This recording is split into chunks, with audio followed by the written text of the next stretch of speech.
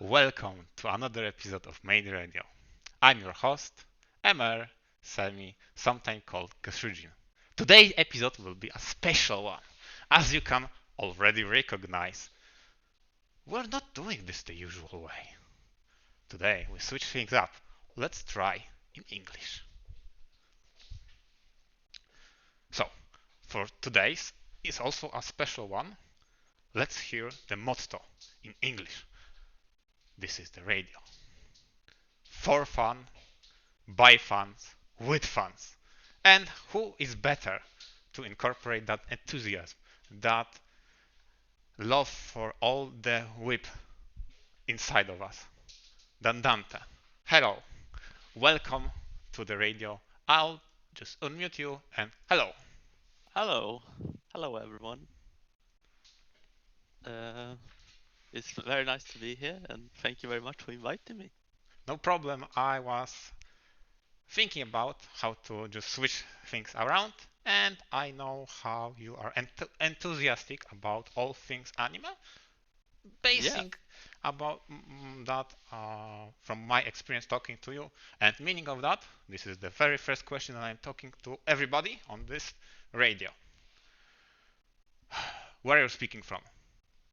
I am speaking from Sweden. Da, da, da, da. That's a new one, right? Yeah. So from what I understand, there is a global phenomenon, let's just call it, that is happening all over the world.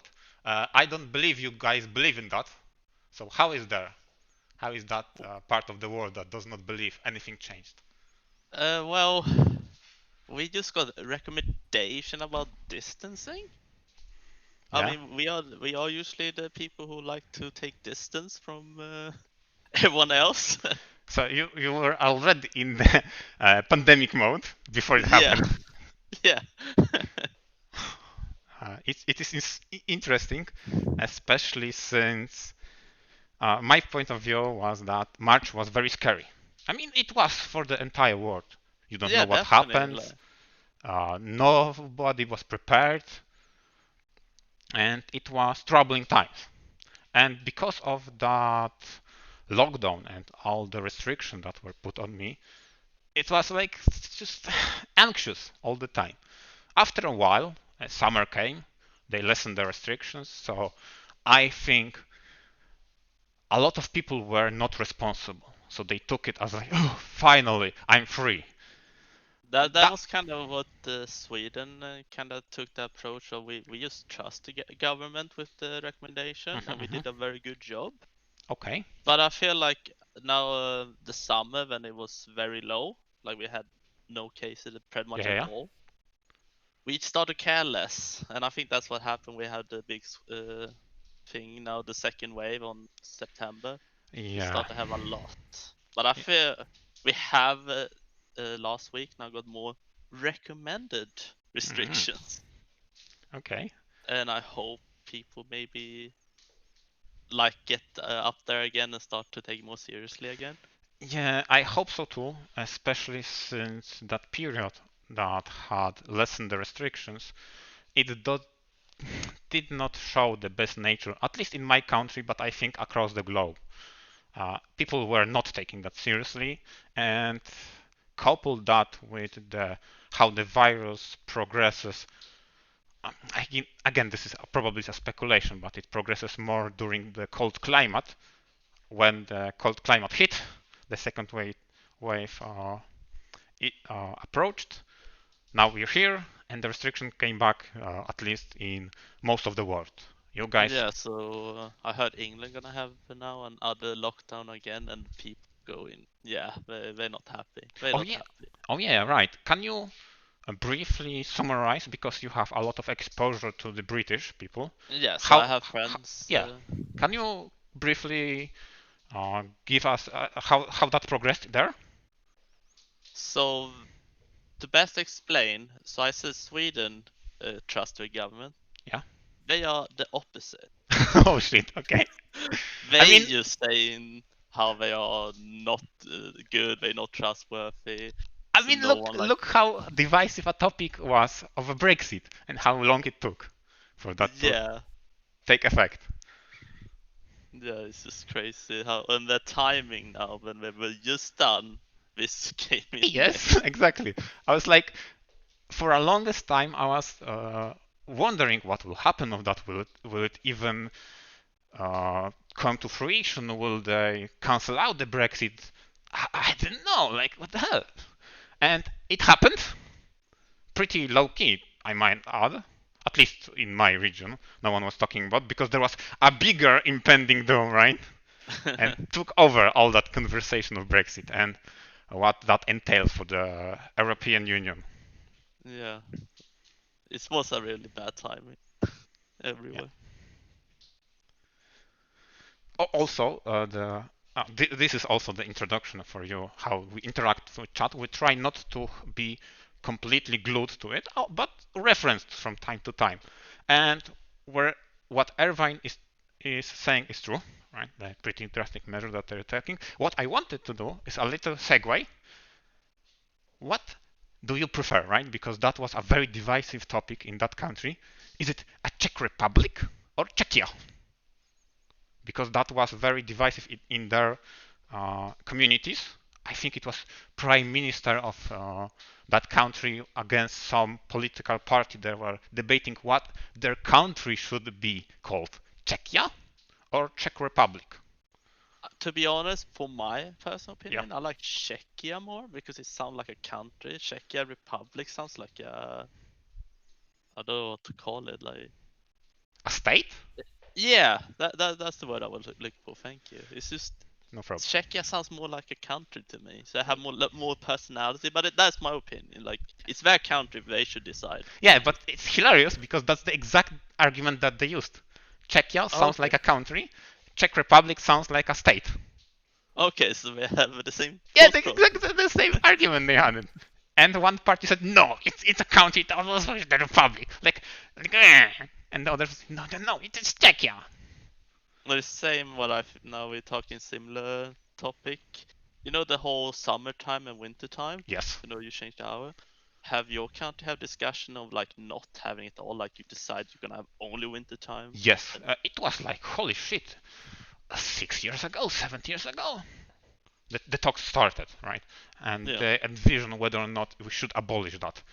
And there is always two sides to that. Especially since I am cursed by there is a how do I how do I translate it? There is a course that me and JB uh, voiced. Like we gave the name of that course. The course is called the course of IT.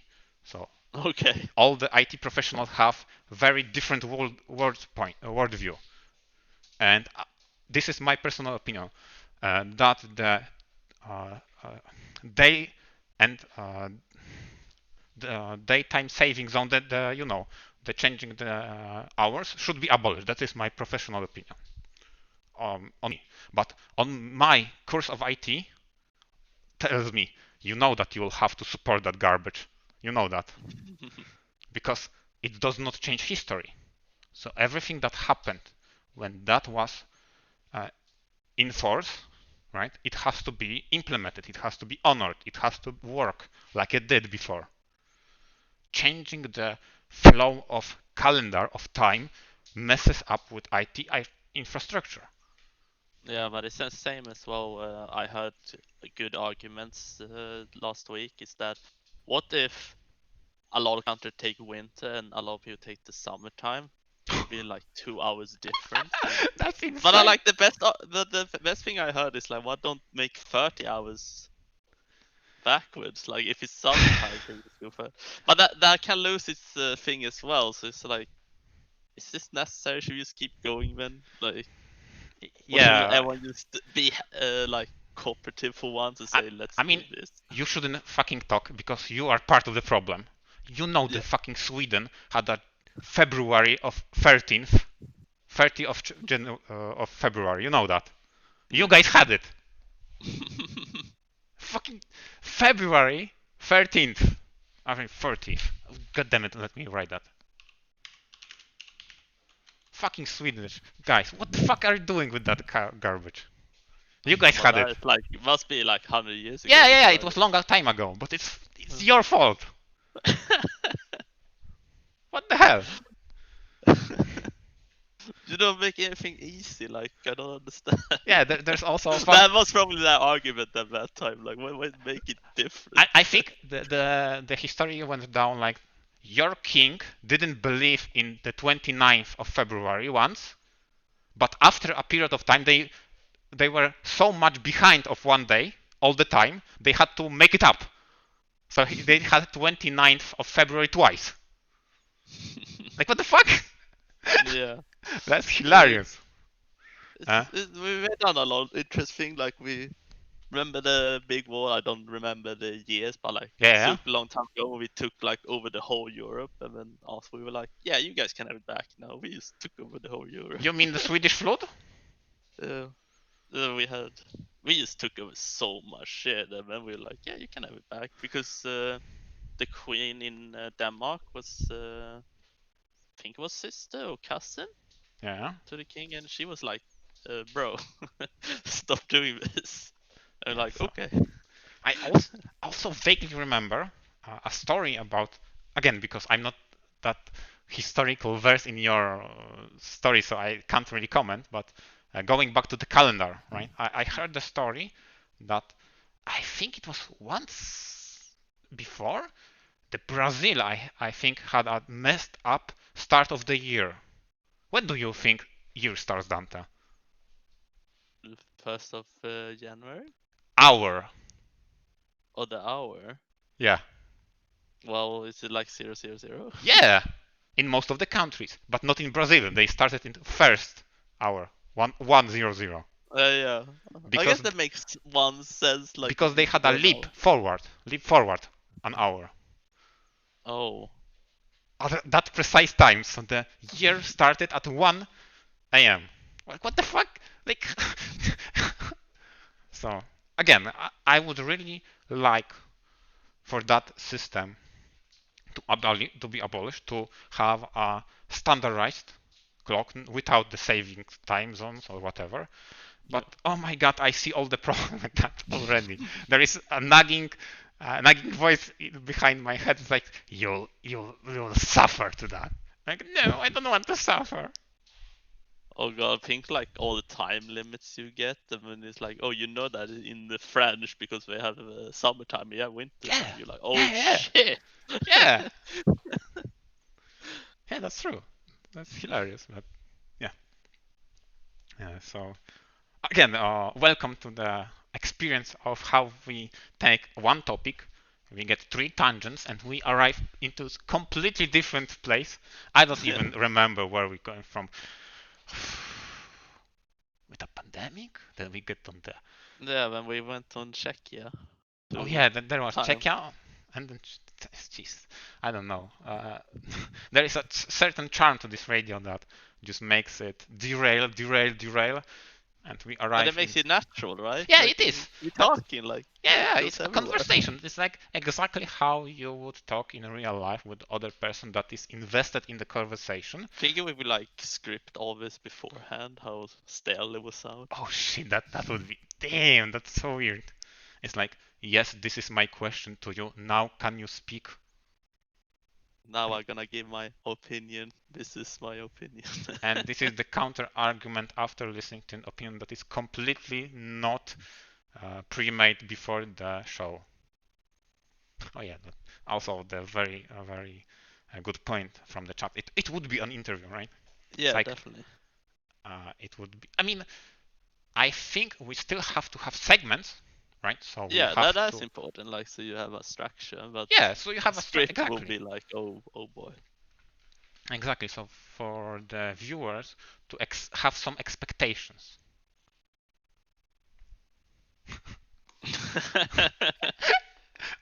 Nice recommendation. See, you have the connections now. Yeah, already have started. Yeah, see how it works. Like you think it's like I dragged you into some sort of underground invisible server that has absolutely alien language for you, But now you have connections, right? See? Yeah. So which bank is it? Do you have the name of it? Soma? I just guessing in my head. North Mill? I don't recognize that at all. It must be like some up in the north, like where the snow is every Yeah, day. when there have mills somewhere in Yeah. the north, right? Like it's in the name. What the fuck? So. Like, like we have three big ones, but like that one I never heard of, so it must be a small one.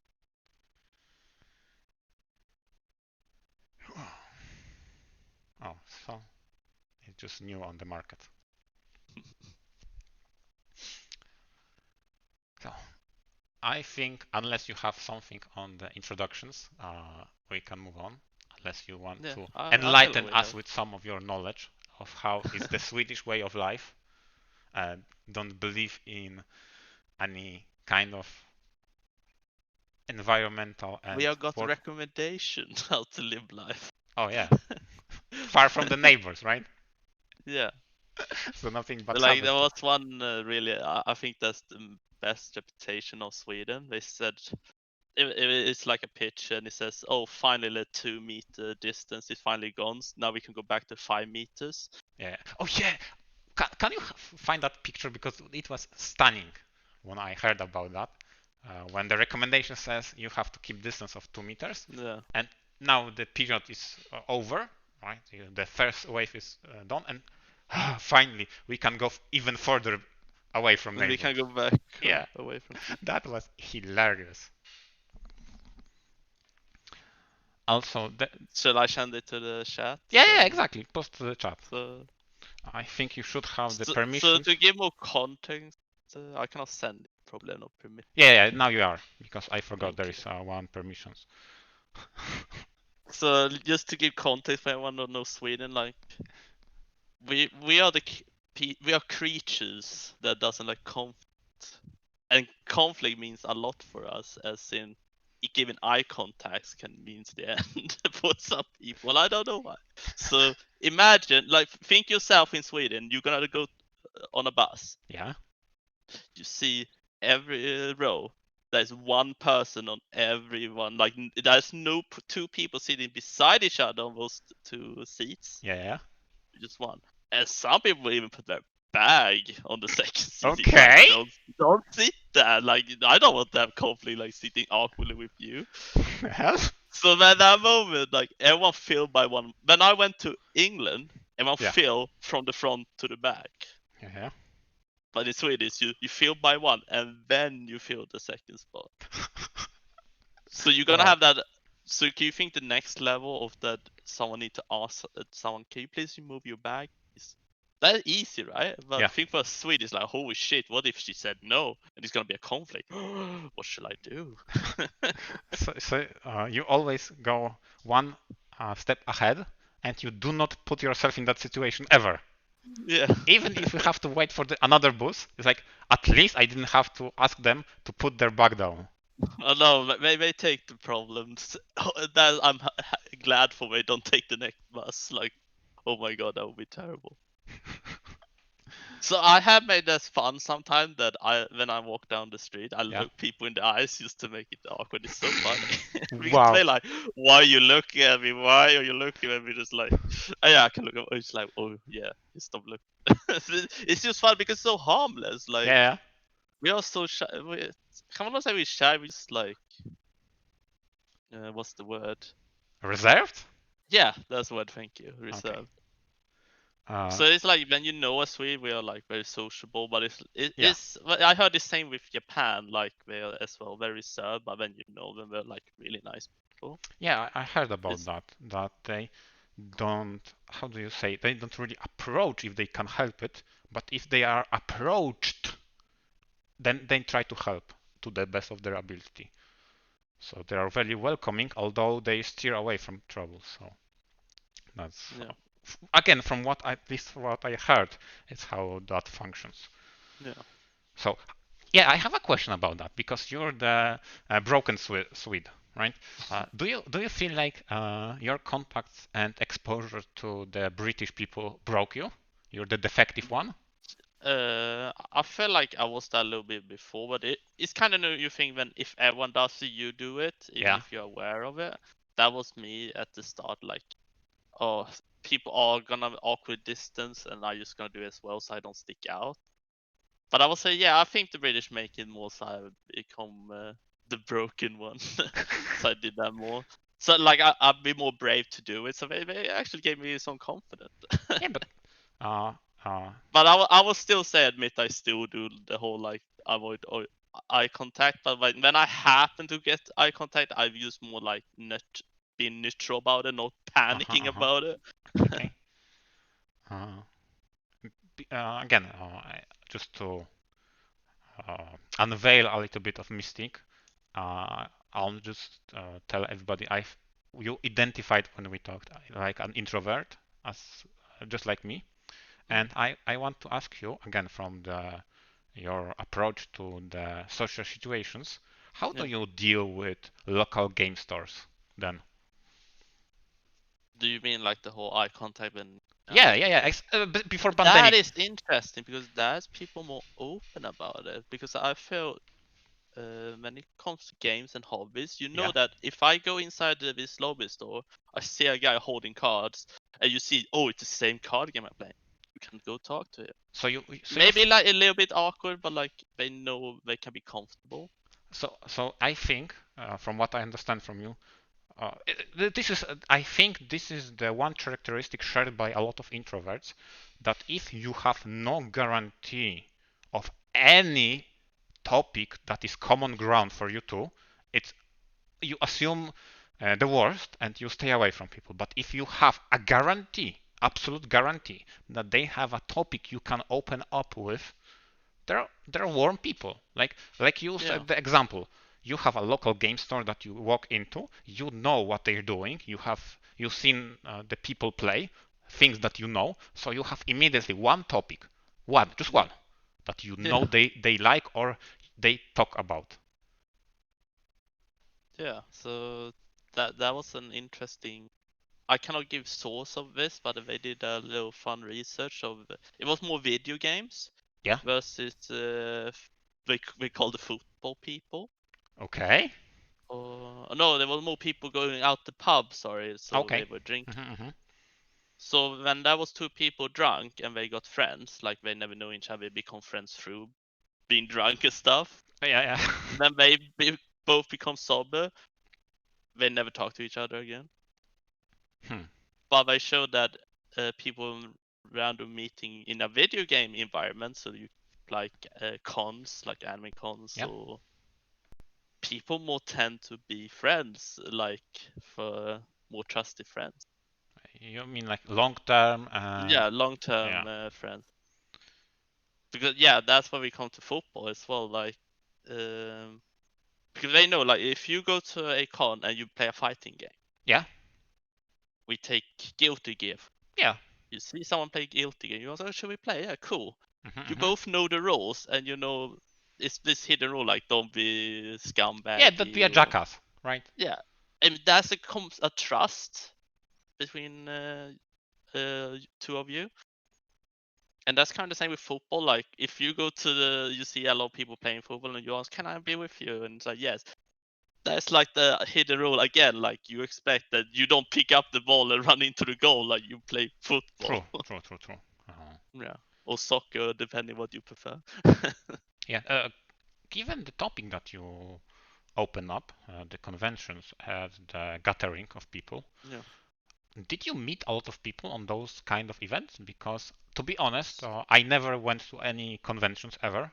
I was thinking about doing this year, although you know what happened. You know, Yeah. So I know you don't guys believe in that, but it happened and it cancelled all the events.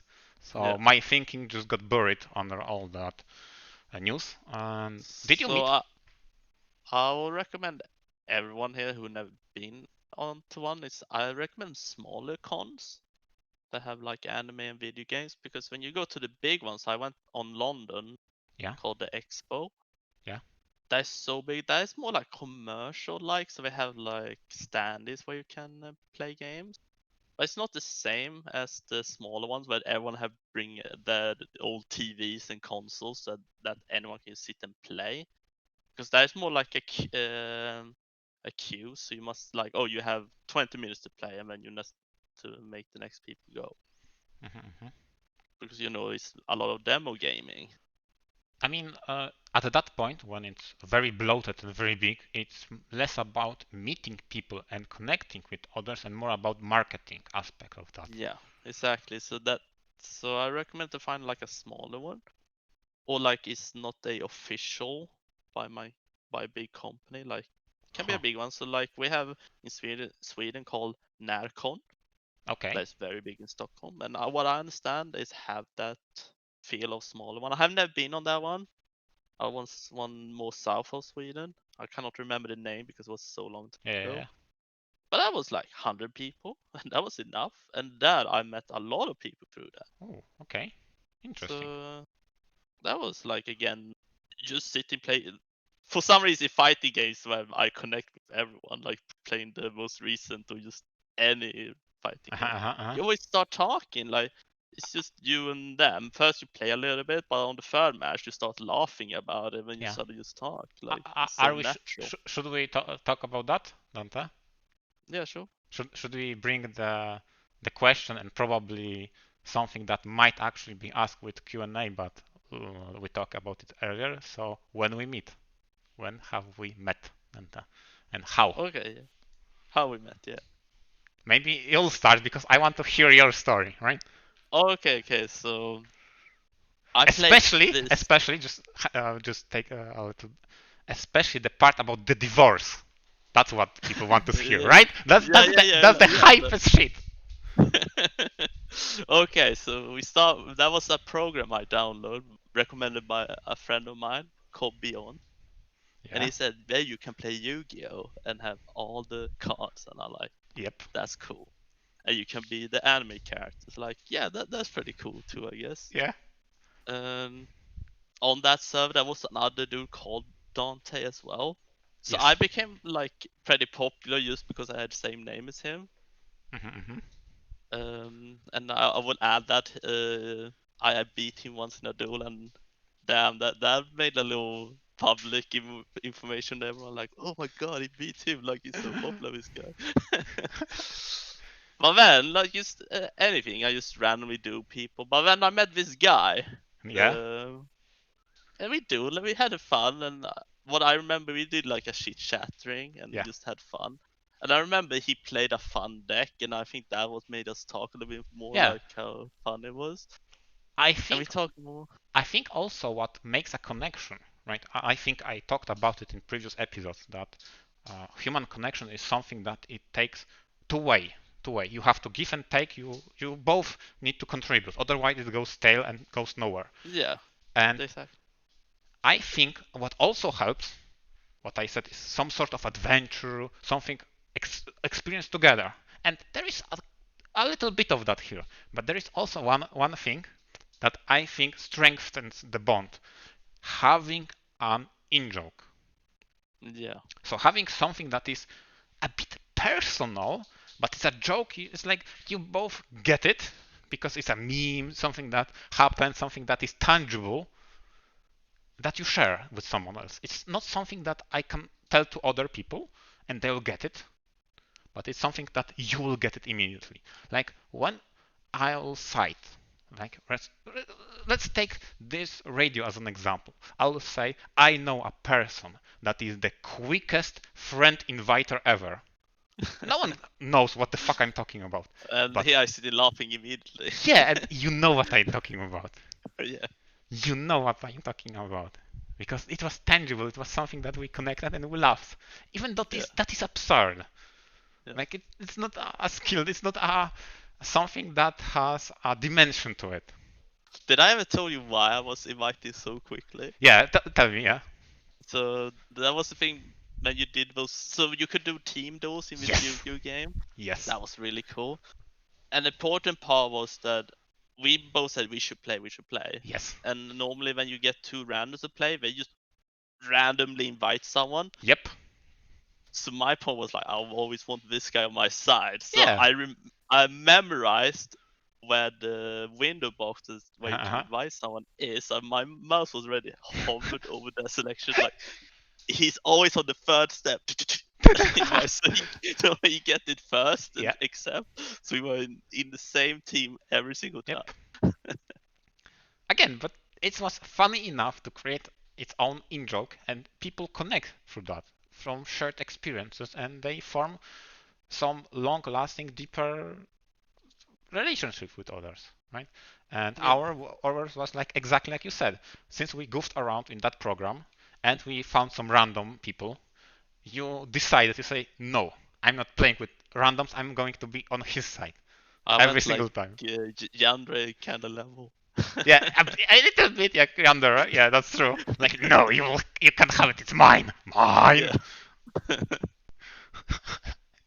Oh god, that was hilarious. And from my point of view, it's like that was a point I tried for the first time just to branch out, right, from my comfort zone of people and environment. And I tried local game stores, right? I was trying, I was connecting, and it was weird to say, but this was the first time I found out anime through local game stores. People, because I tried to go for the Magic the Gathering card game, but a lot of people were terrible back then, and I just couldn't deal with that kind of toxicity. And I switched to Yu-Gi-Oh! And through Yu-Gi-Oh! There was a lot of people who recommended me Code Geass, who recommended me uh, Death Note, all the classics. Yeah. And through that, I was like faced with a realization: oh my god, this card game is very expensive. So maybe on the internet there is maybe something free. Maybe you have all the stuff that is available. Maybe we'll just scour the internet and find something else.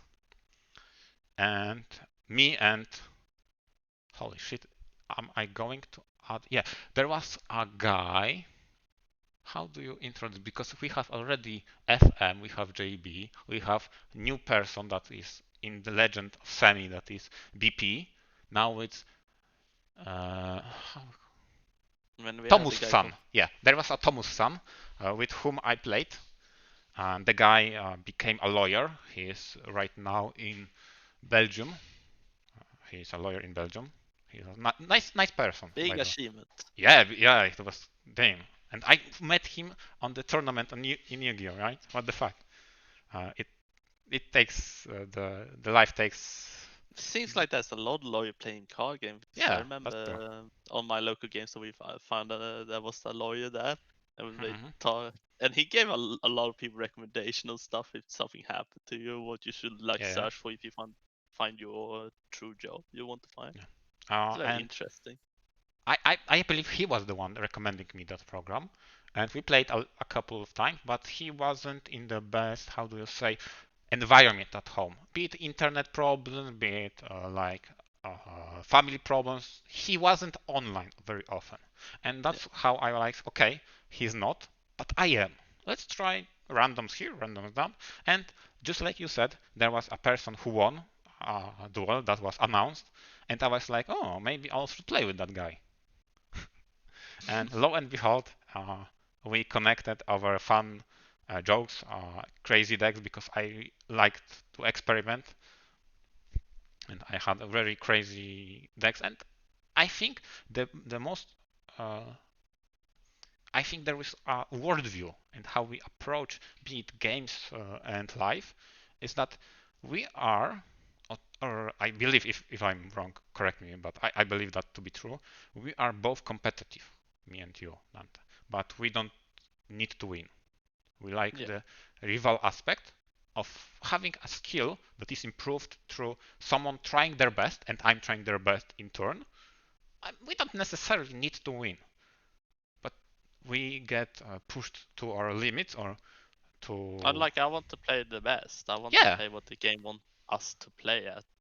you play the best, you try to win, but you don't necessarily need to. But you Yeah. give your best, and that's how we connected. And we went. How was that? Yeah, because the Beyond era, that's the one. And then we tried a couple of different things, if I remember correctly. Yeah, we played a few other games. Yeah, was that the Skullgirls from that era? I believe so, yeah. Yeah, that was later on. Yeah, but still in the before divorce era, right? I think so. Yeah. So that was the Skullgirls that and Red Alert 3 that we played with JB. He was the third person in that group of Swedish Inquisition. Yeah. So that's how we met. And now, please, the next chapter. Can you can you elaborate? What do you I mean by the divorce? So I don't remember exactly, but it just happened like naturally, like Yeah. you just stop talking to each Yeah. other. Separation. Yeah, and that was this time. I don't know how many years it was after that. I could 3 or 4 years later. Yeah. I We would. ran. You invited me Yes. to play Heroes 5, Yep. I think, and that was the time you played with was the Red Go. red thing, Yeah. and we had a fun time there as well, and we played as well. One of those Magic PC game, Yep. Yeah. 2013, I think it was. Yep. I was on the And in the at that university. time, it was like, yeah, we were just playing. It was a little bit thing, but I think the most fun and interesting part was when you talked to me again. It was like we talked yesterday. Yep. It was not, oh, so long time no see, blah blah blah blah. How are It was you? like, I haven't seen you in forever. yeah, Nothing it like was that. just like, hey, do you want to play again? Sure. Sure. When we talked just as normal. Yeah. Uh, And I heard you talked about you. That was another Swede called like Gold something. yes. That he did that version of. Oh my god, Yep. it was a long time ago. Exactly. And you never spoke again. Never again. Never again. It's hilarious because again, I knew two Swedish people from the Beyond era, and with both of them, I had the uh, divorce of just I disappeared with the grid, and I think for me it was just I had so much stuff dealing with university and transitioning from high school to university. I just Yeah. disappeared from the grid, and after a couple of years, I just reconnected with you and other people, and with you it's like so natural, like just immediately. And from the other guy, from the Gold Omen guy, it was like, oh my god, we haven't seen each other. And that was the last message I wrote to him. Never spoke again. So, again, maybe I just had a stale, uh, just nothing deeper. No in joke. Oh, maybe, holy crap, I even talk about today. We never had any in jokes, never had anything special, nothing I remember with that guy. With you have an insane amount of stories to tell, but with that guy, nothing. I just met him. That's it. End of story. Yeah, I think I just played with him like 2, 3 times. Yeah. What is funny, from today episode, you described yourself, right? You said almost like a yandere, obsessiveness, right? Yeah. But it was funny how how accurate is this, especially from the after divorce era. So we reconnected, and you, again, correct me if I'm wrong. You felt like a third wheel. Yeah, That is with important part the whole Red Go because and Redgo Semi. is someone I had contact on a daily basis. We went to the same university, and you were the third wheel.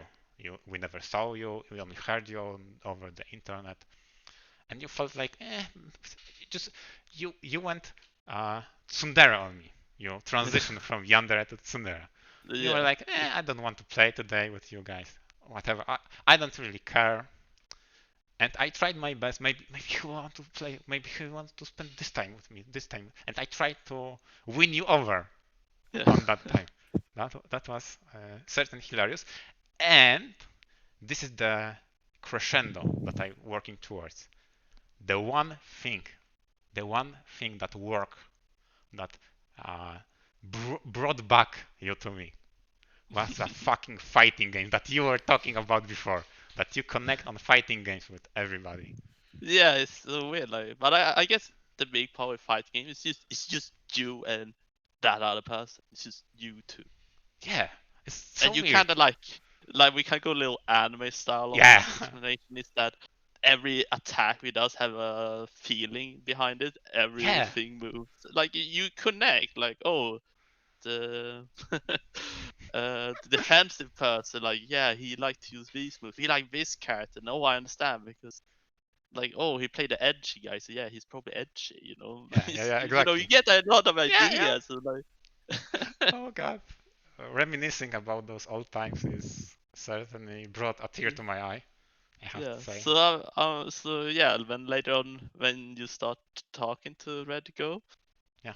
you try to invite me to a lot of games, but Yep. that time I was broke. Yes. And you invite me to a lot of games to pay, and I'm like, oh no. Oh no. And then just to add, I had another friend that did exactly the same, but he was worse because he only wanted to play the AAA new games, you know, the six. Oh, okay. So I was like, no, no, no. And he's like, oh, you don't want to hang out with me, but I'm like, I have no money. You're asking me to pay for something I cannot pay for. Yeah. And he's like, oh, I can pay half for it, but like, I can still not pay for that. Oh, that's hilarious. And when you did the same, so I was like, I had like a reason for it. But then we come to the fun part of how the whole connection happened again. It is Yes. fun. Sam is not the one who found the ultimate game. I found it. Yeah. That's true. Was That's that true. that was when I started to visit my English friends. Yes. I went for that for the first time, and one of them introduced me to Blaze Blue. Yep. And here's fun about me and Sam. We talked a little bit about the game before, and he showed me one character called Bullet, Yep. and I like, holy shit, that is my character. Because that's my most important part. The fighting game can be the best fighting game ever, but if Yes, they yes. don't have a character that connects to me, I don't care. Yeah. And Blaze Blue was that for me for the longest time because I like the game looks cool, but they don't have a character I can connect with. But when Yeah. Bullet came out, I was like, holy shit, what is that? And then when it's like, oh yeah, but you need to have like a PlayStation 3 or Xbox, like I don't have money. Yeah. But then I got money, and when I went over Yep. to England, and my English friend introduced me to this game. It's like, oh, I have this Blaze Blue game. And we're like, oh, is that the newest one? Do they have the bullet character? Like, yeah. I want to play. I want to play. Yeah, it's funny how much history and how close to me BlazBlue as a series is, because on one hand it's something that helped me connect with you. On the other hand, it was something that, how do you say, tried to usurp the place that Guilty Gear had, because my first days with BlazBlue were a very hateful one.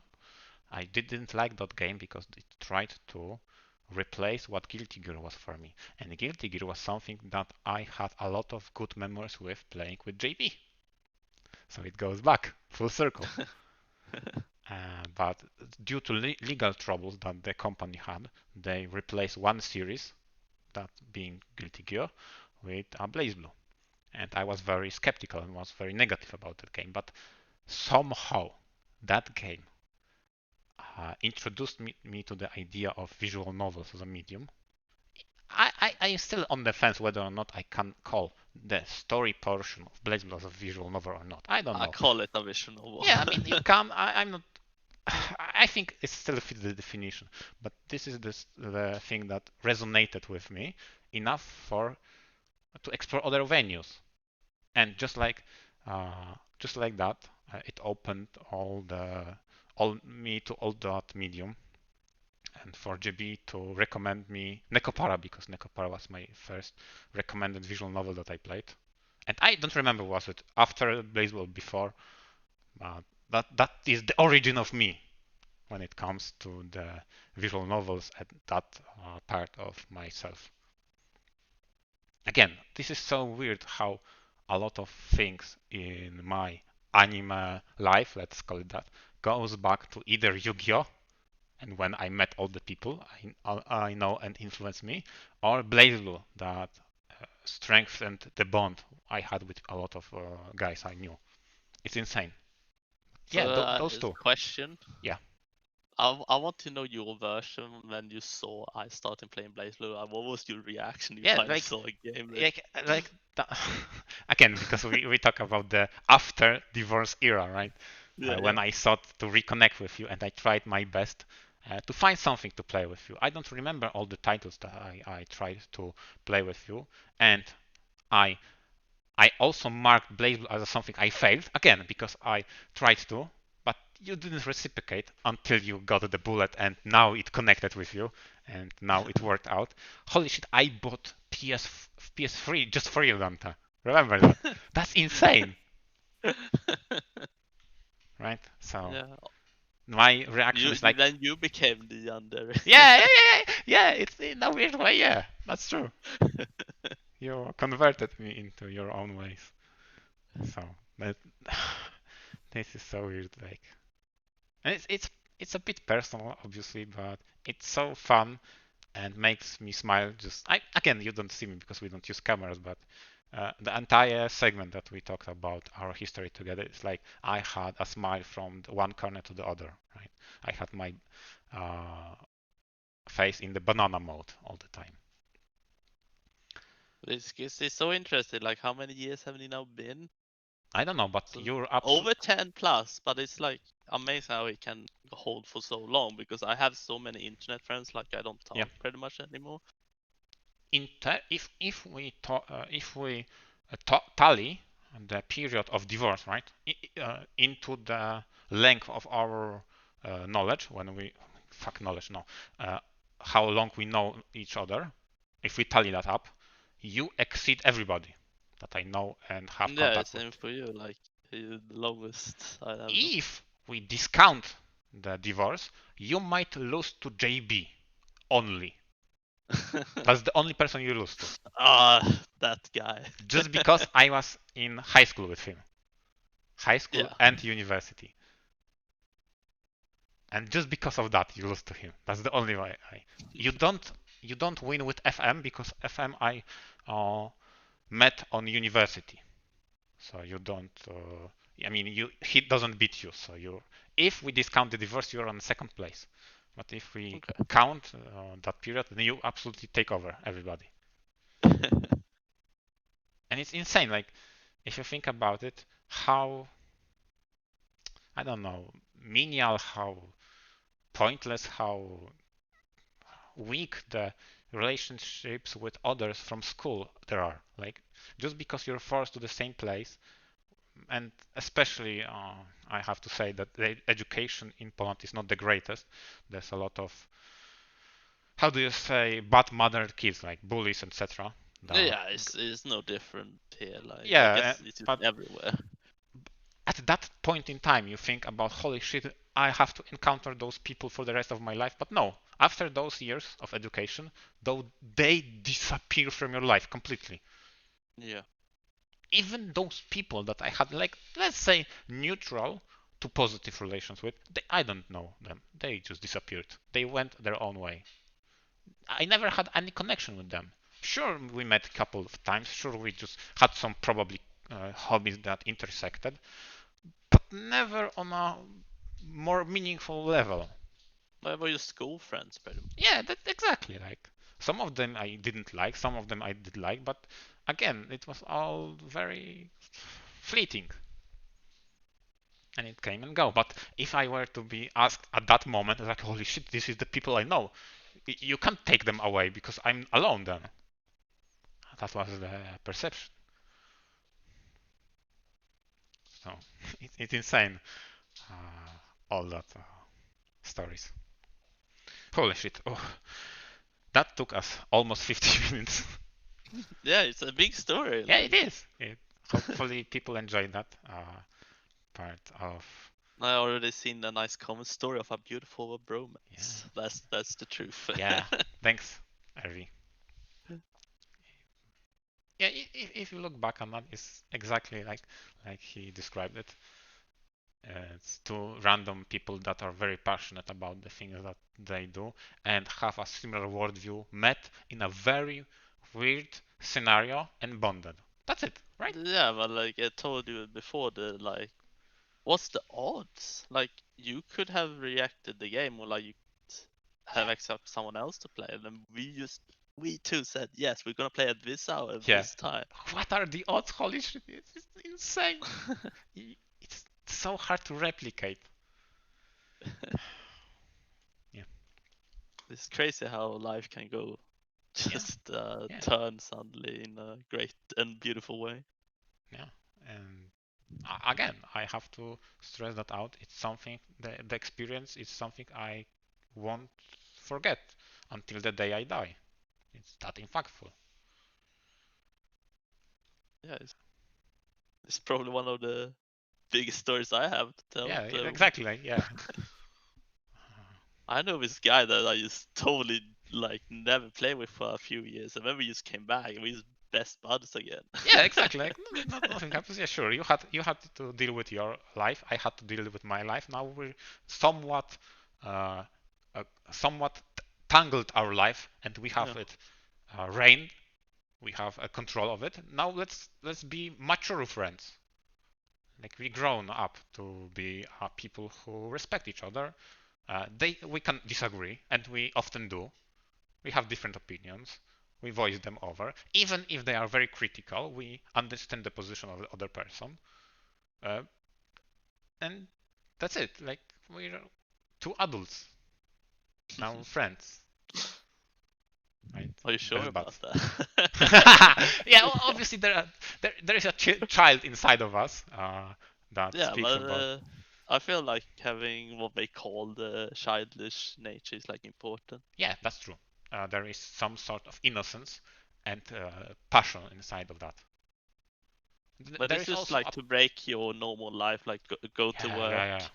eat, sleep, go to work. Like so you need to break it with something, and one of the hobbies used to be video games Yeah, and anime, whatever everyone now enjoys. Like it's important. Like yeah.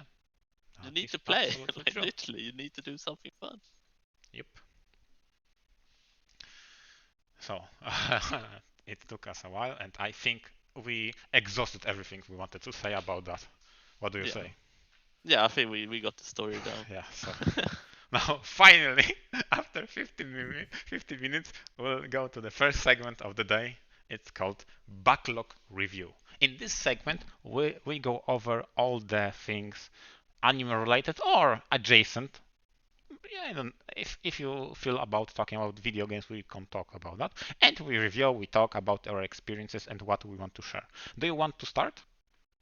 So we have the news No, no, no. segment. News segment is the next one. Okay. First segment is the backlog review. So we talk about what we experienced and some passion of ours. The second segment after that is news. And after Okay. that, So the last now one is question we and talk answer. about yeah. So one of the recent I Star Watch that came out is sorry if I mispronounce, but it's Higurashi when they try Yeah, yeah, the 2020 version. yeah. So it's interesting. Just that's this bad part that you cannot spoil too much on this. Oh, okay. But the best way I can say is a slice of life gone Okay. wrong. Okay. So that was it was originally aired in 2006. Mm-hmm. So now we get the 2020 version. A lot of people were like, "Oh, it's a remake." But now people are like, "Is this actually a sequel?" Oh, okay. So it's kind of fun. Like now we have a giant speculation because every fan said, "Okay, 2006 looked really bad. Like it was on a budget. Yeah, yeah. It looks really bad." But I think it have a little bit strength for that because it's horror. Because I Okay. thought you got that when I said gone wrong. Yeah, yeah. Again, I have to stress this out. I never watched or read because I think they are also games. Ani Oh Higurashi yeah, they have visual novels. That's right. and So the IP itself is very infamous for being. I don't want to say gore-fest, but it's some sort of horror with element of blood splatter. And again, as a person who never watched it, never experienced, I couldn't avoid all the memes, right? So there is some sort of reference in the popular media that I don't want to say spoils, but shows me what it is about. Is that fair to say? So yeah, that's the I only feel thing. like it's very like accurate at some point. Yeah, and The only thing I have to add is like, Dante, is that is the yandere the thing that made you want to watch it? It's yandere, right? You like yanderes. I mean, it's kind of like don't want to spoil like very hard. I So, know, it's hard. so what I want to say about this, the whole interesting part that people like, yeah, watch the 2020 one. It's a remake, so maybe you will appreciate it more. So because a lot of people want to look good nowadays. Yeah. But now when people start to have theories that has a sequel maybe, so now everyone like, no, guys, everyone go and watch 2006 one. I know it looked bad, but please watch it, So you believe it can be some sort of reimagining? What I feel what they try to do this one is a remake, but still they want to satisfy newcomers and old fans. So like old fans were like, here, you guys can have something new. And for the new people, like, yeah, here's the story retold. Do we, again, in previous episodes, we brought up the question of remasters and remakes. Oh yeah, that's popular nowadays. Right, and on the example of Kingdom Hearts, Final Fantasy VII, it was the remaster of that game, does not necessarily follow how the game was in original. Yeah, they changed a lot of the story. Again, this is very hard for me to talk about because I have never experienced either Higurashi or Final Fantasies ever any. So I'm trying to piece together everything I know that I know about them and trying to avoid all the spoilers at the same time. So the best way I can explain you how Yes. they changed Final Fantasy is that they tell pretty much the same story. They changed a little bit, but they try to push the story a little bit quicker, if that makes sense. Like they try to tell it quicker. Okay. So they introduce so they introduce stuff a little bit earlier than intended from the original. Ooh, okay. So I don't know what the idea is to like. I think they said we're gonna make 3 more games. Like because they don't show the whole game. The Final Fantasy Remake is not the whole game. It's just the first episode. Because if you remember the good old days, it was 3 CDs. You need to play Final Fantasy games on. Oh yeah. And I think they tried to make like 1 game per CD, and that's 3 of them. So Okay. instead of like giving the whole game, we're like, we're gonna make separate. Huh. So it's gonna be interesting how they're gonna like push in a different direction. But so far, what I really fan of is that they have done the direction Devil May Cry 5 and Resident Evil 2 remake did. Is that they have made acting more natural. Okay.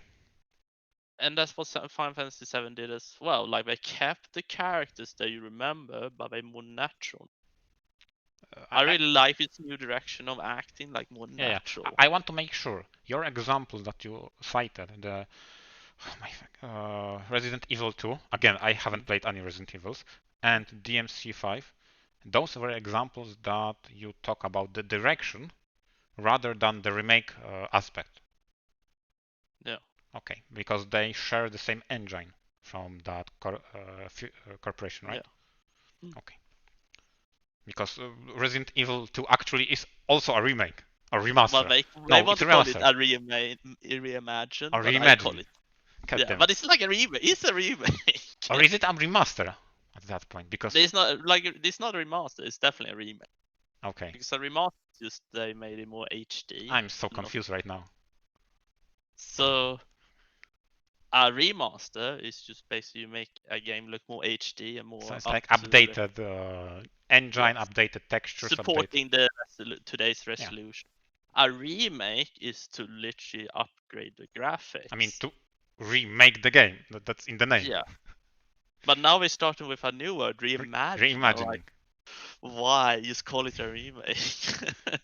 Yeah, but because remake is something that you have a template and you remake. What you say Yeah. reimagining, you go step backwards, you start imagining things differently and building from that. Maybe that's the difference. I don't know. It's just like back in the day when remakes was made, they always change stuff anyways. We don't like copy and paste and like True. better graphics. So you could call them reimagine as well. Yeah, it's just like it's confusing terminology. That is absolutely true. And in your belief, the Higurashi 2020 is a remake? I mean, Again, remake sequel? re-sequel? Yeah, re-sequel. That's a good Nice. name. I'm noting this You down. made it. You invented a new genre. We're gonna make a Great. re-sequel. It's a re-sequel. So yeah, that's have been a very interesting thing to watch because of horror for me. It's not all the jump scares; it's the build up and how you Okay. then make the build up explode. Like that's where you're gonna scare your player, viewer, whatever you consume this horror. In Higurashi, the old one, that was more atmospheric Okay. scariness. So you feel very awkward, like oh no, I don't like what's going on. But in the new Mhm. one, they have more gone into kind of in your face. So the moment you think you could breathe, you just start again. So I think start slow, but when they start to go to the climax, just next thing, just that little break when you feel like everything's next one, and they did a really good job. Because Okay. like people try to compare the old and new one, like which one is the scarier one. Uh-huh. And I feel both do a good job. Like it's just what do you prefer? Because I told you before, the old one looks bad, like the animation looks Yeah, bad. yeah. But I said it was one of its strengths because the moment it got scary, the animation looked so bad that it was scary. Like you could not like what am I looking at? You believe that that animation style contribute to the grotesque nature? Yeah. Okay. So with the new one, because it now looks good, Okay. I think they thought shit. We need a new direction how we make it scary. Huh. So we're like, yeah, we must be more in the face. Like we just make it intense all the time when we're close to the climax. Like give small breaks, intense. And that's really hard. I can tell you, like it's really hard because if you do it too much, people are like, okay, I'm gonna expect it now. Like now it's gonna be scary. Okay, that's why it's gonna be scary. But that I was like really like, wow, what is going on? I'm getting scared of what's going on. I mean, uh, I don't. Uh, I think the core proper way would be consume or maybe experience. I don't really experience that much horror, so I can't No. really give you my perspective. But I read about the theory of horror. I don't remember, was it Edgar Allan Poe or was it Stephen King that said it, that the horror is the most effective when it's in your head. Yes, that I'm totally 100% agree. Because jump scares doesn't scare you. How do you feel about that when I say something like that? It's so bizarre, right? Because what jump scares do to you is they activate your natural defense. So when think you go out to the forest Yeah, and a snakes appear yeah. out of nowhere, you're like, oh shit. Then you start go defense, you run away or like you try to cover your. Oh shit, Dante, you got so scared I can't hear you. God damn, please don't say he disconnected. Snake in the forest. Yeah, but we can't hear you, Dante. But we can't hear you. You got so scared.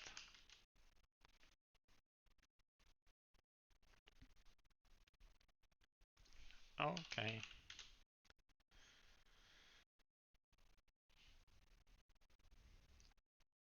Really? Uh, I can't hear Dante at all. That's so weird.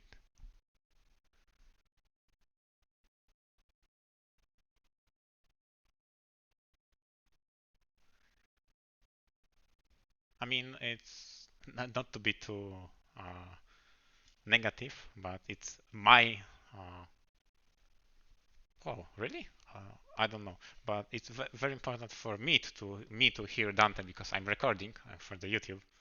So that's so weird. Let me check because I can't register anything.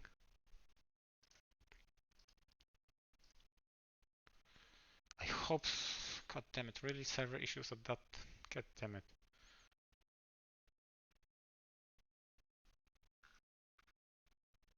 Maybe it's me who has to reconnect.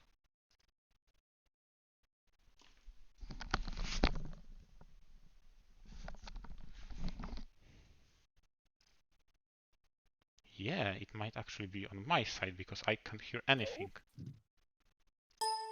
Yeah, Oh! I heard you, Dante. Can you repeat? do you hear me now? Yes, I can hear you. Oh, now this is horror for me. Like, Yeah, this is an expected horror. yeah, You were starting to talk about snake in the forest. yeah. So imagine yourself walking in the Yeah. forest, and a snake appeared, like he's attacking for some reason. Mm-hmm. Naturally, human go defense mode, like protecting their face, running Yeah, away. That's what jump scares do yeah. I do mean, to you. it triggers your natural flight or flight response. Yeah,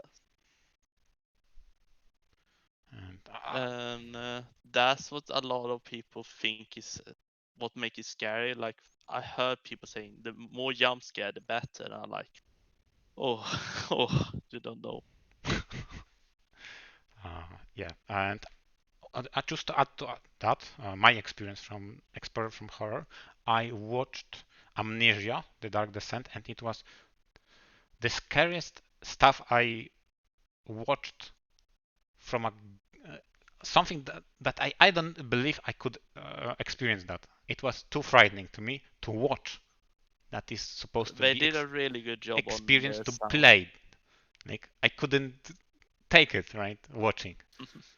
And the other one that I got exposure to, and I have those two examples. Like this is the horror of unknown, Amnesia: The Dark Descent, and the horror of atmosphere that you talked about before, the uncanny, the creepy, the cat lady.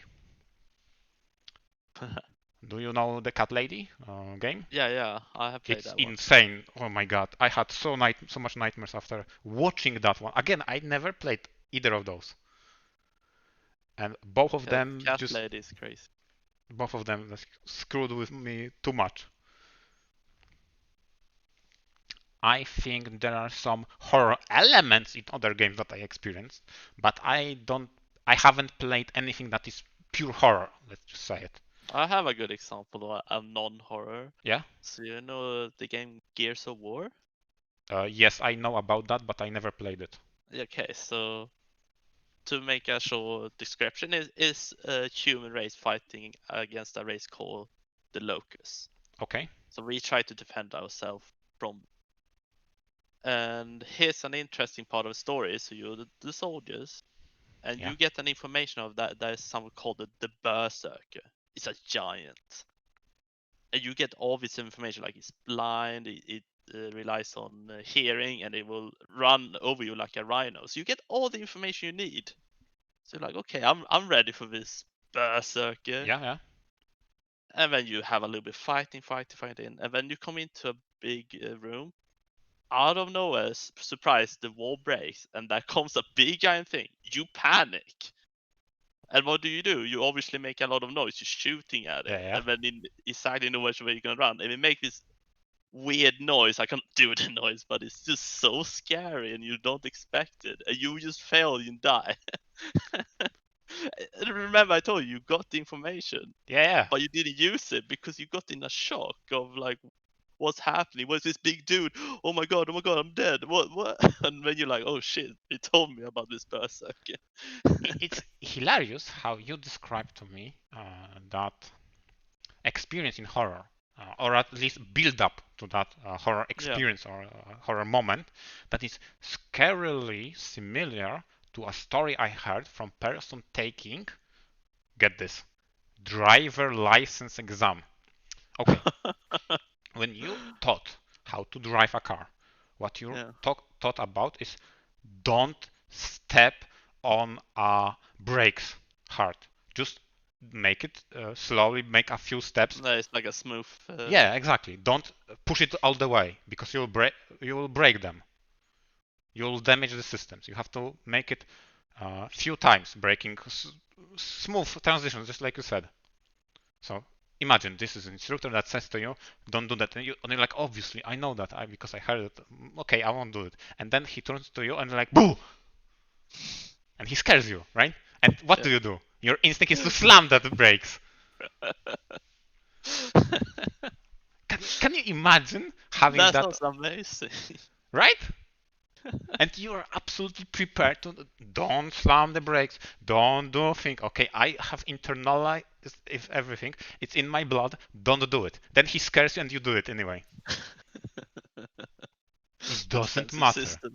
It doesn't matter how you're prepared. There are some instinctual things in us that will override our reasoning. Yeah.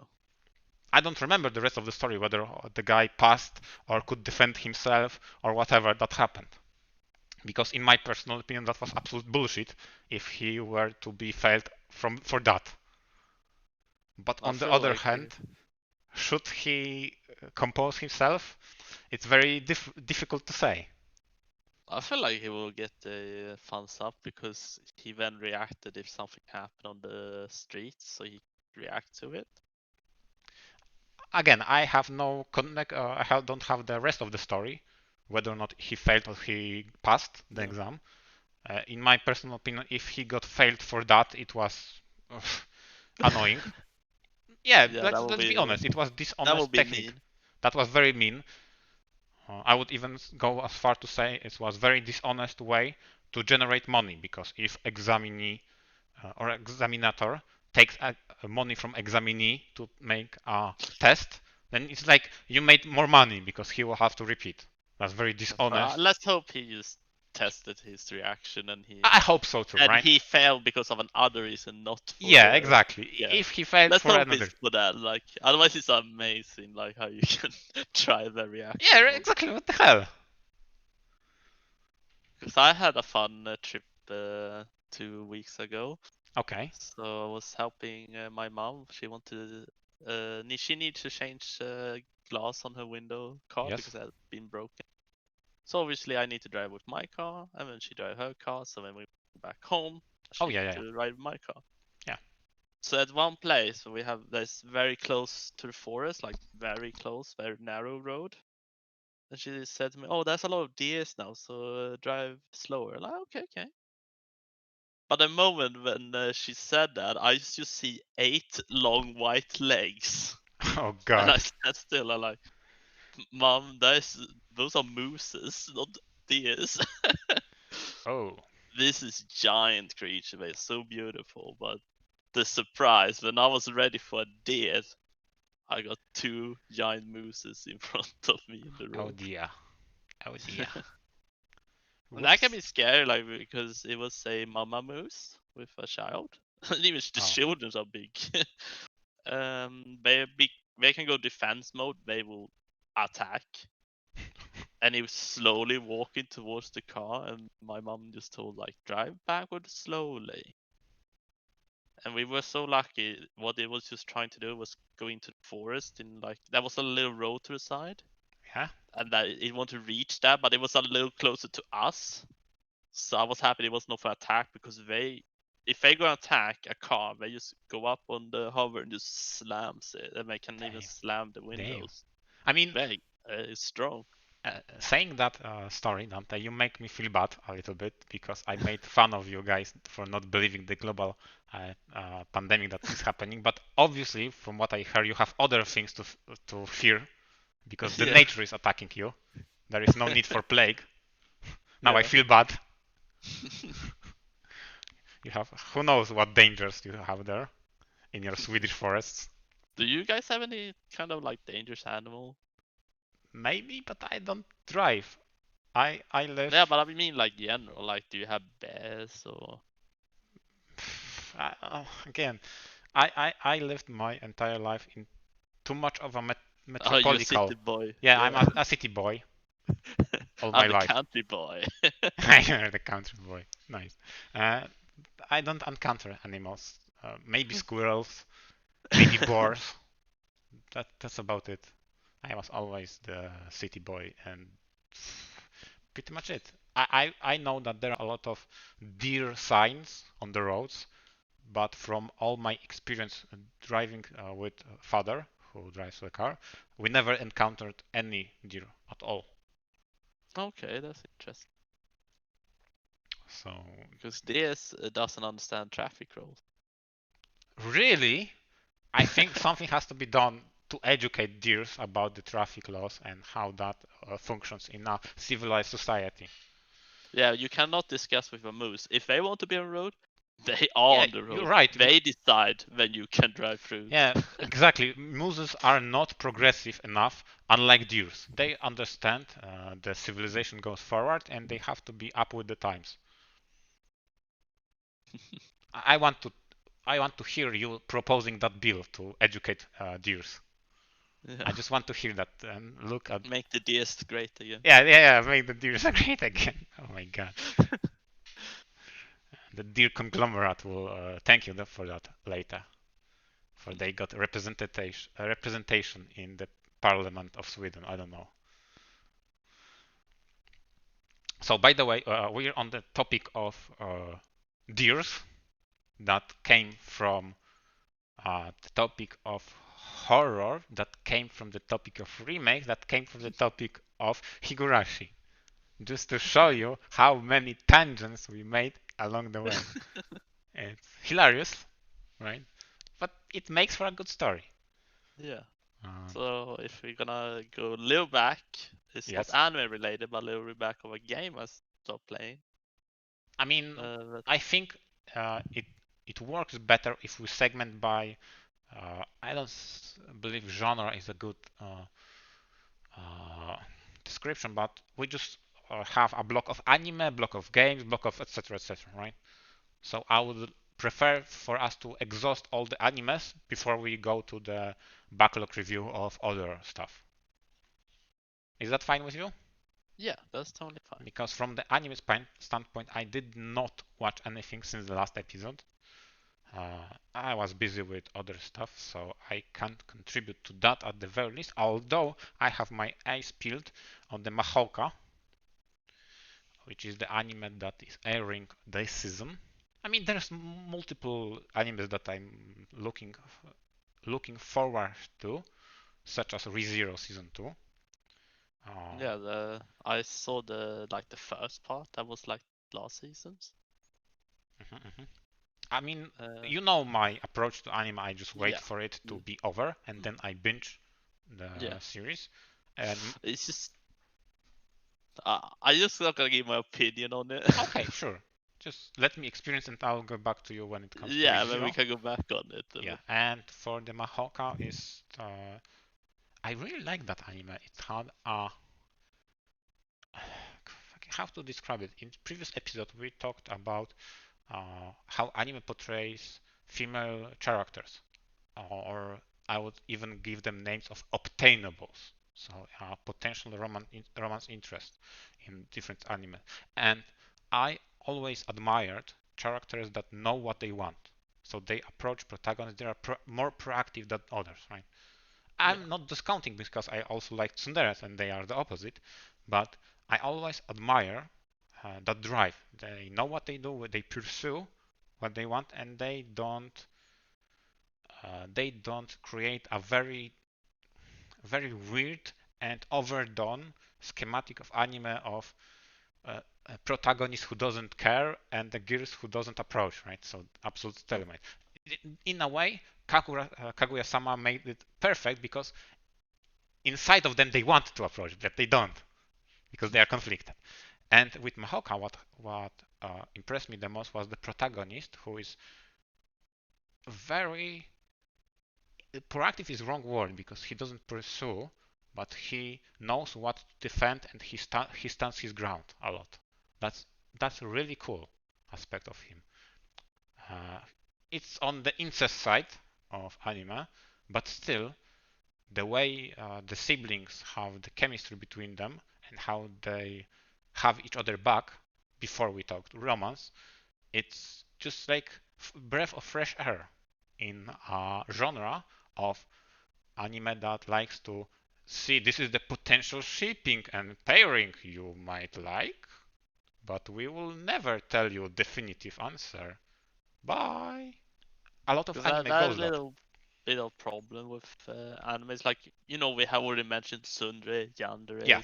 yanderes, like people already put a spot like you are this type of dere, you that dere. You So know it's what? kind of hard to make them unoriginal. You know Feels what like. is the most hilarious? When they are color coded, right? It's open Google, type the anime color, anime hair color spreadsheet, and you'll have color archetype. Like, yeah, you're color coded. You are blonde and twin tails. What kind of characteristic you will have? I have no idea. I hope you have a deep personality without any disorders. Right? Like, there is something in that is too much ingrained in culture that I really like breaking. Although, even though I'm ripping and criticizing tsunderes, I actually like how some animes approach that stereotype. Although, even from the now I go back to the classic anime, I think Zero. Oh my god, how it's called? It had 4 seasons. Familiar of Zero made tsundere like, I wasn't really sold on that one. Although she was voiced by the tsundere queen herself, but I couldn't buy that level of tsunderesness, if that's even objective.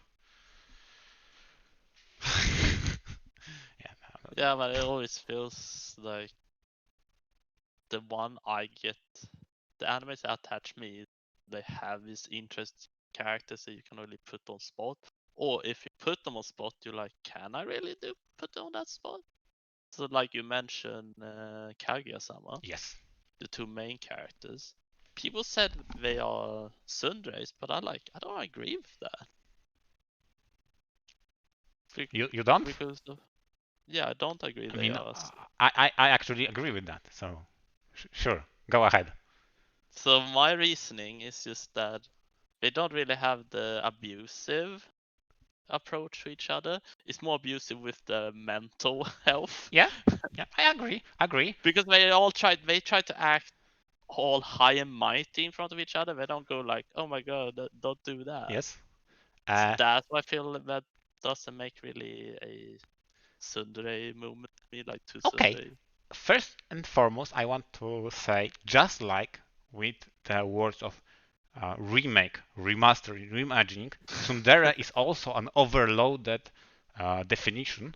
And as an example, if you open a visual novel database, they have a separate category for a classic tsundere and modern tsundere, or whatever it's called. So, the site that categorizes visual novels has a separation of what kind of type of tsundere are you, and what you describe is something that works with one definition but not with the other. Yeah, they don't have the abusive part, but they don't have to. It's not necessarily part of what makes tsundere. I think being dishonest with their feelings is more in line of that.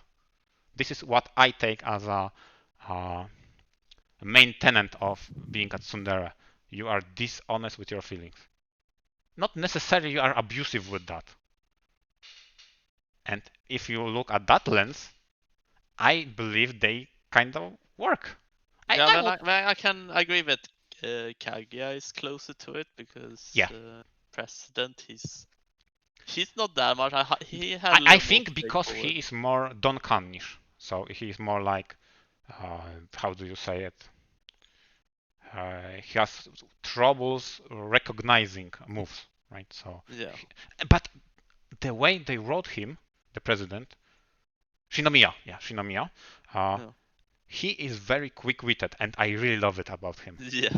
Holy shit, that is so perfect. But it's just how well they represent guys' mind in love yeah, that's true. relationship. Like we feel like we are the creeps, but it's like Kinda, we yeah, probably it's not. true. Yeah, I don't know how good they represent female side, if that's represented, but I feel they did a good time with the guys. Like when she says how cute, you're like, oh no.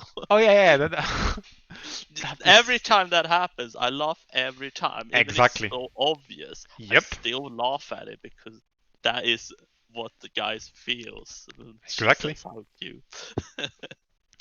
Yep. We don't want to hear that word. Like that's the scariest thing. Two scariest words together.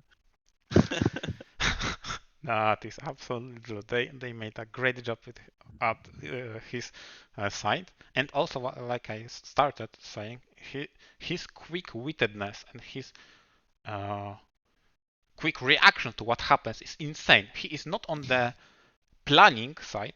He is not a planner that much because Kaguya herself, she is a schemer. Holy Yeah, crap! she planned She has too much plans, ahead. schemes. She makes strategic moves a lot. He has some of that because he has some of that strategic element. But unlike Kaguya, he is very quick-witted. Whereas Yeah. Kaguya, oftentimes when things don't go according to plans, it falls apart, and she doesn't have emergencies unless those emergencies were pre-planned. Because Yeah. when she has emergencies, those were from the plans that she knew how they won't work. But Shinomiya, the president, holy shit, he is such a quick-witted guy who reacts on the spot, and he Yeah, he thinks is. through the problems really fast, and that's impressive. But also, that's how guys kind of work. Yeah, because I'm way more like relaxed about it. So imagine the whole when you're gonna meet, like let's do a meetup. Yeah, You mostly says, oh, let's do a meetup at your place. yeah, We say like 6 o'clock. We play some games. You're yeah. like, all right. But what I understand from what girls say, they're more like, okay, we want to meet up and we're gonna do this, and talk about this, and we're gonna meet exactly this time. Have you prepared this? They like call each other constantly. Like, have you prepared this? Do you have this? I mean, We guys like when we sit there playing game, like, should we eat something? Yeah, what should we eat? Do you have food here? No, not really. Let's eat pizza. Okay.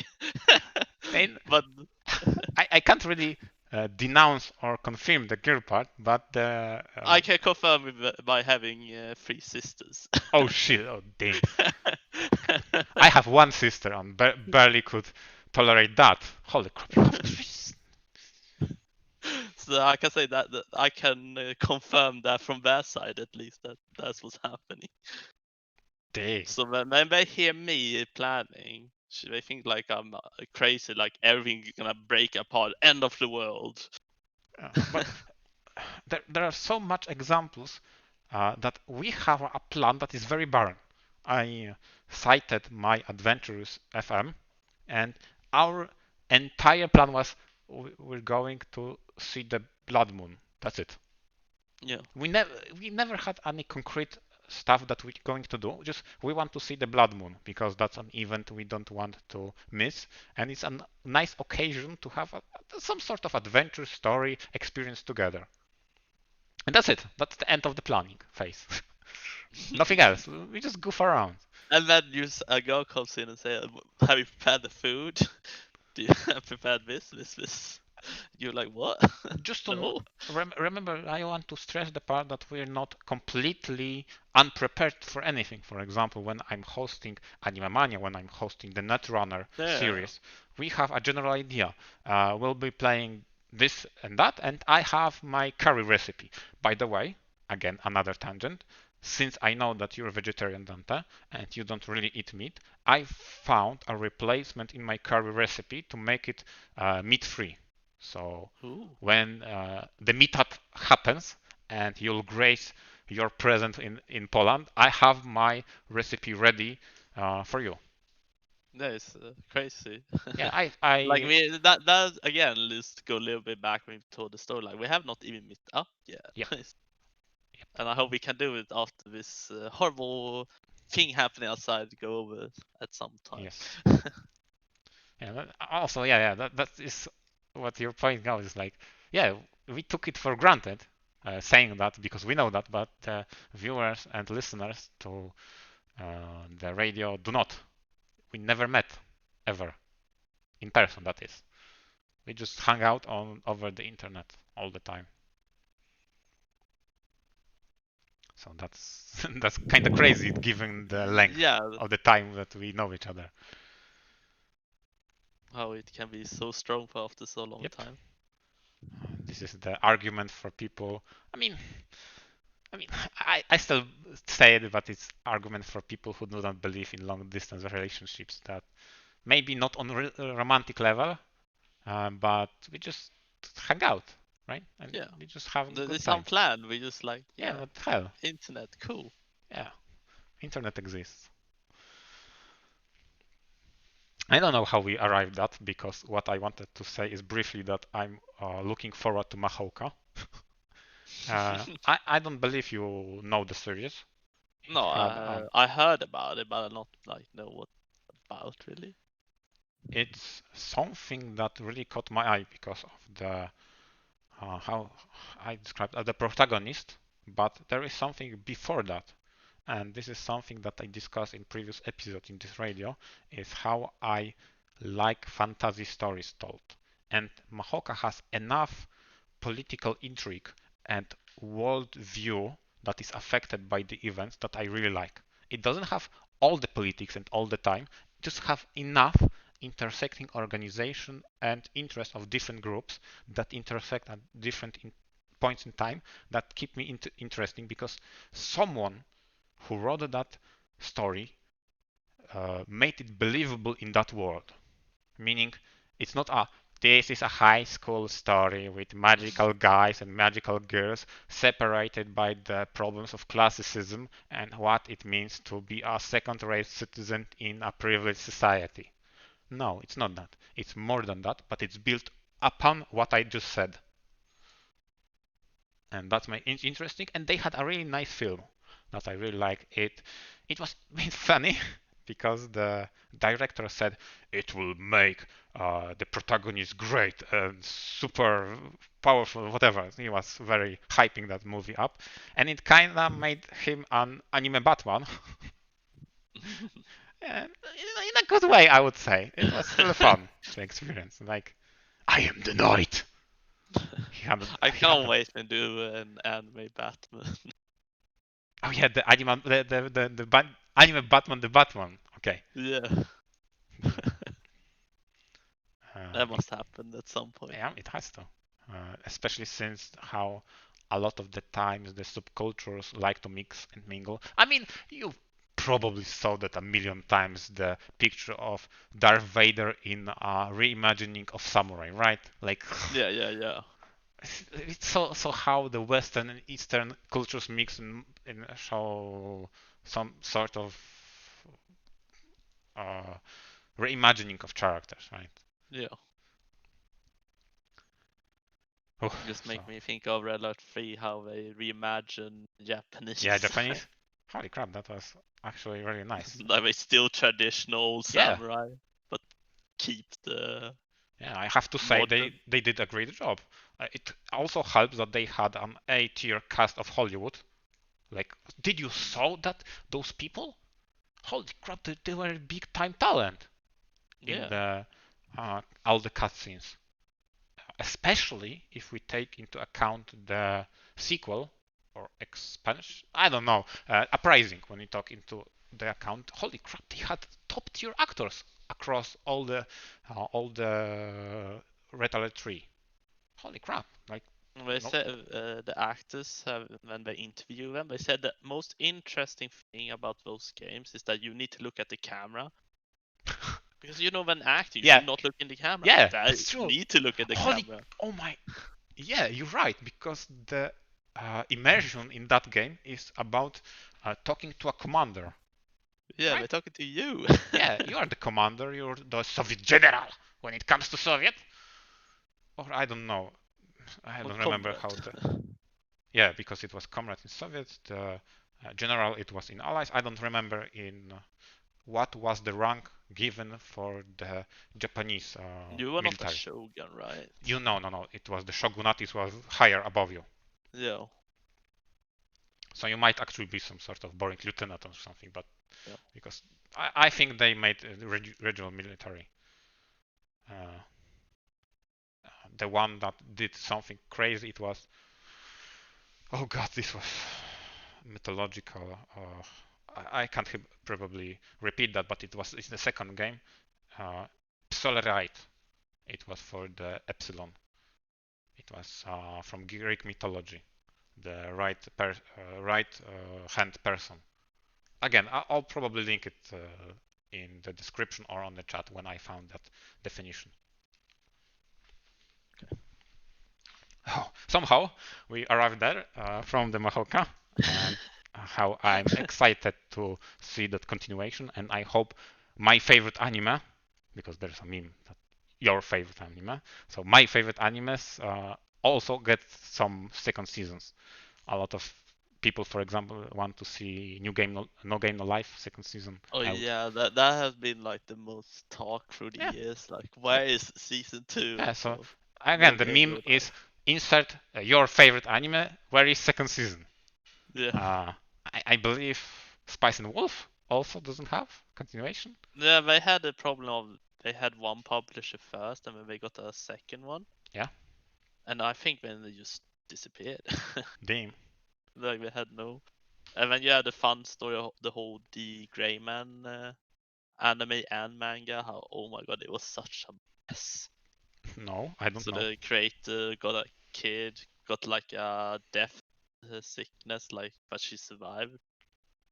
And then finding a publisher again was like a nightmare. So now she pretty much give us one chapter every third month, and Oh, they can go really? between 10 pages or 20 pages. Damn.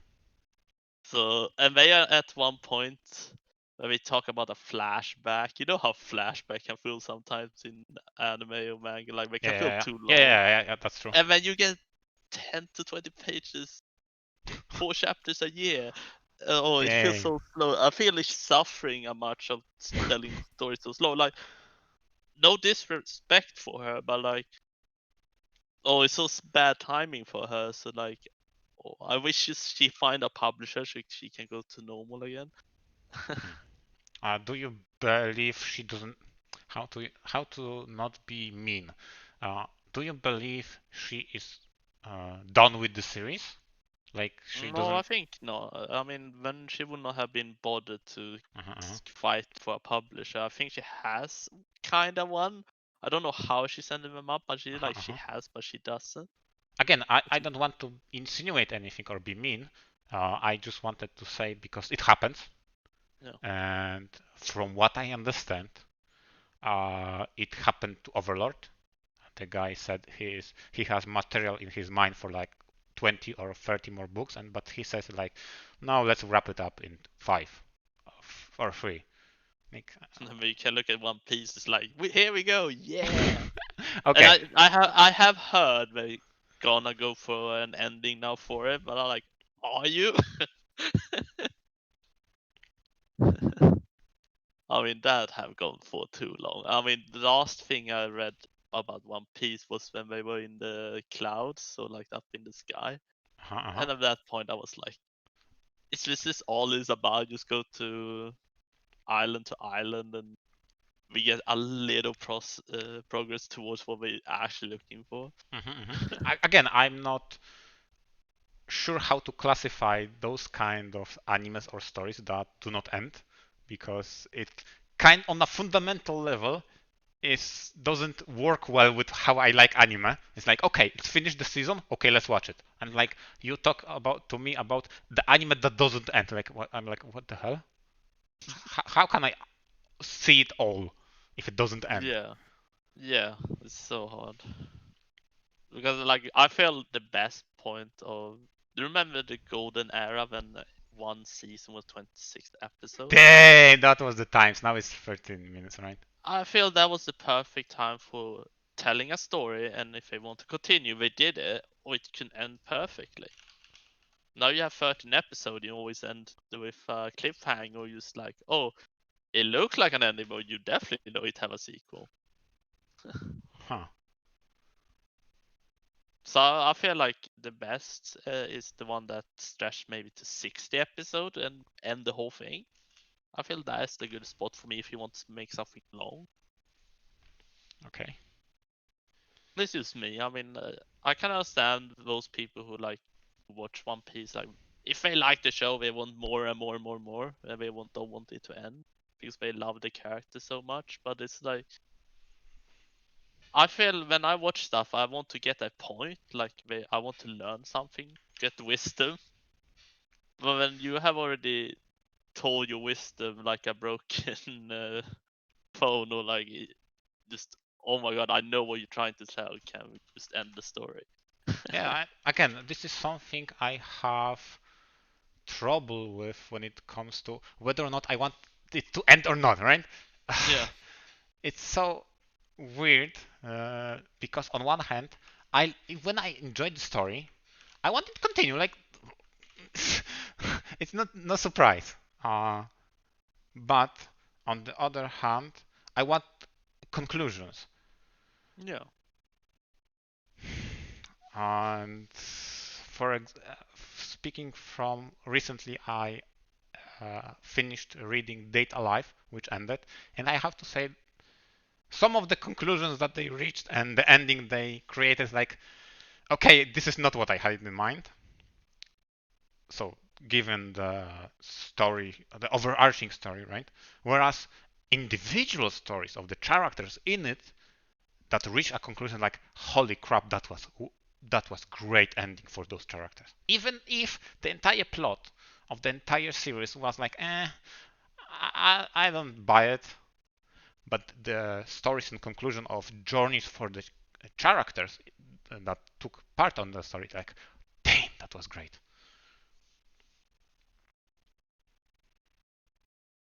So Yeah, it's just. I think that's all.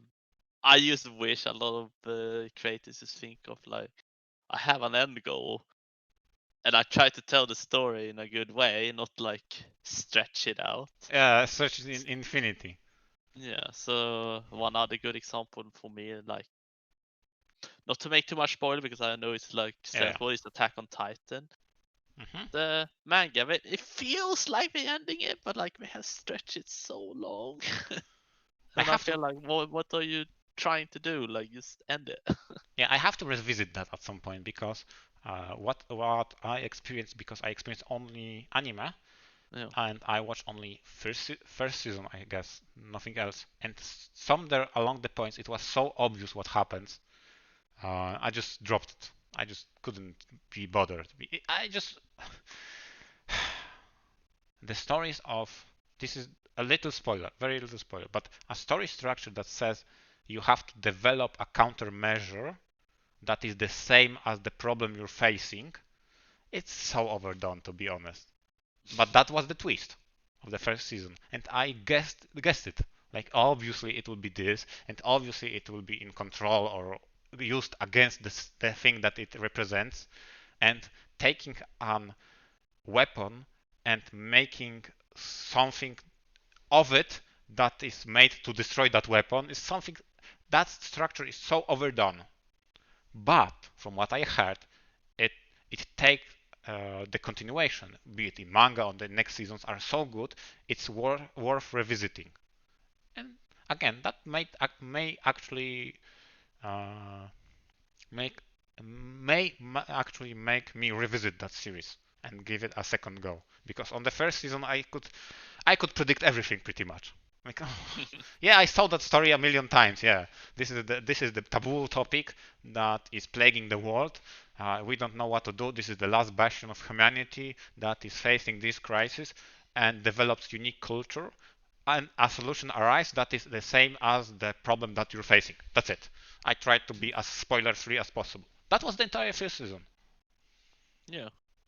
and I couldn't be bothered. Pretty good explanation. Thank you. Again, I tried to... Spoiler-free explanation. Yeah, I tried as much as spoiler-free I could. And there is a little bit of spoilers if you watch a couple episodes and think about what I said. But hopefully for people who just sit into the series freshly and watch it for a longer period of time, I haven't spoiled anything.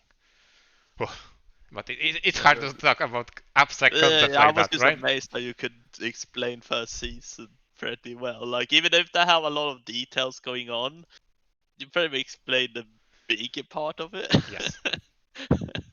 I didn't went into too much details, so because details would take it away immediately. Yeah. So that was my part of the anime backlog. If Dante, you have anything anime that you want to bring on the table, then sure, do it, because I again, feel like I have exhausted. Like, we had Kaguya, we had Higurashi re-sequel, you called it. yeah, resequel, yeah. Yeah, I feel I got it. Like. Okay, fine. So what's the new topic that you want on the backlog review? It can be games if you feel like it. It can be movies if you have movies you want to share. Yeah, I can talk a little bit movies as well. So, Sure. Then well, let's start with games. So, okay. an interesting topic about this is I recently started playing the game that probably everyone knows is Doom. It's Oh, the 2016 one. okay.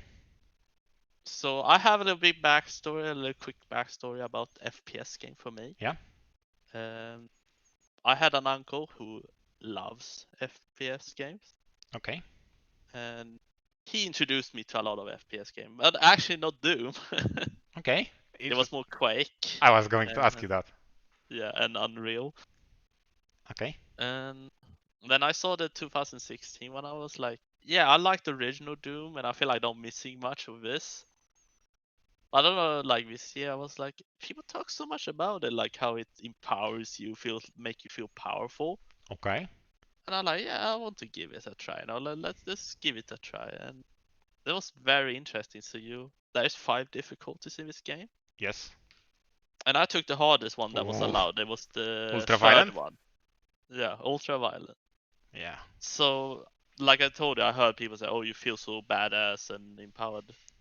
And you know how difficulty of these days, like more health, more Yes. damage. Yeah. But this game is actually interesting because we had talked a little about it before with difficulties. And I Yep. will say this is one of these games that works with difficulties because what ultraviolence says in the description is it will test your reaction. I'm like, yeah, you know, please try. But holy shit, it actually does. Yeah. They weren't lying. Yeah, they were not talking. So what I really recommend to people who never played FPS before, or who don't feel comfortable, start with Doom 2016. Because it really gives you the basics weapons. And if you play on normal difficulty, it will give you that badassness and give you a good start where to go and be good at aiming. Okay. Because that really helped me a lot to be better at aiming as well in reaction. Okay. So it really tests your FPS skills to another Dante, level. So I always play the hardest available Yeah. on FPS, and then I just move to the next game. Okay. But this one I'm excited to play the harder one because I want to see how long I can go with my reaction time. So you want to Because try? literally, just imagine you're shooting a guy, Yeah. you hear someone behind you, you turn around, you see the creature, you need to okay, I need this weapon, I need to shoot it. And that's gonna be a split second, otherwise you're dead. Yep. So do you see yourself trying Doom 2016 again on Nightmare? Yeah, I'm actually excited. Okay. It's just so weird, Dante. How again, hosting you today, I was preparing on the topics that we'll probably mention, what we'll talk about, maybe some questions, but I didn't expect you to mention Doom, especially since just yesterday I was talking about Doom with JB. That again, because again we talked about a little bit on Backlog, and he mentioned that he wants to try Doom, but there is a certain time slot he has to allot during the end of this month that he Yeah. probably won't be able to play Doom because Nekopara is releasing. So again, we were talking like, yeah, he likes FPS and he is preparing to play the Doom. He is into Metro and all that series, the Russian series of Metro. Exodus was the last light, something like that. I don't remember. And he was talking to me about Doom and how it would be very weird tonation shift for him to play such a brutal and visceral, gory game, and on the side he will have Nekopara. Like what the fuck? What? What? It's the same the whole meme they made with Doom Eternal Yeah, and yeah. Animal Animal Crossing. Crossing. Yeah, that's the same. Yeah, yeah, exactly. That he have his own version of it. Yeah, exactly. Yep. But I just like the game how it can the difficulty change how you play. Because Oh, like we said before, like difficulty is just more health yeah, and they do more damage. It doesn't change a lot most of the time, but this really changed. Like playing normal and probably easy as well. You feel yourself badass. Like I'm the guy just bam, bam, bam, bam, bam, bam, and smack me in the face, rip their head apart and yeah. stuff. But playing the high difficulty is more like, yes, I'm a badass, but I need to show I'm a badass. Like I can react to everything. I can get the right weapon at the right time. So it gives like the both side like the more hardcore and casual. Like they can experience the same thing, but it's still different feel, and it's great. Damn. I mean, again, So I can imagine how like the hardest difficulty you must feel like you own the world after you beat that difficulty. uh, this is something that we talked in private about the difficulty that you're citing, and I asked you the question, uh, where do you deserve to win? Right? This is a very difficult question to Yeah, say, and it derives from the how do you say it? There was a lecture given from a game designer who said the victory that is earned is 10 times more satisfying than the victory that is given. Insanely inspirational stuff. The victory that is earned is 10 times more influence than the one that is given. So if you yeah, give away victories or success or achievement, or whatever, it's less satisfying and less impactful. Satisfying, let's set this aside, but impactful way more than just uh, given. So you have to earn that. And again, they cited Doom as an example of earning victory. Also, they had a Dark Soul, Darkest Dungeon, etc., etc. But I think there is something to be said about quick-paced games that have a nice balance, and in my opinion, they are perfect for that because you have many tries. You can try again, and it has a small chunk of this is the test, and this is your results of exam. Let's say it. It's a, yeah. it's a cycle of test and results. So I believe in those fast-paced games with a lot of I can retry that easily. It's the best feeling for me. I felt that when I played Devil May Cry. It's my cup of tea when it comes to action. That is that has a very modular difficulty and has multiple difficulties upwards. I really like that system. I'm not a fan of Dark Souls because they don't feel that snappy when it comes to replay. Most of the deaths are cheap because they require your meta knowledge of the game, and in my opinion, they waste my time. A lot of people like it, so that's fair. You can like whatever you want. That day you play it and then you press that button that says lit on the bonfire is the greatest feeling. I cannot explain, but it's amazing. So Yeah, I a get few it months because ago, my friend stopped playing it. yeah, Then the first time I heard, he was like, "Oh my god, I'm on fire!" Oh, it was like he found life. I understand that there has to be some satisfaction, the euphoric feeling that you overcame the odds, especially so hardly stacked against you, Yeah, that you feel that. power trip, the power fantasy. I get it. Yeah. I don't have that much time right now on my Yeah. just to So invest. like, Maybe in the future I'll try, but again, this is very maybe. For me, uh, the amount of retries I had in Devil May Cry that I could try with bosses, etc., it was way better because it was very yeah. digestible in this portion. Like, okay, I didn't manage to beat that. Okay, let's restart. Okay, I made it, and that's fine. That is for me. But obviously, there is no perfect game. There are perfect games. I like that quote really much. Yeah. So, So like one other interest about Doom is like how it still kept the old style. okay. Like the only mechanic added called the glory I kills. mean, they added the, something else, Dante. You know what they added that didn't exist in the classic Dooms, right? They have a jump, oh yeah, that's true. Probably right? yeah. But it's just how it's so simple because they did a new Quake. I Yeah, don't know which year they did. I have no That idea. fall off so quickly because people said that was too old. Like it was not following the modern. Huh. And I feel like just Doom made it very simple by let's put a mechanic and like you auto running. You don't really have a reload, so Yeah, it's fast paced. Like it doesn't waste your time. That's literally where you see it ever. Don't waste your time. So that's at the start, like a little bit spoiler. You at the start you get a little cutscene like we're gonna talk about backstory. They you as the character you punch it and like I fuck heard you. I'm about that. gonna go to the next stage and kill the Yeah, yeah. demons. I mean, Don't waste my time. that builds character of Yeah. both the game and their infamy of how they treat story and about character of character. This is how Doom Guy operates. Yeah, who needs to reload? You need to kill demons faster. Don't reload. Uh, there's a lot of topics that I talked to you or other people from games or anime I didn't watch because I research a lot and I hear lectures a lot. And Doom is cited a lot of the times with its glory kill implementation and how that swaps the design theory on its head.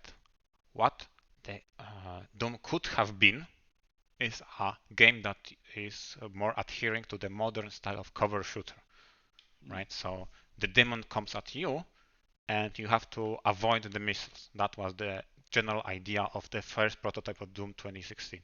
And they Yeah. felt it where it is modern, it is not the style they're trying to promote. And Glory Kills is a system that has a purpose of flipping it on its head. It makes enemies stationary, so the enemies and your goal is to break a formation. So the opponents are standing their grounds, they're defending, and you're the aggressor. And then that makes the excitement, the pump, and action real visceral, like an action movie.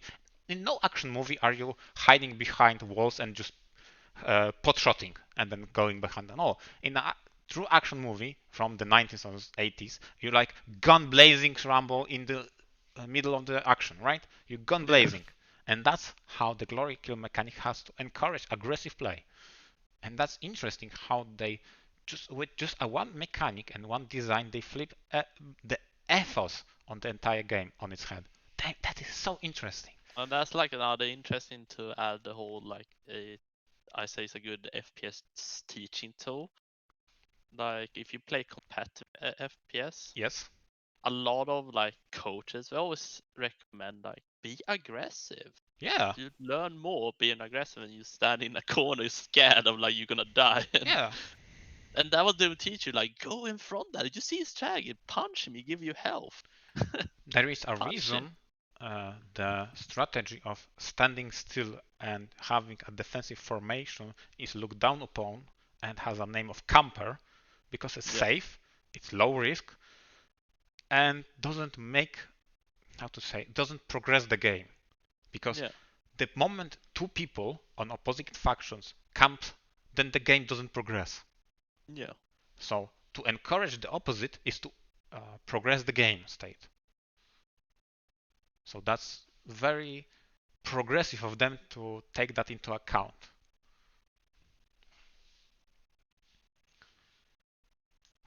So that takes us to the FPS genre and more specifically for your ventures into the Doom. obviously, what I presume is after you're done with Ultraviolent and then consequently with Nightmare, you're going to elevate to Doom Eternal, right? Yeah, definitely. That's your end goal, as it were. Yeah. Again, as we speak with the anime that they have end goal, that's one that one is yours, right? Yeah. That's the ending I want. The eternal ending. Just own the world. I beat Doom on hardest difficulty. Nice. The And then Swedish I killer. just look around and like, what is he talking about? Yeah, exactly. What the hell are you talking about? I mean, there is a certain worldly thing that is affecting everybody, but it's not the Swedish killer. I killed the demons.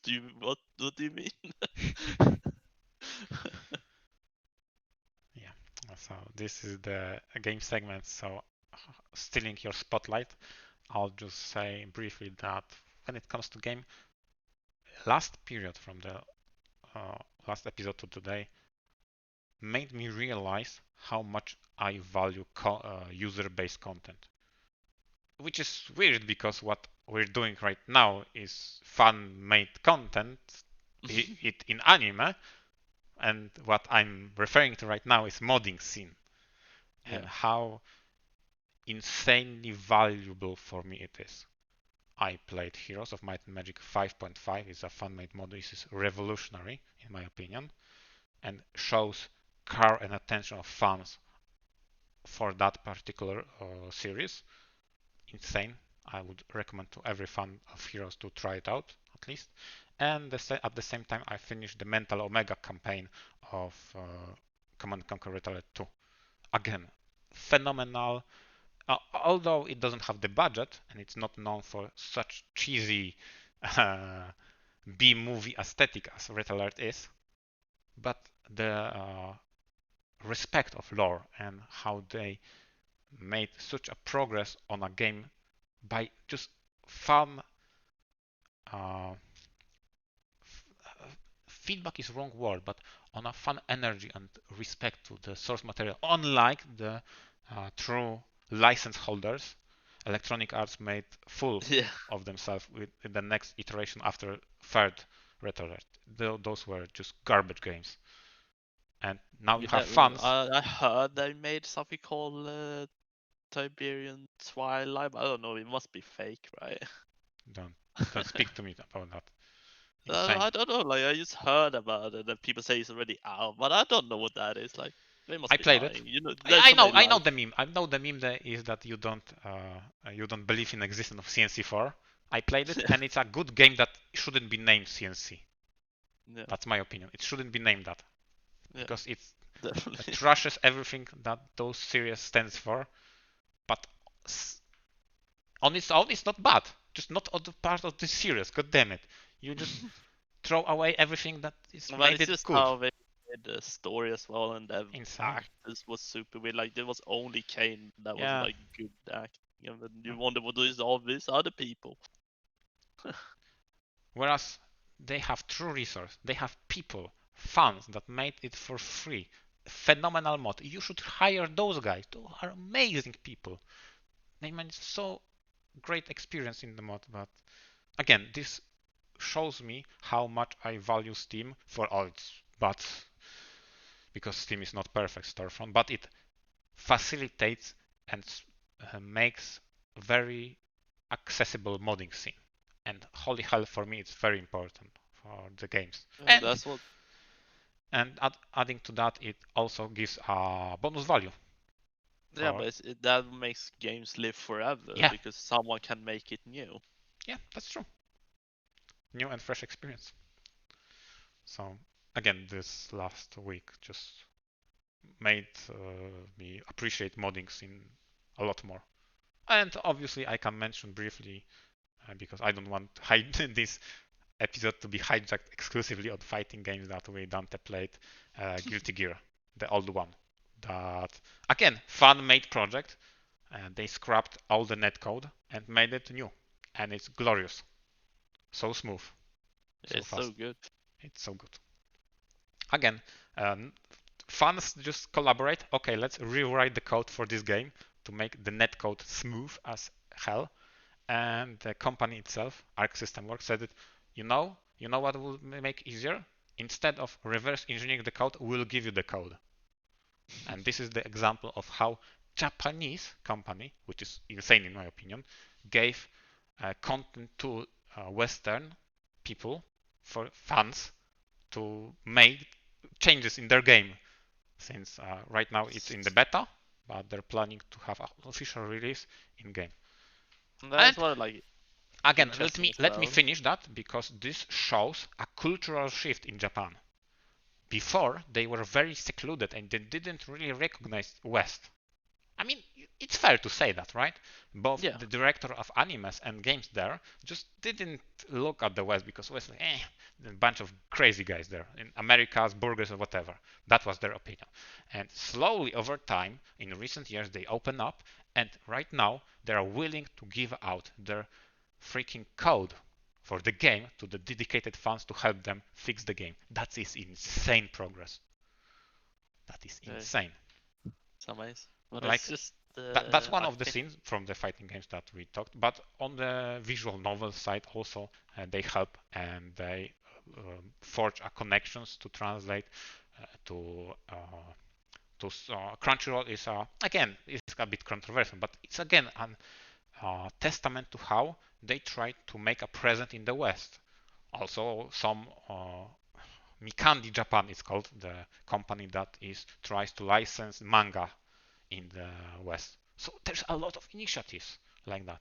That is not something that you could tell people 20 years ago that happens. Like, no way. Japan, culturally isolated, never integrated with the rest of the world. And right now we see true shift in the mentality of Japan. Yes, the rest of the world exists, Japan. because what I have noticed as well, finding animes like is so easily to look up and watch on internet. Yep. But when you come to American show, it's impossible. Yes. And that's I think it's another strength they have. So They weird. have given us like here, just watch. We don't care. And then they get recognizable and everyone want to watch it. And look today how big it is. Yeah. Everyone will make fun of like what you watch on Chinese cartoon don't cartoons. even understand. Yeah. They're like, this is amazing. Like it's so different from Americans. Yep. You get 100%. that more adult cartoon. Uh-oh. I can't hear you again, Dante. Oh no. Oh, yeah, I can hear you back. Oh yeah, great. It cut you. Yeah, but it's just great that it's given us an adult cartoon. Yeah. Because American, like, they do a lot of, well, we could say childish cartoon, or it's Yeah. just cartoon. So you can upgrade yourself. I mean, to be perfectly honest, and give credit where credit is due, there is one series that got infamy of being politically relevant and at the same time, due to children performing, they got away with a lot of stuff. Obviously, I'm mentioning South Park. Yeah. Yep. Oh, they don't give They don't give a rat's any ass. lip. They just do what they want. Yeah, and holy hell, the success of that series in the West is insane.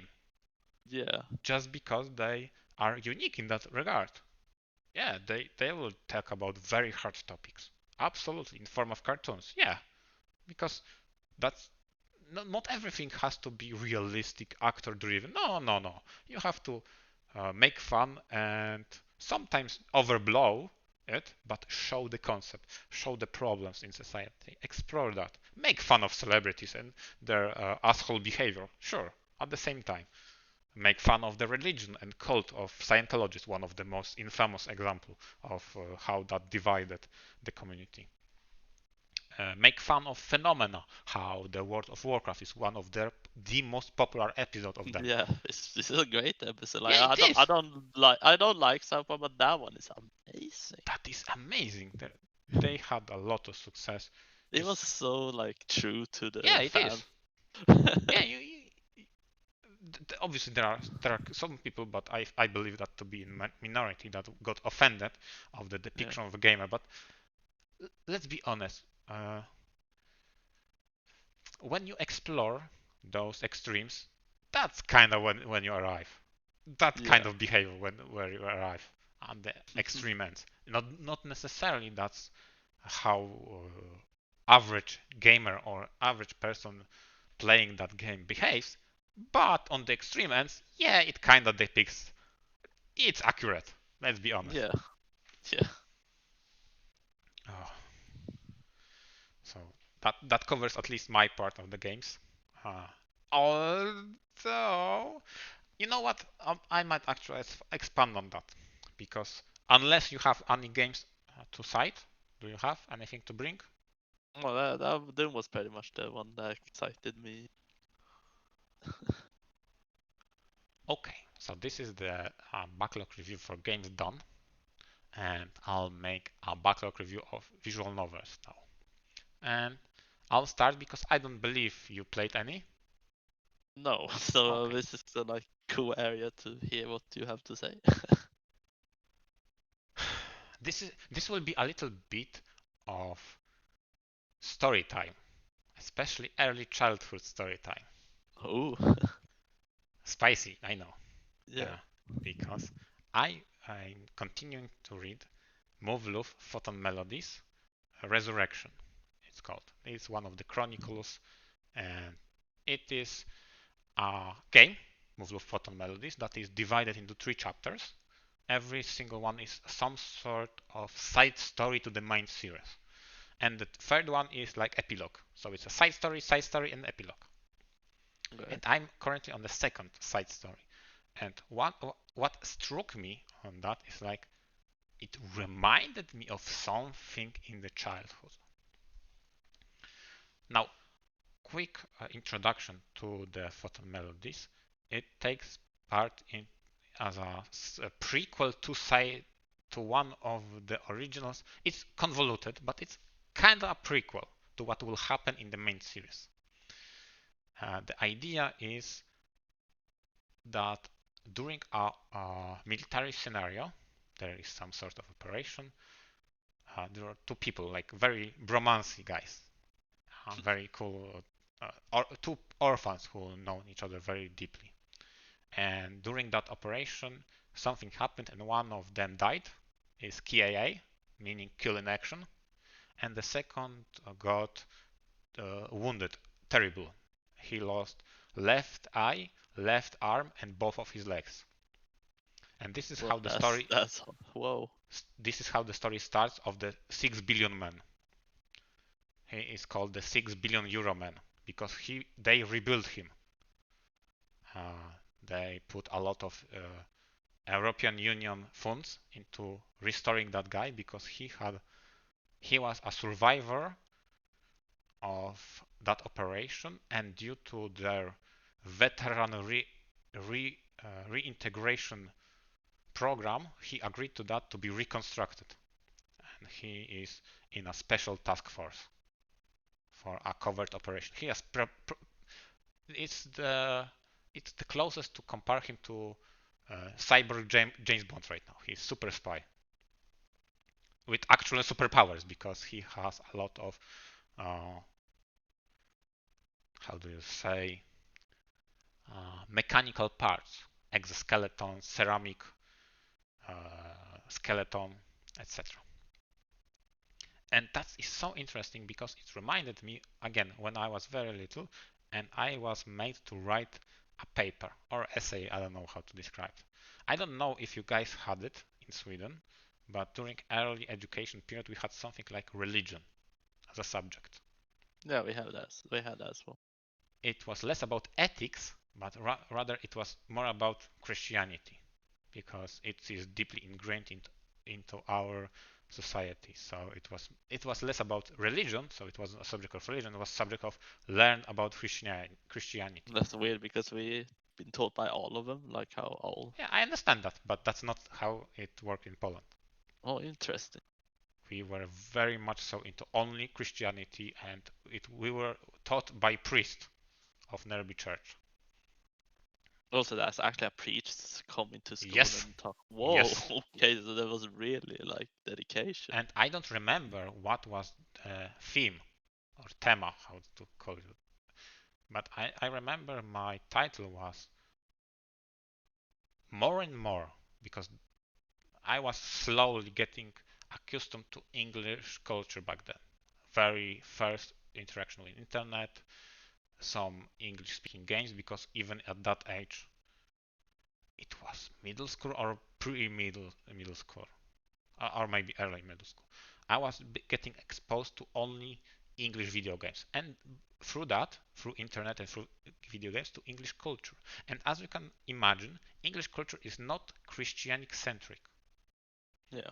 That was the before times. I didn't know what anime is also, just to make that clear. And I wrote a paper about how Christianity more and more is treated as a mythology rather than a religion. And I wrote in that there is a, again, I was so, how do you say, I believed that is very bad. It's morally wrong that we are marginalized, but that's because of my environment. I believe that to be only correct way, and only Christianity is right. I was very close-minded by then. Yeah. And my paper was how the society and how the world treats Christianity more and more like mythology, and how and mythos of legend of Jesus, for example. I Yeah. wrote about it. And one of the examples I made, in the near future, we'll see concepts and projects named after Christianity and the legend of Jesus rather than belief in it. And the example I gave it is when the advancement of medicine will reach a point of restoration, just like in the restoration of Jesus, we'll have a project that is called Project. Oh my God, I completely blanked on that one.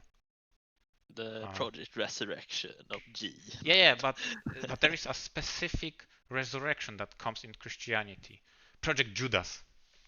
Oh Project yeah, Judas. Judas.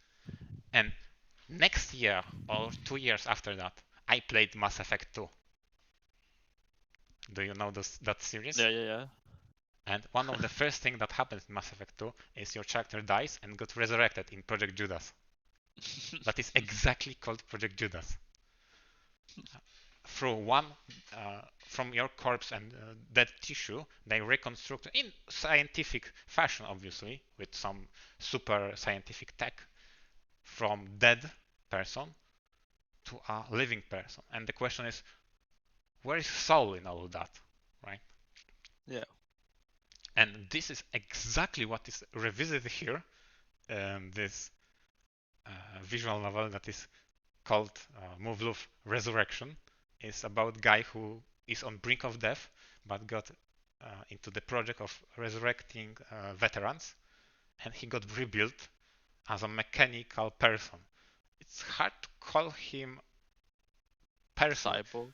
or he is human, but it's not. Do you know the difference between a person and a human? Well, that's a good question. The difference between a human and a person is in law. Person is protected by law, human is not. Huh. And that is something that is uh, very much so explored here. It's very hard to have uh, human rights when you are not really recognized as a person of a country. Yeah. If Because you I thought if it you was like opposite. That if you human. Google the syndrome of residency, right? Because you are Sweden, right? So Yeah. you are a citizen of Sweden, but you can switch citizenship, right? There are Yeah. certain rules that you have to follow, but you can switch. You can become a Polish citizen. But what happens if you lose citizenship? Because in 99% of the time, you switch citizenship. You can have multiple sometimes, but you most likely switch. But what happens if you lose? if you don't have any citizenship. Yeah, when you like belong to no one. So. Yes, and you are protected by no one. Yeah, that's scary. If someone were to murder you, you are that person will never be sanctioned by law. And it's a real thing. It's a real thing. There are not very much people that are called stateless, something like that. Yeah. Citizenless. There are a term for that. Yeah. And this is the story of guy that is a military veteran, that is a super spy, that is not really inside a law. And people treat him as a person, talk to him, but he is not really inside the society like a normal being. Like this is something that is constantly reminds me why I love visual novel, because I don't believe that kind of story could be explored anywhere in the Western culture, because holy shit, that is so hard to say. What happens to person abandoned by civilization? So I guess the idea is the whole that this is a cyborg or robo thing, where like act him as he is one, not as he's a person. Again, even if he's revived. This is interesting because they treat him as a human, but they treat him as a bot human, because they spent 6 billion euros on him, and they remind him a lot that he's an asset. He's a walking cash investment. But he is still human. He's recognized by others. But when that shit hits the fan, that's the saying, he is not necessarily protected by law like others. Yeah. And again, that's why I had to cite my little story from very long time ago, because I don't want to say I predicted that, but I was inspired by the doctrine of Christianity and me discovering the culture of the West, that there is something shifting, right? They abandoning Christianity as a one true road, but rather treat it as a mythology, as another story. And to be fair, maybe that's a correct way to look at it. Holy crap! Right, back then it opened my mind. I was like imagining what would happen if in the future we'll have the medicine that is called, I don't know, the reincarnation of Jesus. So you get the younger. Judas medicine. Right? That's the medicine. The Jesus pills. Yeah. Or the Virgin Mary injection. Yeah. I don't know. It could be treated like that. But go back to live pills. Yeah. Or the Lazarus. Or maybe it was Lazarus project, not the Judas. Yeah, Lazarus. Oh my. Again, I mixed that up because Lazarus was the one that got brought back. Not Judas. Judas was the one who betrayed Jesus, remember? Yeah. Lazarus was the one who got resurrected. So it was Lazarus project. That is something I wrote in that essay that actually after a year or two I experienced in a video game from. I'm like, oh shit, they're doing it. And before that, called heresy. yeah, I was kind of startled. Like, holy shit, they're blasphemous. But at that point, I was like starting to be more neutral about it. Yeah. I wasn't fanatical. It probably helped that I was never from a fanatical background. I never grew in a fanatical family that is super church orientated and religion. Never like conservative enough. We still we were very Christian, and we still are, but not conservative to the point of blasphemy, heresy on everybody who disagrees. And again, I have to this day not the greatest relationship with my parents, but it helps that my father had always adopted a doctrine of I don't want to be a Christian necessarily, I want to be a good person. That is more important. That's nice. Right? That is something even if I have problem with my father and I can't really connect on that much with him, that is something I could admire. Right? Yeah. It's like makes sense. That is more important to be a good person rather than to be a Christian. Yeah, definitely. That is something he always said it, said, and he didn't attend church. He didn't attend a lot of events in Christianity, but he always remembered it's more important to be a good person than to be Christian. And that is something I could admire in that. So, again, I have a lot of fun with reading that not novel. They explore uh, a lot of avenues of how it is to be rebuilt, where is Saul, and if they used not his parts, how much do you how much you are yourself when you're using other parts of other people, not necessarily machines. Because in what I didn't tell you is that his genes got mixed with the other guy. I told you there were Yeah, two the other orphans guy. that were very good bros, Yeah. and one of them died, killed in action, and the other survived with grave injuries, and they had to mix their DNA in some way.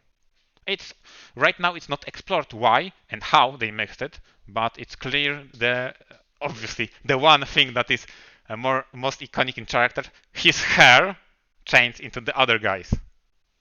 I So mean, I thought we had a romance story, but like that's next level, bro. yeah, they actually became one person. He has all he feels himself, so he doesn't never shares. He doesn't feel like there's another person living. He doesn't feel like there's shared experiences, but he is living with a DNA of that other guy. That's kind of scary. Yeah, right. And how much percent of yourself you have to be yourself before you become someone else? Yeah, that's That's interesting. yeah.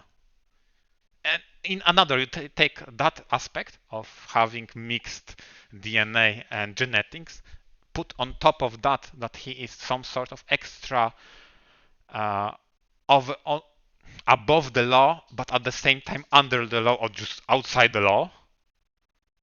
He's treated as an object, even if people interact with him as a human or a person. No. But he's an investment for the military. So that's again, I really like. Muv-Luv is one of those legendary series of visual novels I absolutely rate 10 out of 10 because every single time I read them, it's just fantastic. And it's the only visual novel that not only explores psychological aspect, a lot of them do, be it movies, be it animes, and be it visual novels, but this actually explores something that is absolutely underrepresented. Uh, how do I say it? Psychological treatment, especially in military environment.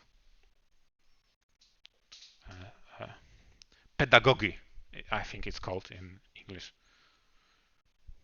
This is not something I ever saw explored in any significant way, be it movies, be it games, be it whatever else media.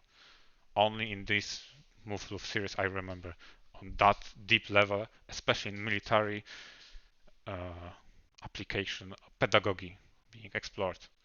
And it's holy hell, it's scary sometimes how they depict it, how people can be demented by the ghost of the past of what happened. Yeah.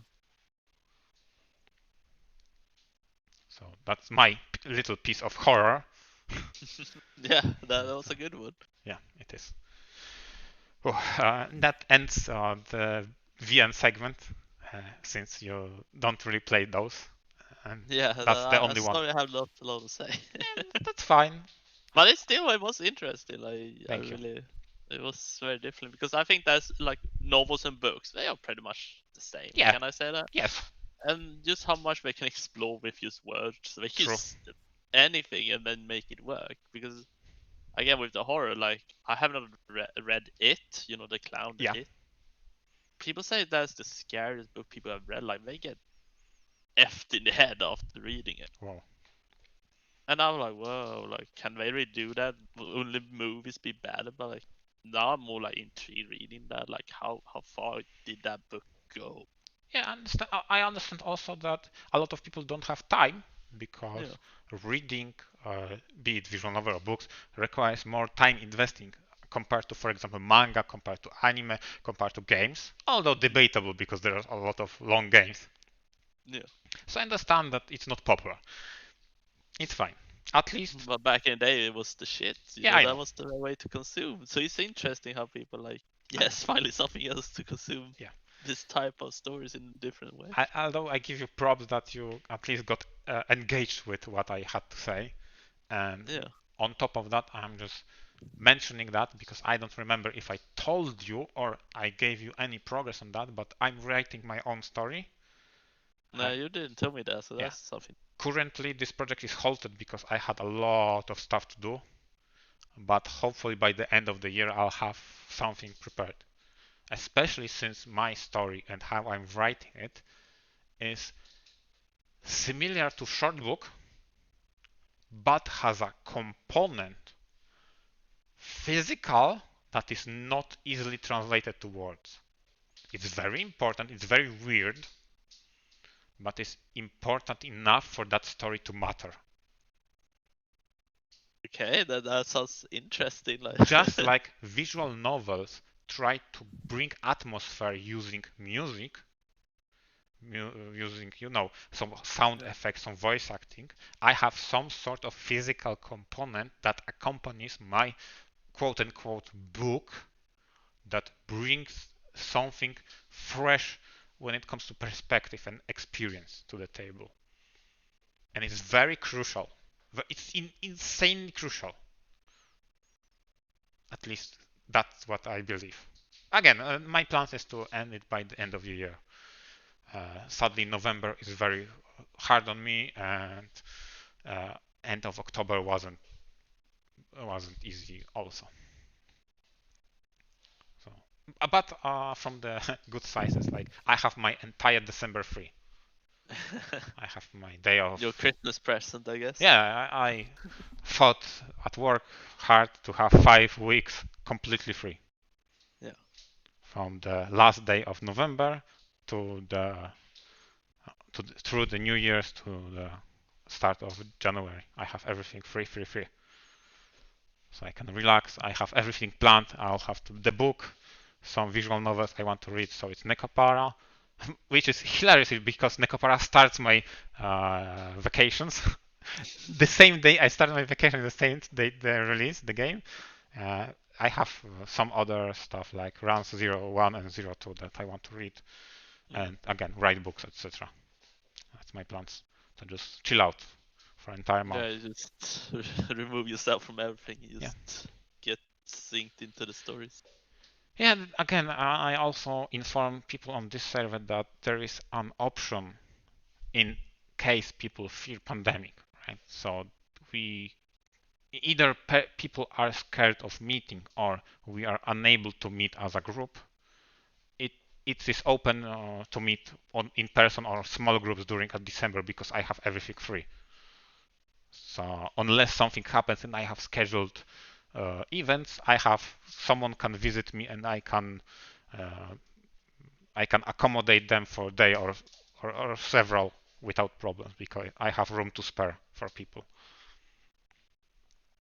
So that's a neat little logistic problem solved. That's why I imagine you have a lot of books for them. Like, yeah, here you're gonna be the reading gang.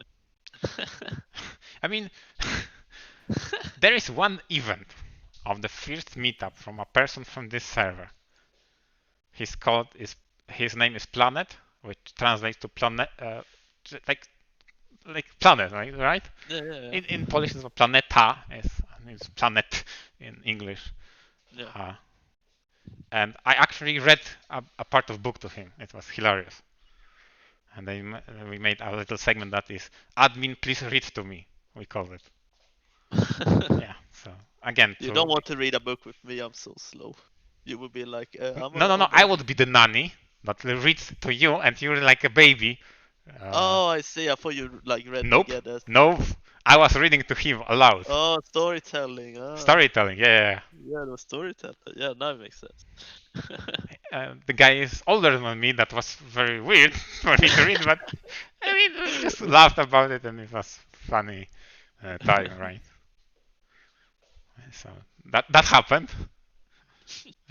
I guess, There's nothing wrong with that. yeah, it's nothing. It's just hilarious, and it's again a moment that we can bond over. That yeah, it happened. It was hilarious. Let's laugh about it.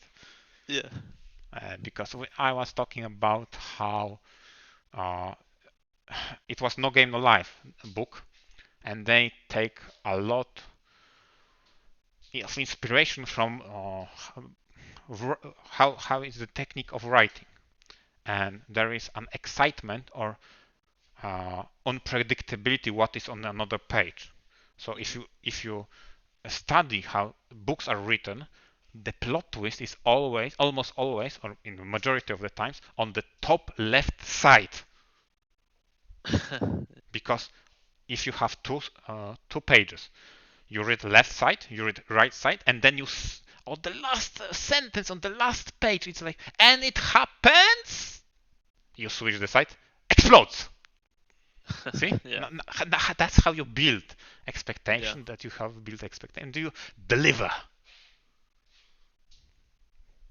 Yeah. And No Game No Life also had that. And I again, I read to him in my Morgan Freeman voice, and again replicated that idea of unexpectedness. And that's the story done. And I think with that we have our, or at least mine, segment of visual novels done. So if you have anything from the backlog you want to bring, go ahead. It can be movies, it can be anything you feel like sharing. I have done this amazing thing. It was Friday, I think. I watched Iron Man, the 2008 one. I have never seen the Marvel movies. So 2008. Was it the first one that he is this is like how they introduce Iron Man. a bit origin story? Yeah. How do you say? He was a capture. Yeah. Okay, so I know that movie. I watched it. It was actually really nice. It is from the new So generation of Marvels, right? so I'm this kind of person that through 2010 to 20 I have pretty much watched no movie.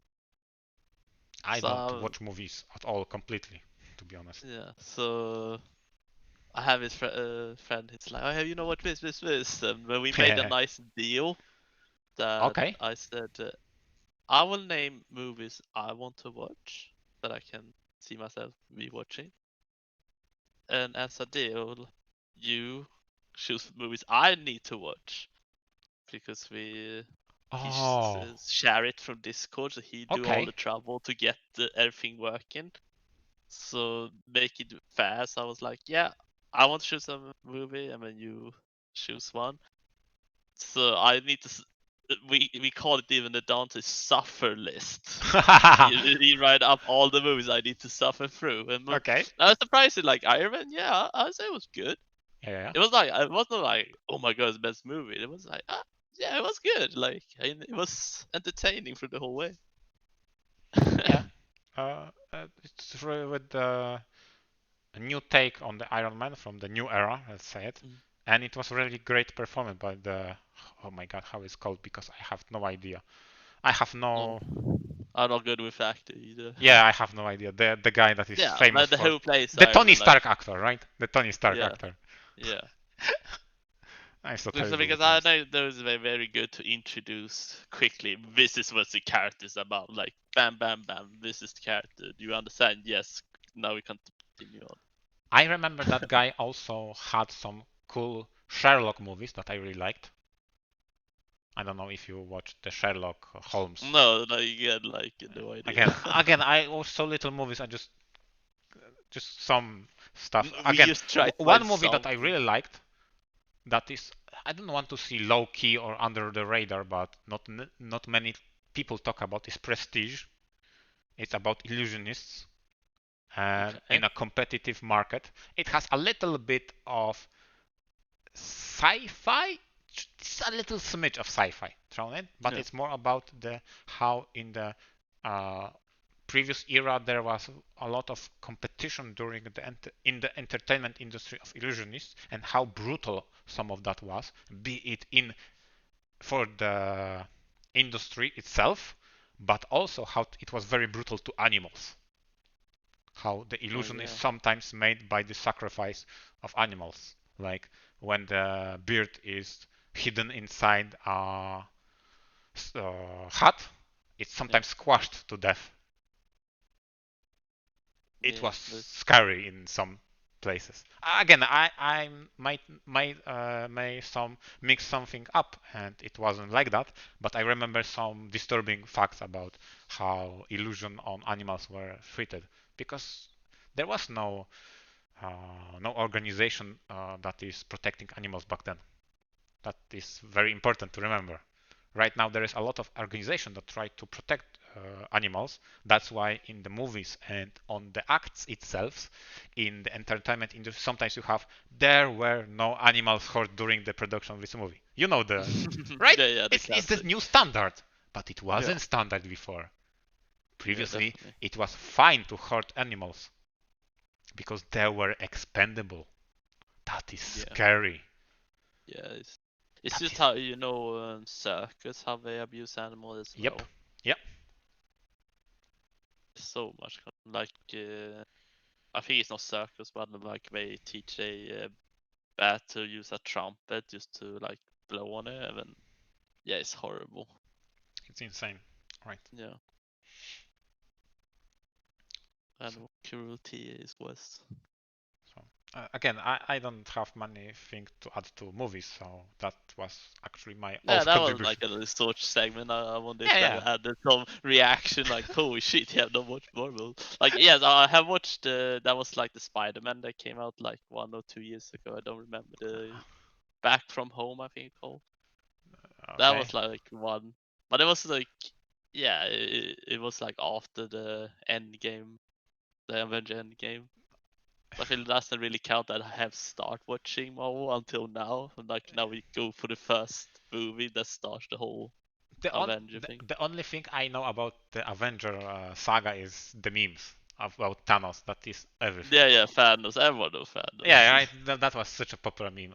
I have Yeah, absolutely no idea what happens in that movie series. yeah, Not necessarily Endgame because I haven't seen it, but all the movies previously, I have no idea.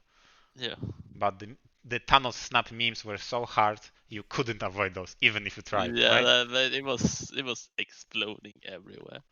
And it's fine, like people found something to attach themselves to, and it was very easy. It was some sort of opposition that was very hard to counteract, that had a power to destroy half. Yeah, That's it. just Like, remove okay, half. fine, it was nice idea to do that. Yeah. Sure. So this ends our movie segment. Quick movie Yeah, quick segment. movies done quick, or whatever it's called. So, do you have anything else from any backlogs? No, I feel happy now. Ah, I so just you feel satisfied sharing your yeah, passions that you had recently yeah. experienced. That's fine. That's cool. And now we can go to the segment of news stories, News. which is interesting because we are on 2 hours and 40 minute marks, and I'm not saying you are a record, but a lot of the times when we reach news segments, we're over 3 hours. And it's like, okay, let's skip news because we just don't. We were too tired.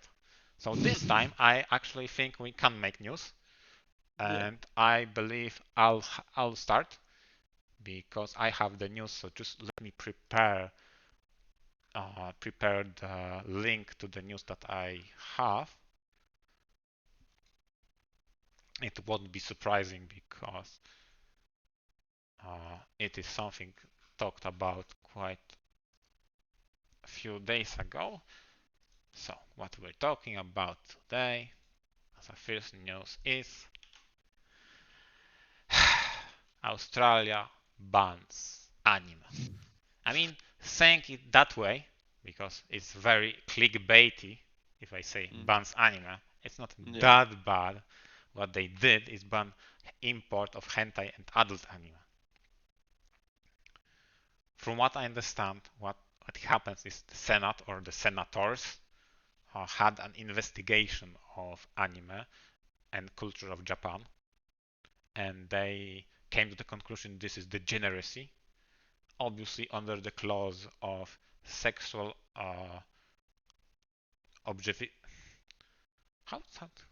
exploitation, yeah, sexual exploitation of children. Great, that's the excuse they're using, because somehow we're still living in a society that cannot distinguish between real and fiction. That will be always my line of defense. Always. This is fiction. In fiction, it's not reality. Okay, but in Australia, what happened is they had an investigation squad. From what I understand, they watched or investigated whatever they did a research on a couple of anime, and they passed judgment deeming that inappropriate because of the sexualization of children. And I take issue in that because this is government being a moral police of how you as an adult should consume media. Now, if that that government mandate was let's put an age restriction harsher. Let's say everything from Japan that should they rate 15 and over, right? So 15 years or like over. even 18. Yeah, exactly. Because we're very sensitive. I have no problem with that. This is their standard. It sucks, but at least this is their standard. But to have someone dictate what you can and cannot consume, we kind of regress to the dark ages when we had countries deeming books heresy and burning books. And what that made? What is a paradoxical syndrome of banning a medium? Do you remember the back? No, Dante. Give that question. Let's finish that question. What is the paradox of banning and saying no? You cannot do X. This become exciting. Obviously, people want to try that. Now, please elaborate on what you wanted to say. So I remember the Harry Potter days, you know, when the movies, how when you said Christian, how they outrageous say there was the Satan stuff, and it's like people, it was probably more read by then by Christian. Exactly. Yep, because it was edgy, it was rebellious. And what was the most important? They deemed it blasphemous, but they never banned it, so it was very easily accessible. For the anime imports, I mean hentai, adult anime and hentais and etc., it will be harder when it comes to accessibility. So at that angle, it will be harder to get ahead of a handle on. But in terms of Harry Potter books, it was hilarious because they deemed it bad, but they let it legal. Like, what the hell? Obviously, it will go spike in popularity. Yeah. And in my personal opinion, it was complete absurd that they wanted to defame Harry Potter and denounce the story of wizardry. I believe I have problem talking with people who are irrational, be it drunk people, be it children. But even I believe that children could easily distinguish between what is fantasy and what is real. And I don't want to be negative about children because obviously they are growing up and they have a reason to be irrational. I have trouble talking to irrational people. That's my personal thing. I try to work on it. But especially with drunk people, it's hard to have a conversation if they don't want to have a conversation. They are not in a clear state of mind. But to be a person in clear state of mind, in that case, it was a priest that says, no, it's heresy, it's demonic, it's satanic, it's just, don't read it, it will corrupt your children. Like, what the fuck are you talking about? That's just hilariously bad take on them. their side. Like, are you really afraid people will abandon Christianity because of books? What the hell is wrong with you? Yeah. Again, let's go back to Australia, because this is not the first time, and this is not the only avenue, be it sexual exploitation, that they're using. Previously, Australia was famous for banning extreme gore and violence on the example of Mortal Kombat. Series No, famous for starting the rating war. Remember, Mortal Kombat is the yeah, Mortal series, Kombat was the first that the made first one. They yeah. started the idea of rating products and entertainment to be appropriate for different age ranges. And it makes sense. Not everybody is emotionally ready to distinguish between what media and entertainment they can consume. On the one hand, you can make an argument, let's make everything safe, so everybody has access to everything. But at the same time, if you make everything safe, then it's not exciting. You Yeah. don't, it's not interesting, it's not gripping, it doesn't explore niche. Like something like I said about €6 billion guy. It's not something easy to digest to children, but it's something very interesting of the nature of human beings. And in my opinion, we as a species and we as a culture, we would be lesser if we didn't have that. Yeah, obviously, not a lot of people will read visual novels. They're not popular. That's fine. But still, they make an impact on culture.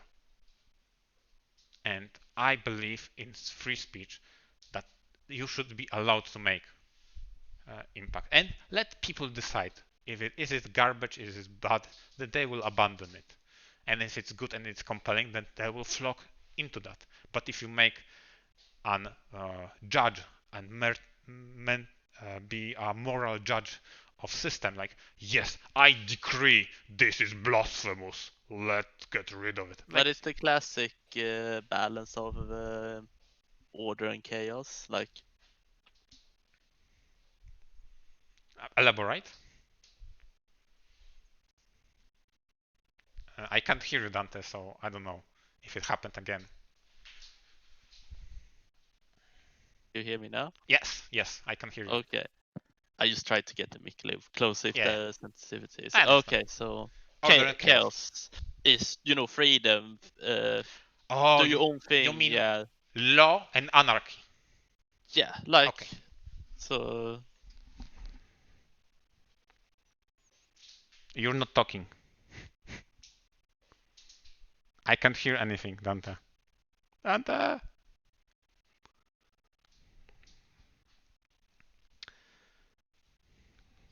Still nothing.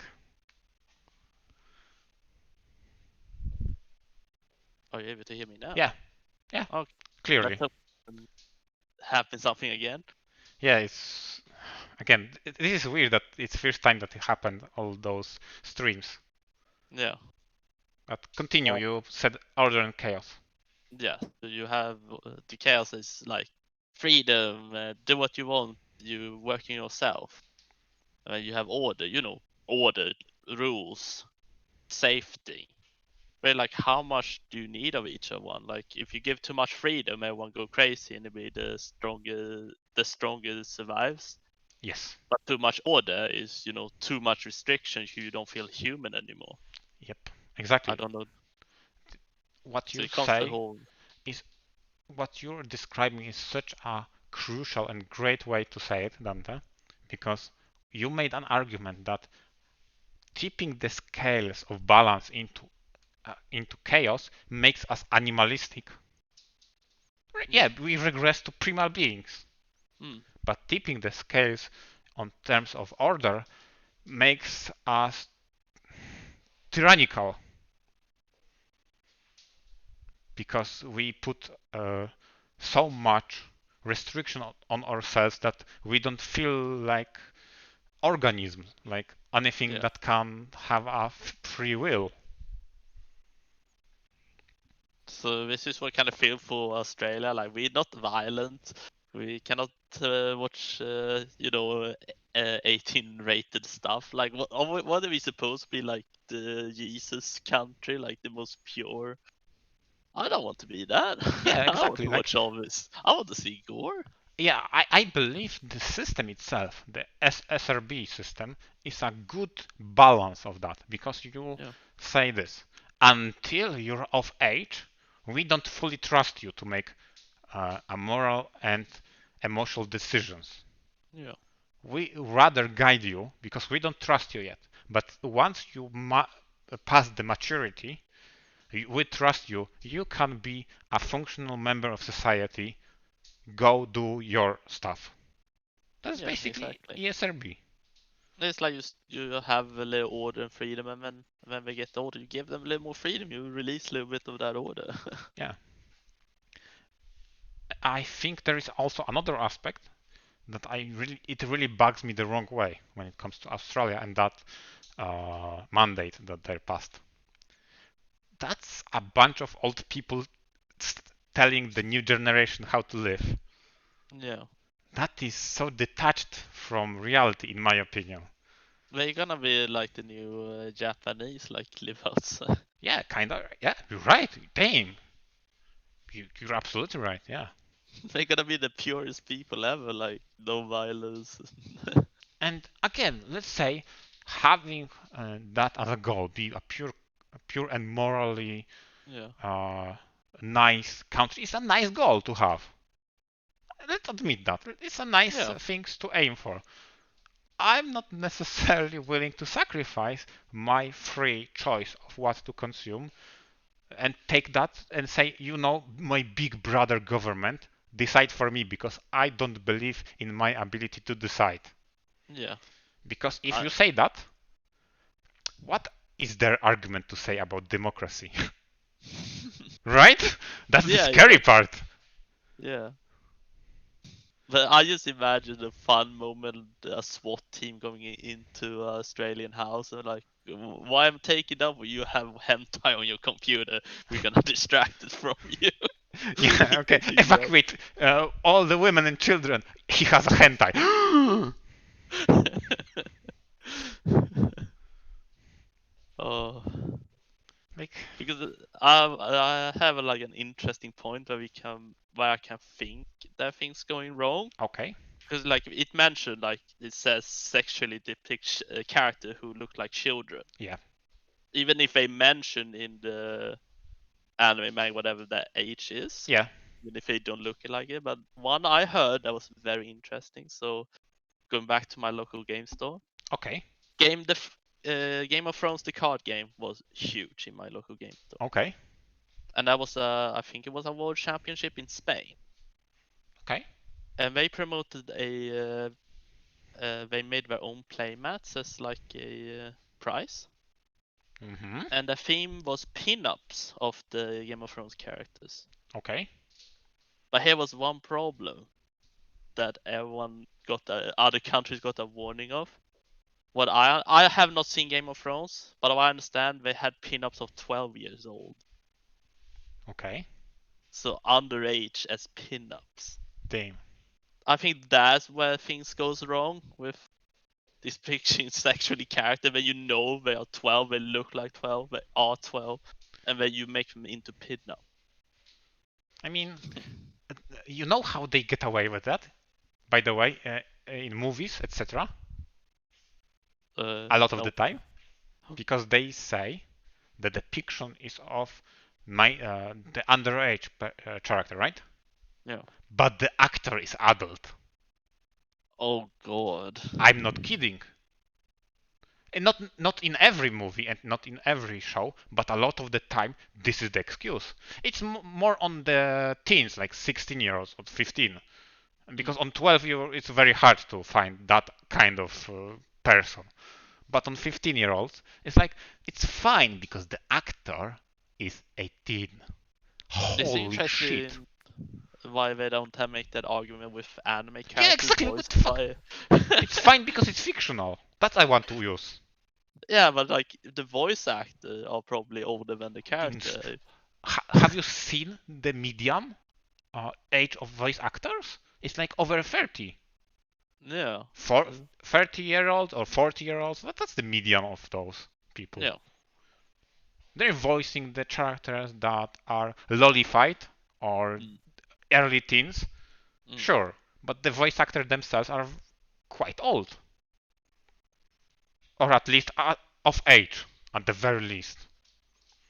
But holy hell, it's like the excuse itself, it's so inconsistent how the movie industry dodges the bullet, but the anime doesn't have that excuse. Why not? Yeah. In my opinion, it should even more so, because it is fictional. It is not based on a real person. Yeah.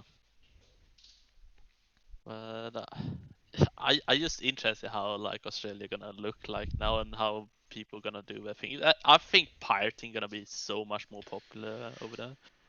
Speaking of, I don't remember the title itself. It might actually be Mortal Kombat, but it might actually be not. I don't remember. But I remember a game developer who asked the fans, you know what? Instead of trying to dodge all the customs, all the importing, just pirate our games. We tried our best to bring it to you. We tried make concessions. We tried to make Australian version, but they rejected it all. You know what? You deserve the game. Try to just find it on the internet. They say it flat out. Yeah. They gained quite a lot of PR, public relations, because of that, because that's a nice statement to have. People who respect the customer and they understand their troubles that they can't get because of the rulings and because of the government. Yeah. And they actually went on the the case and they said, okay, please just take the game. You know where it finds. Yeah. I don't think they explicitly say pirate it. Like find it on the net. Yeah, you just find it somewhere. Yeah. Because imagine if you got on some sort of bad list of citizenship because of the illegal goods at customs on the import. Like, what the fuck? No one wants that trouble. Obviously, it pertains to, for example, physical edition you want to buy and import.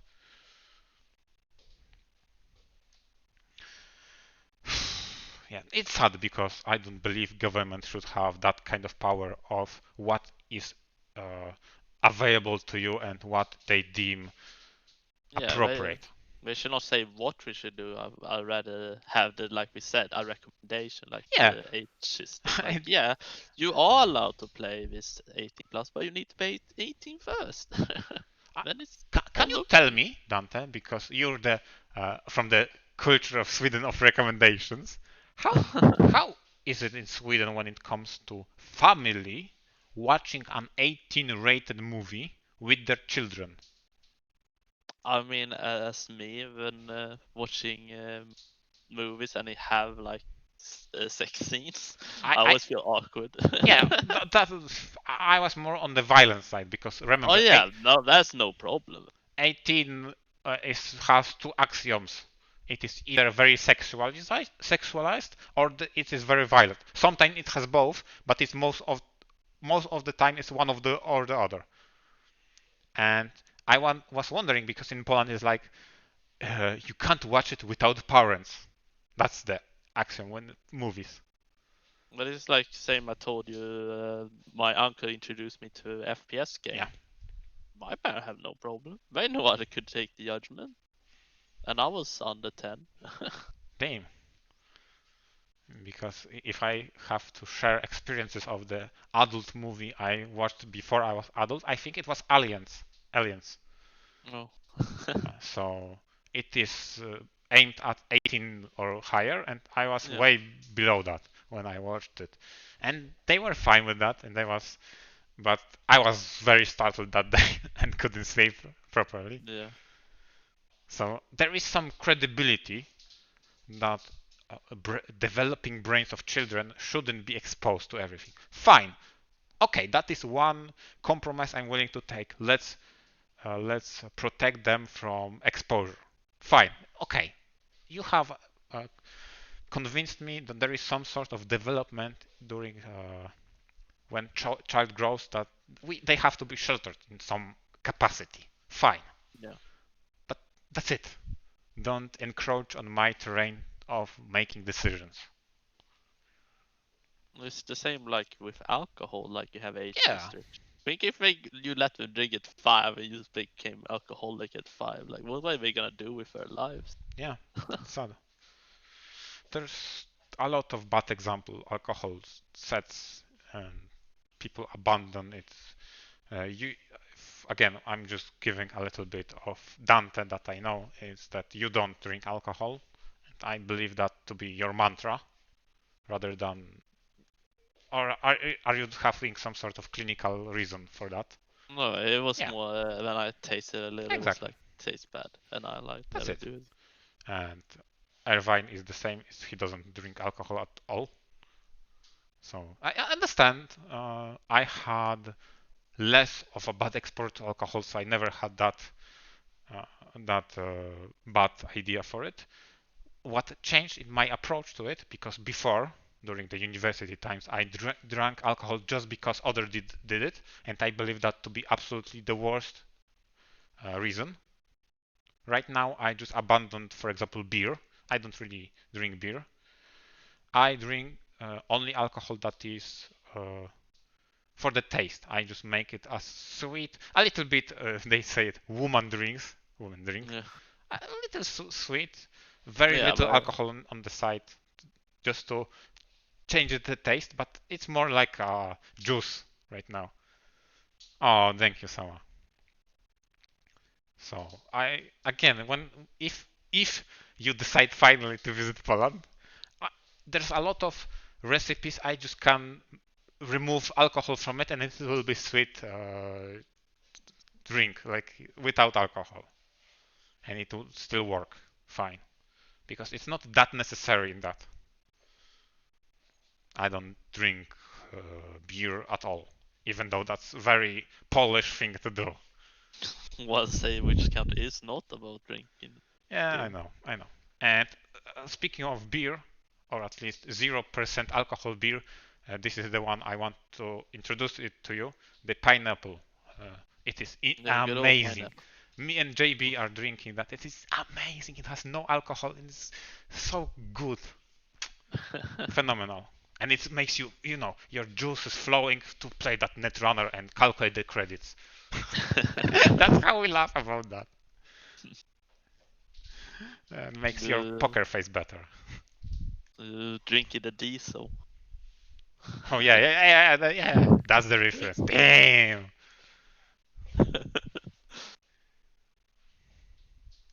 Oh no. No. We're not doing Shokugeki.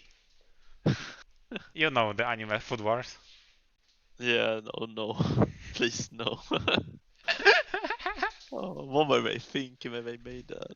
To be honest, during one of the New Year's Eve with my Anime Mania squad, we did that. We Oh, we described every single dish using the Shokugeki style. Every single time. And we did laughed you so hard. strip as well? No, no, we didn't strip, but we were making the absolutely over exaggerated JoJo like poses. I guess it had its memes as well. It's like, it was funny, especially since there is some sort of in joke in my group that is from Shokugeki. They had one uh, episode of one food that was a hamster, right? It was served the hamster and you could eat it. And one of the judges was like, no, I have enough. I don't want that hamster. And the cook itself is like coming close to the face of slurp that hamster. You know you want it. And that became instant meme. Slurp that hamster. Let's talk about like food in general. Yeah, I think it's so funny when you read on the back how they try to explain the taste for you, some certain products. yeah. And I think the best one is, I don't know if you can how is this correct way to say in English, but like I look, it was a bag of nuts, Yeah. and it says it have a nutty taste. Like no shit, Sherlock. Wow. Wow, Like, that is. Someone had a lazy day at work, right? How do I yeah. describe this feeling of this and this taste? Okay, it's not, so it's not. Okay, fine. Is my shift over? Okay, it is. See ya. Yeah. Like, holy hell, that worker had a field day. Like, I feel bored. What kind of taste could a nut have? A nutty taste. Okay, let's write it down. So just in case I didn't know it tastes nutty. Like, okay, good to know. It's like writing on a pack of oranges that they taste like oranges. Like, what kind of. Yeah, they have the orangey taste. Yeah, orangey taste, yeah. The fish that have the fishy taste. Yeah, exactly. Like, what the hell? Now you're like, okay, it's fishy taste, you say. That It's kind of sounds fishy fishy. to me. Yeah, exactly. Oh god, yeah. Oh shit. Okay. So I yeah. mean, I will accept if they say the egg tastes excellent. Like, Oh my god, Dante. I will buy it. Just for the puns. You're known for your low effort puns, which is interesting law of having wordplay. The Yeah. worse it is, the better it is. Yeah, they must be the worst. The worse the wordplay, the better the wordplay. Like, holy cow, that's so inverted. Yeah. But have you never like play or seen or read in this case something that is so bad it becomes good? Obviously, that's the rule of thumb when it comes to B-movie script, right? There is, if you have a mediocre movie, like whatever, but if it's so bad, it's so terrible, it becomes the new good. It's so bad, it's good. It's sometimes how you call the very terrible movies. Yeah. And it's the same with puns. It is so bad, so lazy, it's actually kind of good. Yeah.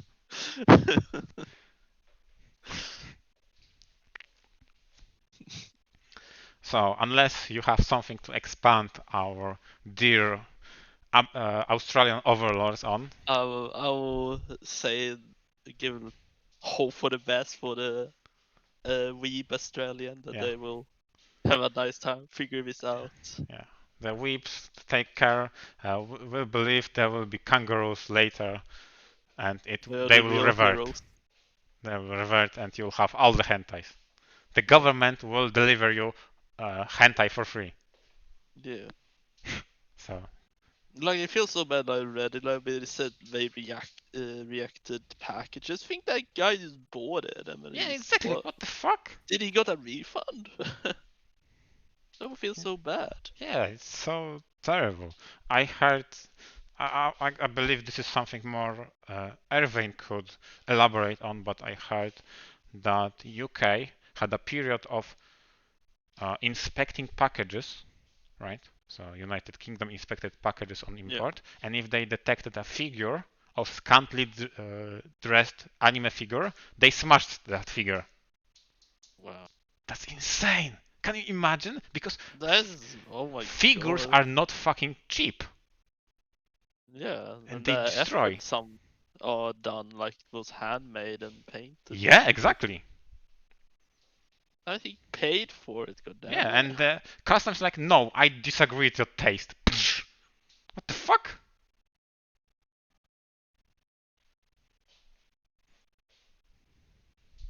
So like people should that would be so bad. Like you buy something and when the guy just says, "Yeah, I don't want like that. You should not have it. I don't know you. Yeah, I it's don't like want you to have it." it's so weird. Imagine if you Dante ordered your copy of Doom 2016 and it came all broken and shattered and like it's illegal. Yeah, I get Animal Crossing Yeah, instead. Like, what the fuck? Animal Crossing or some Christian game. Yeah, Like, that's like worse than Christianity, to be honest. I thought like that was bad, but it just when you fucking postman that you trust to give you the stuff, you cannot even yeah, trust. like insane. It's just What did the boss say? Like, yeah, we have new rules. Like, read this paper and read like oh, if you see sexual stuff, you smash it? What? Yeah, like Are exactly. you for real? This is your hammer that you will use to smash all the illegal thing. Like what the what? That's how the conversation would have gone, right? Like someone must have gone out and said, "Everyone now gonna have a hammer." What? Yeah, exactly. This is the company hammer to smash illegal goods. What? Some dude have said that, like probably Yes. more professional, but still, someone said, "Everyone gonna have a hammer, smash things." Yeah, That on site, smash everything. What the hell? oh my god, what were they thinking? I have no idea, but it's insane. Oh god. It's just, yeah, don't do that, government, please, because just makes me lose faith in humanity. If you can't trust people, adult people, to make decisions, and Yeah. obviously there will be outliers, Dante, right? There will be very pathological people that will make the bad decision. There will be bad people, obviously. But holy hell, don't judge everything, because Yeah. I want to make decisions. I will feel like I have choices, not Like, I don't like horror, right? yeah. For the most part, I avoid horror. But I don't want for you to not have horror, Yeah.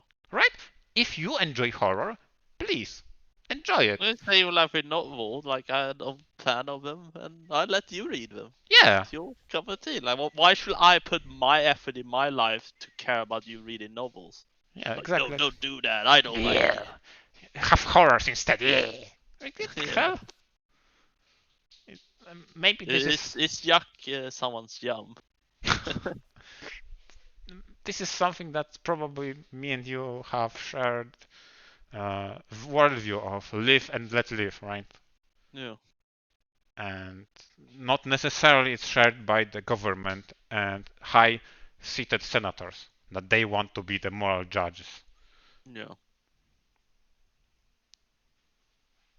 They put a lot of things in the wrong direction. Like, they don't look at the right way. It's like, oh, it's something important that probably the whole world talking about. But no, banning hentai is more important. It's insane, right? Yeah. I believe there are more things that needs to be taken care of rather than just culture of Japan and you not understanding that and passing judgment of those that try to uh, enjoy that. But what do I know? I'm not a senator.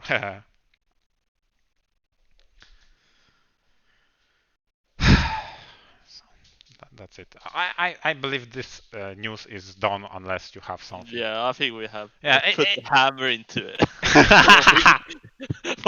Final nail on the coffin with the hammer. Yeah. Yeah. Cool. So. It's dumb. Let Yep. Australian to So. watch hentai, please. Please. Yeah. It's Yes. not. It's harmless. Yeah. Let Americans. I mean Australians watch hentai. Yeah. Now Dante, please share with us your news that you completely prepared for today, and it wasn't like I reminded you that we have a new segment today. Let's start with something light and short. Like Okay, sure. something we can make more fun of. So, Steingate's gonna get a live action. Okay. And so everyone like, okay, but Yeah. here's the thing: it's Hollywood, so it's gonna be an American version. So, do everyone remember the Death Note American version? I haven't watched Death Note, the American. No, not either. But just hearing everywhere. Just that like it's with Thanos, I couldn't avoid all the memes about it, right? Yeah. So, you know Steins when he go, I'm a mad scientist, son of a bitch. Yeah, exactly. Like He gonna in the American version say that in Japanese instead? I wonder about that. This is so awkward. So how do you do that? The joke is this: they are so alien from the American culture that the person from Japan is trying to imitate something that only popular media made a picture of. Like, what the what? How do you flip it out on its head for this to be American?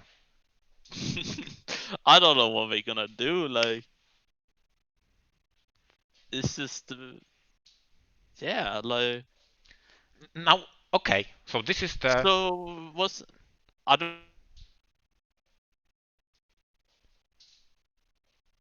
come again because you became robotic and then disconnected or something because I can't hear you. Today is not the day for the Discord, right? Holy crap. Oh my god. Oh, you're back. Okay. Oh, I think Discord. Oh my. Really? Today What? of all days, right? Yeah. That setup on the headset was too good to be true. Yeah. Um. So I say Chris too. Is it she? Chris, yeah. Wasn't she like interested in American culture? Yeah. Oh, is she gonna be now interested in Japanese culture if you turn it around? So is she gonna be a weeb? It's so weird because remember, very important part about the story is that she studies in America. Yeah. No, she's gonna study in Japan. What the hell?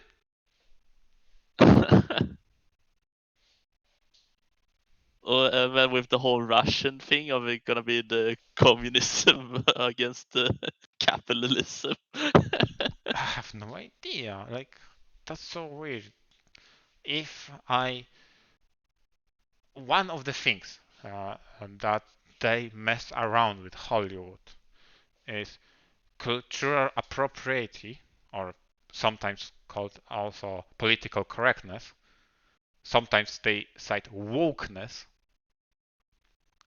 Is a thing I'm most scared about because I envision Mayushi could be played by the black person just because.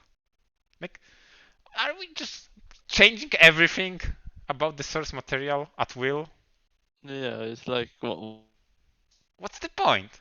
And you became that's robotic. the biggest question. Yeah. Why do you make live action of something? Is it to represent or give a new idea? I mean, to be honest, let's say they make a remake or Steins against USA, whatever. Fine, Yeah. just cast whatever. But I'm just so disheartened by the adaptation that have very little to no respect to source material. Yeah.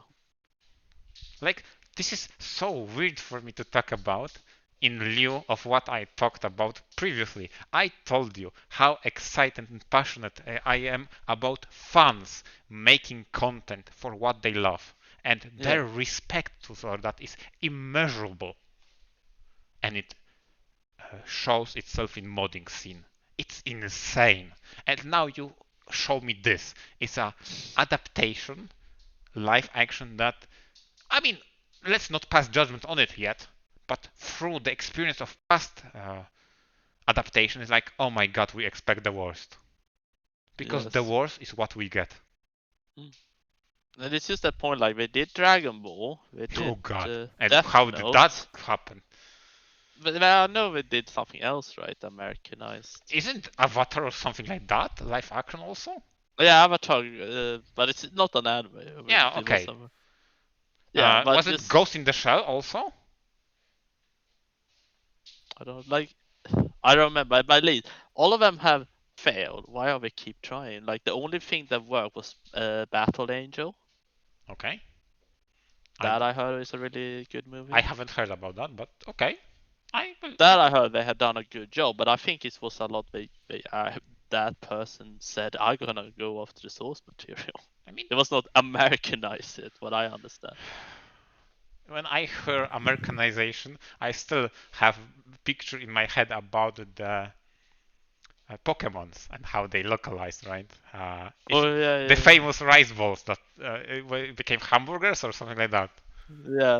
The Phoenix, right? The games. Oh, yeah, yeah, yeah, yeah. Can you post that picture that you had about localization Yeah. Let's see if I can for the find it. chat to enjoy because that was actually pretty hilarious that you found that picture about localization in a Phoenix Rice Ace Attorney. That was something else. I think on our fighting game chat you posted that picture, Dante, if you're looking. Yeah, I found it. Okay, so please post it because it's hilarious. And I'll just zoom it for those who are listening on the YouTube so they can enjoy the picture.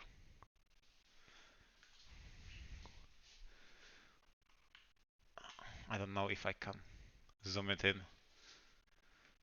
I'll probably link it in the description of the YouTube video just to be sure so everybody can zoom it in. And it's hilarious.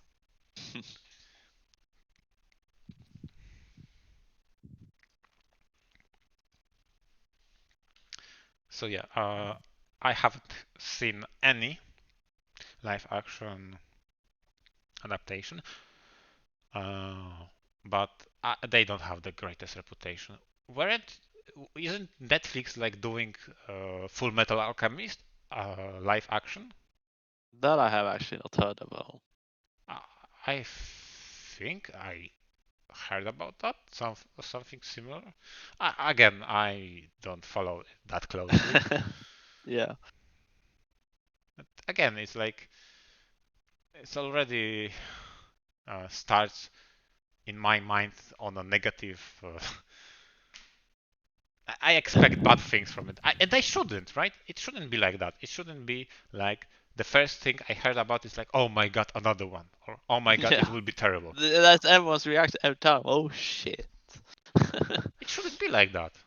It's the same interesting the VTubers. The Uh-uh. Japanese was so popular, Yeah, and now they finally have the English version. Everyone yeah, have the same reaction. Oh shit, English must be bad because everyone put it as Japanese and English. You know, like yeah. it's the VTuber English is like the dub of their version. But look at it, like they exploded. Yeah, they did They explode. did a good job. That's true. Even even though I completely do not follow anything related to VTubers, I still hear a lot of success and a lot of praise from that. That they Yeah. did a freaking good job. Like So they not they didn't follow the fad. Let's call it like that. They yeah. actually put a freaking effort into that. They see a niche, they see the demand, and then deliver it. Holy hell! I have all but respect for that. They found really talented people. That's true. That's true. From what I heard, they took an effort and talent to make it something special. That's how you approach. And maybe what is Irvine rating is like, damn, yeah, maybe That's because true because that was actually the fans who did it, not the person have never seen a yeah, Dragon it's Ball or not like Death there Note. was like a business meeting of all the suites, every people who do not understand, but the only thing they know is that it makes money. Let's do it. No, Yeah, they actually put people from the fandom to do it because we understand something that drives it forward is passion. So we have to have passionate people about it. So yeah. go forward.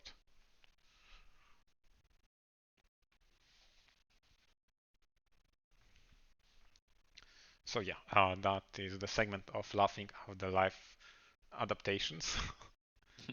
So unless you have another live adaptation, I No, think no, that's the only one. we could move on. So what else So, did you prepare?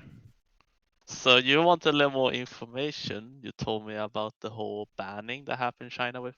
Now we talked about the VTubers. Yeah, So I understand that you want to get a little more information. yeah, hit me. So I'm just gonna send the bit source materials. Uh-huh. So just so I know what the most did you got idea what happened here with the China ban? Okay. I'm asking you like what do you got from it? I That mean, I, I I have, I haven't. I mean, I know. that something happened with the China ban, and I heard it was about Taiwan, that someone Yeah. using Google Analytics showed Taiwan as a country, which is not Yes. something that is tolerated by the Chinese, Yes. and that's it. That's the extent of my knowledge. So if Yeah. you can So elaborate what happened, what made it so, what transitioned from I don't know the state of relative tranquility to how there was full arms raised to the China, and I believe there is something like Hololive EN is the English Hololive, but yeah. I believe from what I heard is there is Hololive CN Chinese. Yeah. Okay, so hit me. Yeah. So it's from the Japan Yep. Hololive that got banned. One called again, if I butcher their names, Kiryu Koko Uh-huh, and uh-huh. uh, Akita Hato. Okay. So that is actually what you explained. They said that Taiwan was a country, and China was like, "What is that?" Because there's a streaming called Billy Link, something like that, in Oh, okay. China, and they was streaming under that, and some Chinese reacted to that. So that was actually Chinese people that reacted on why are they calling Taiwan a country. Huh. So it was more they got banned in China mostly, Okay.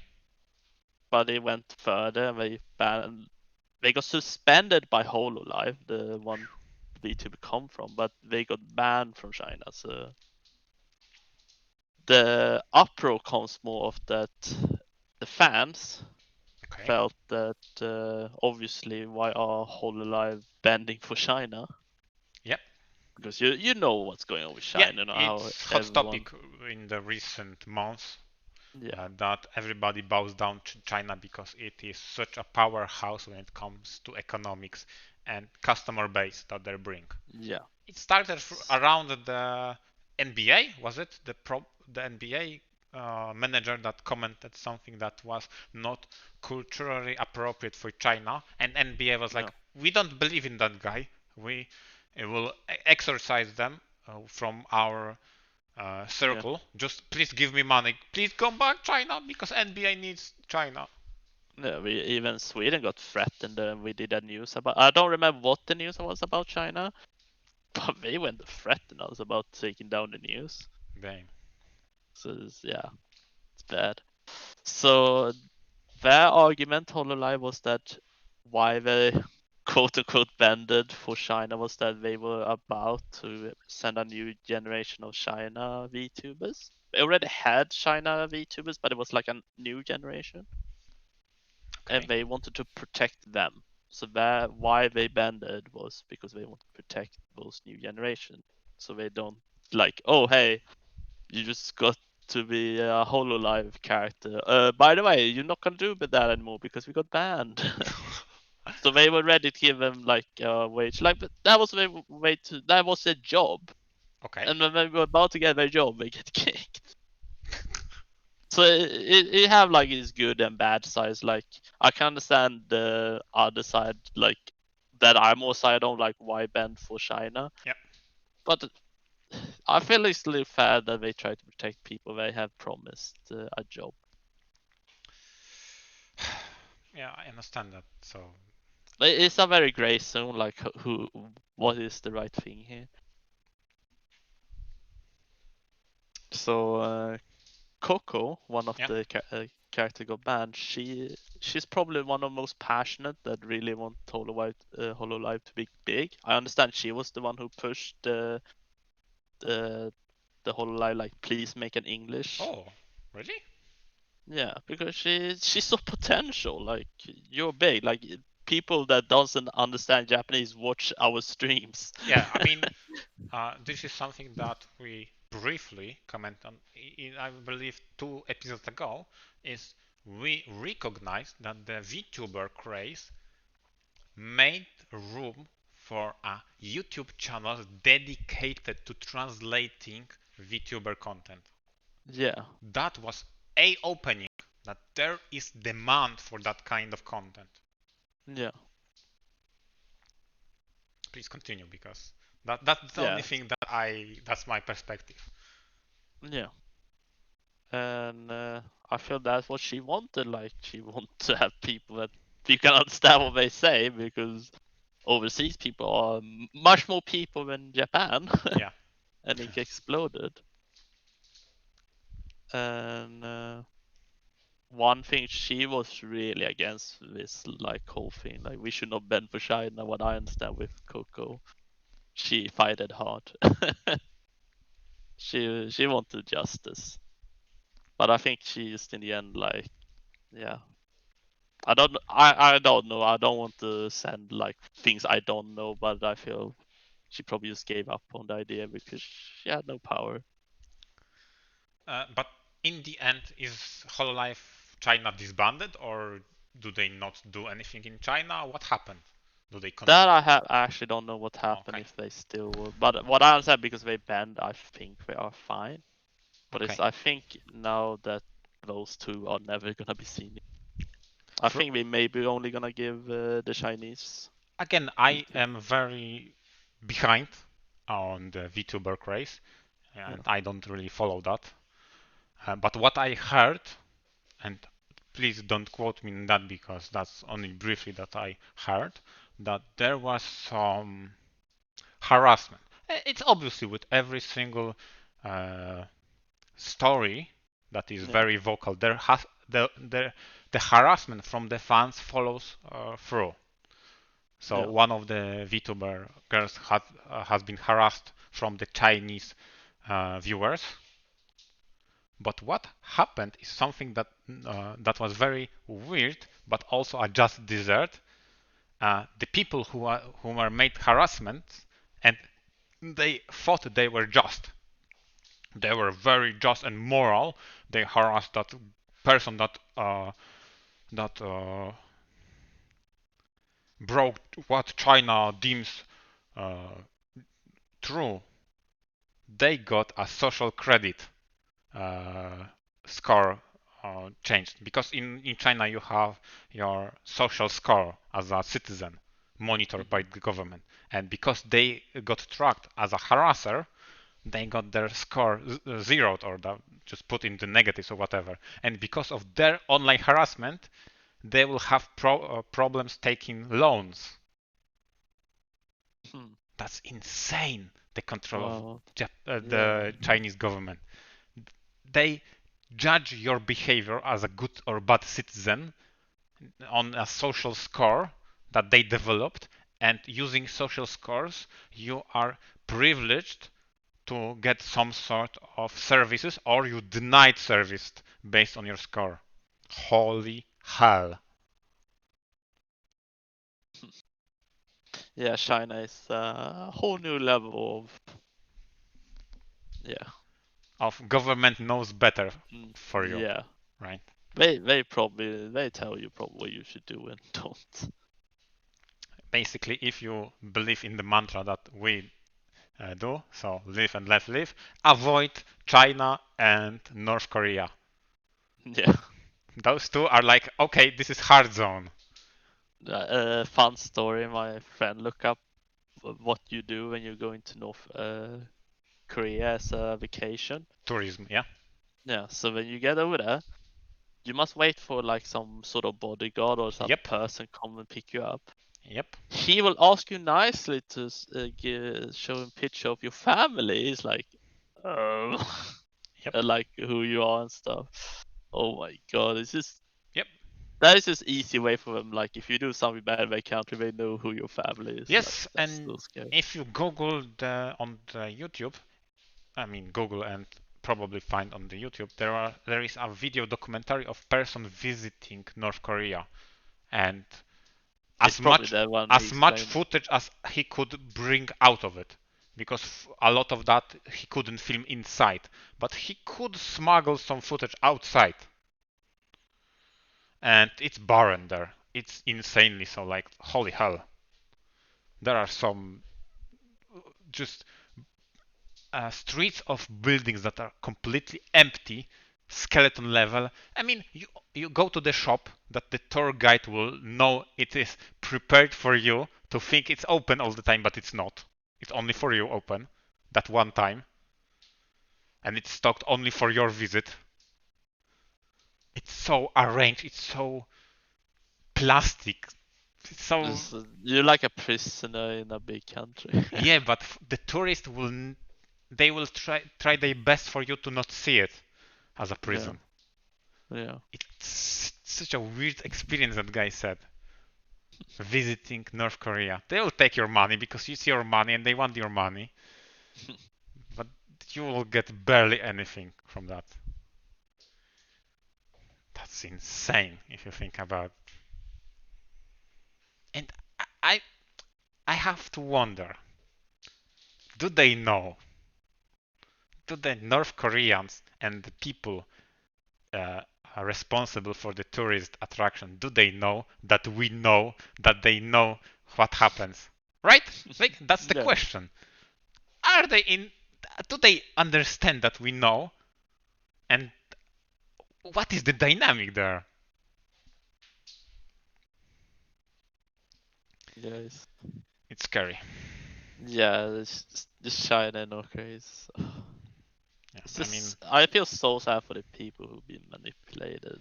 Like, I mean, this is a very dark humor, okay? yeah.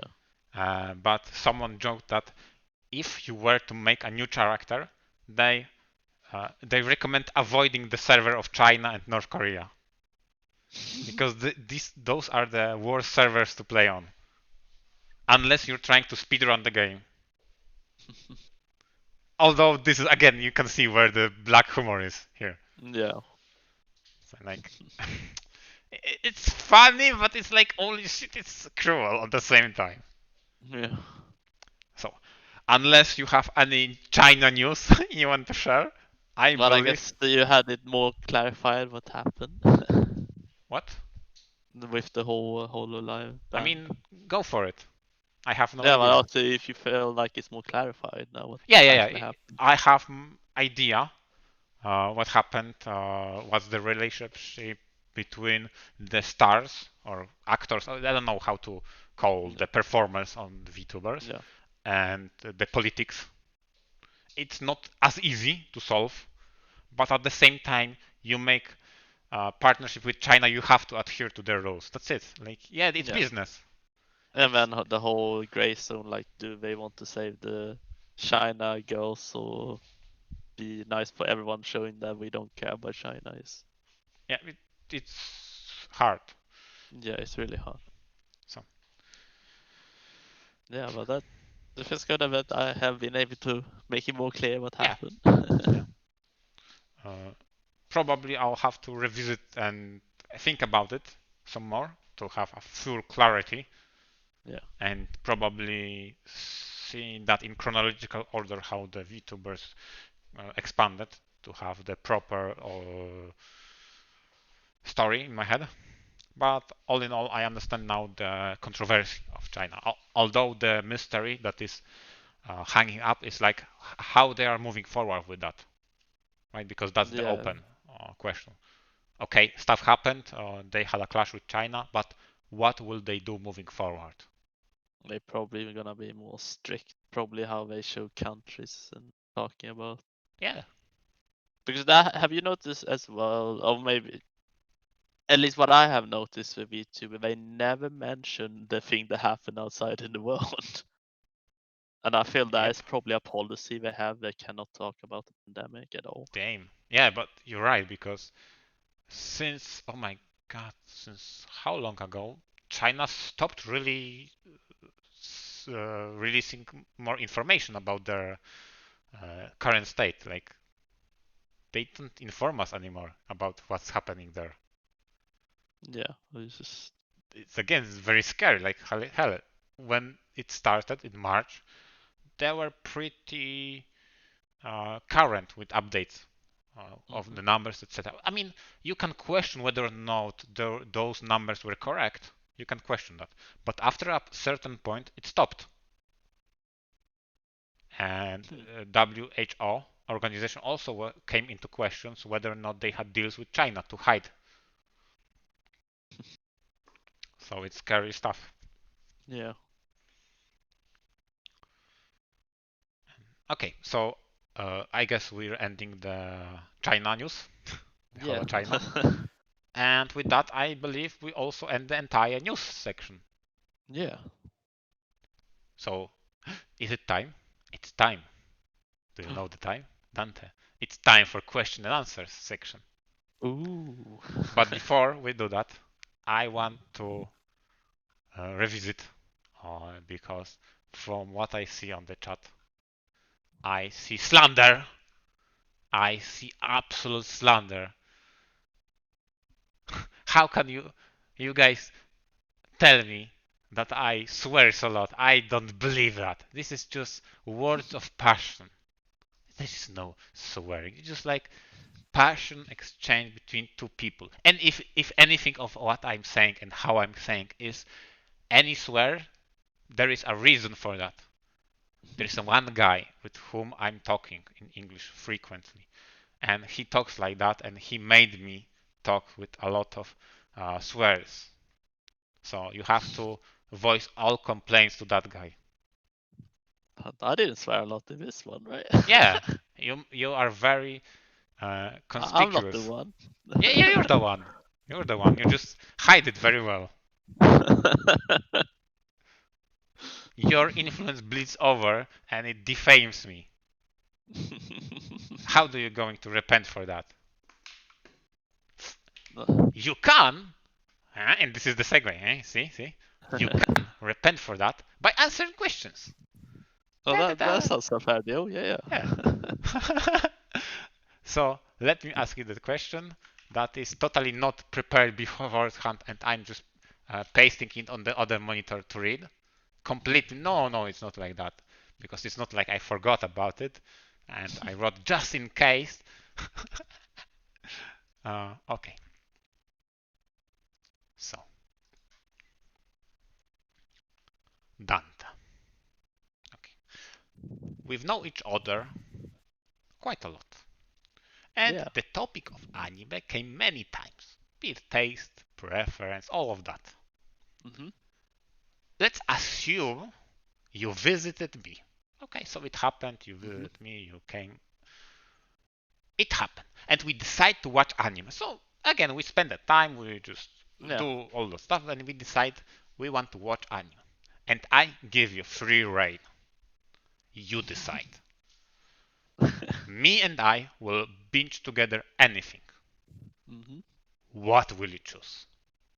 I Okay. mean, And I want to elaborate because, again, I want to hear what is your answer, what would you choose, but also how you reach the answer. For example, what guides you to choosing? Would you want yeah. me to experience something completely new and fresh together with you, so something we both never saw? Maybe you want to propose something that you saw but I didn't saw, and you think I will actually like that. Or maybe you just want to introduce me to something that will change my mind about a certain genre or the type of anime. or or do you want me just to suffer? So So I have this is a bit foreshadowed for the whole radio. We talked about horror, and I oh mentioned shit, an it's anime. coming. So I would definitely watch the old Higurashi where we cry 2006. And my reasoning is because you always told me that horror is hard for you, and I want to see live how you react. Dang. So it's a little bit of you to suffer, but as well, just get you into the experience. Why do you have to be so cruel to me? It's just, see the reaction, like how you react to it. This will be amazing. Why? Why the hell? You need to consume. Take the horror. You You will like it. face your fears. Okay, that's fine. That's fine.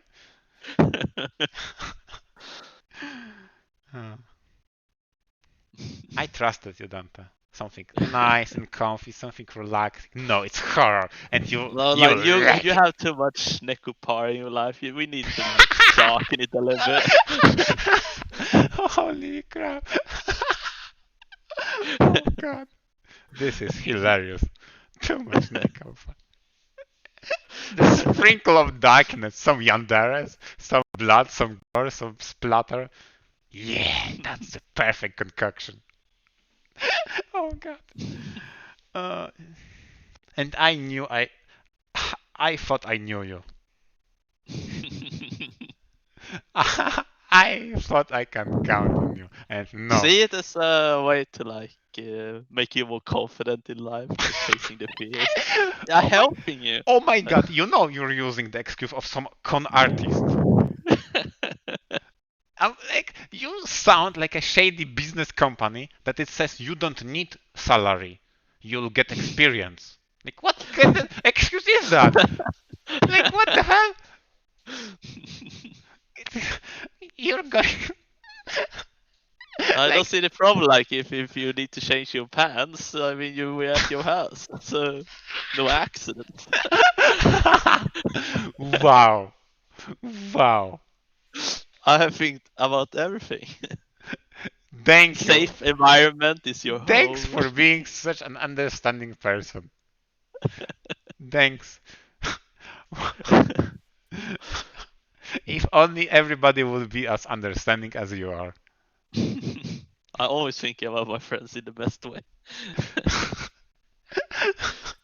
Holy hell, nice. At least you can shit your pants at your own house. Nice.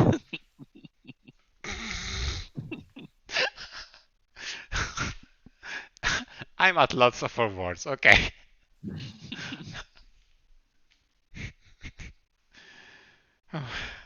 Yeah, but I feel that's my honest answer because I feel that would be so interesting when you say how much horror make you feel, and I'm like, ooh, that's so interesting. I want to see how he reacts. But you are right on one thing because when it comes to bonding and shared experiences together, one of the best memorable uh, points I had when I shared an anime that we both were surprised to the point we stood up, me and JB. So, so you taking that angle, seeing how someone responds, like yeah, it's actually valid. Seeing someone's reactions, how he behaves, how he uh, just reacts on that genre. It's like yeah, it's like yeah, I know that we laughed for the last 5 minutes or so, uh, and took that in a weird direction, but in a legit term, in thinking about logically, like yeah, it makes sense. Yeah, Yeah, it's like yeah, it's totally valid choice.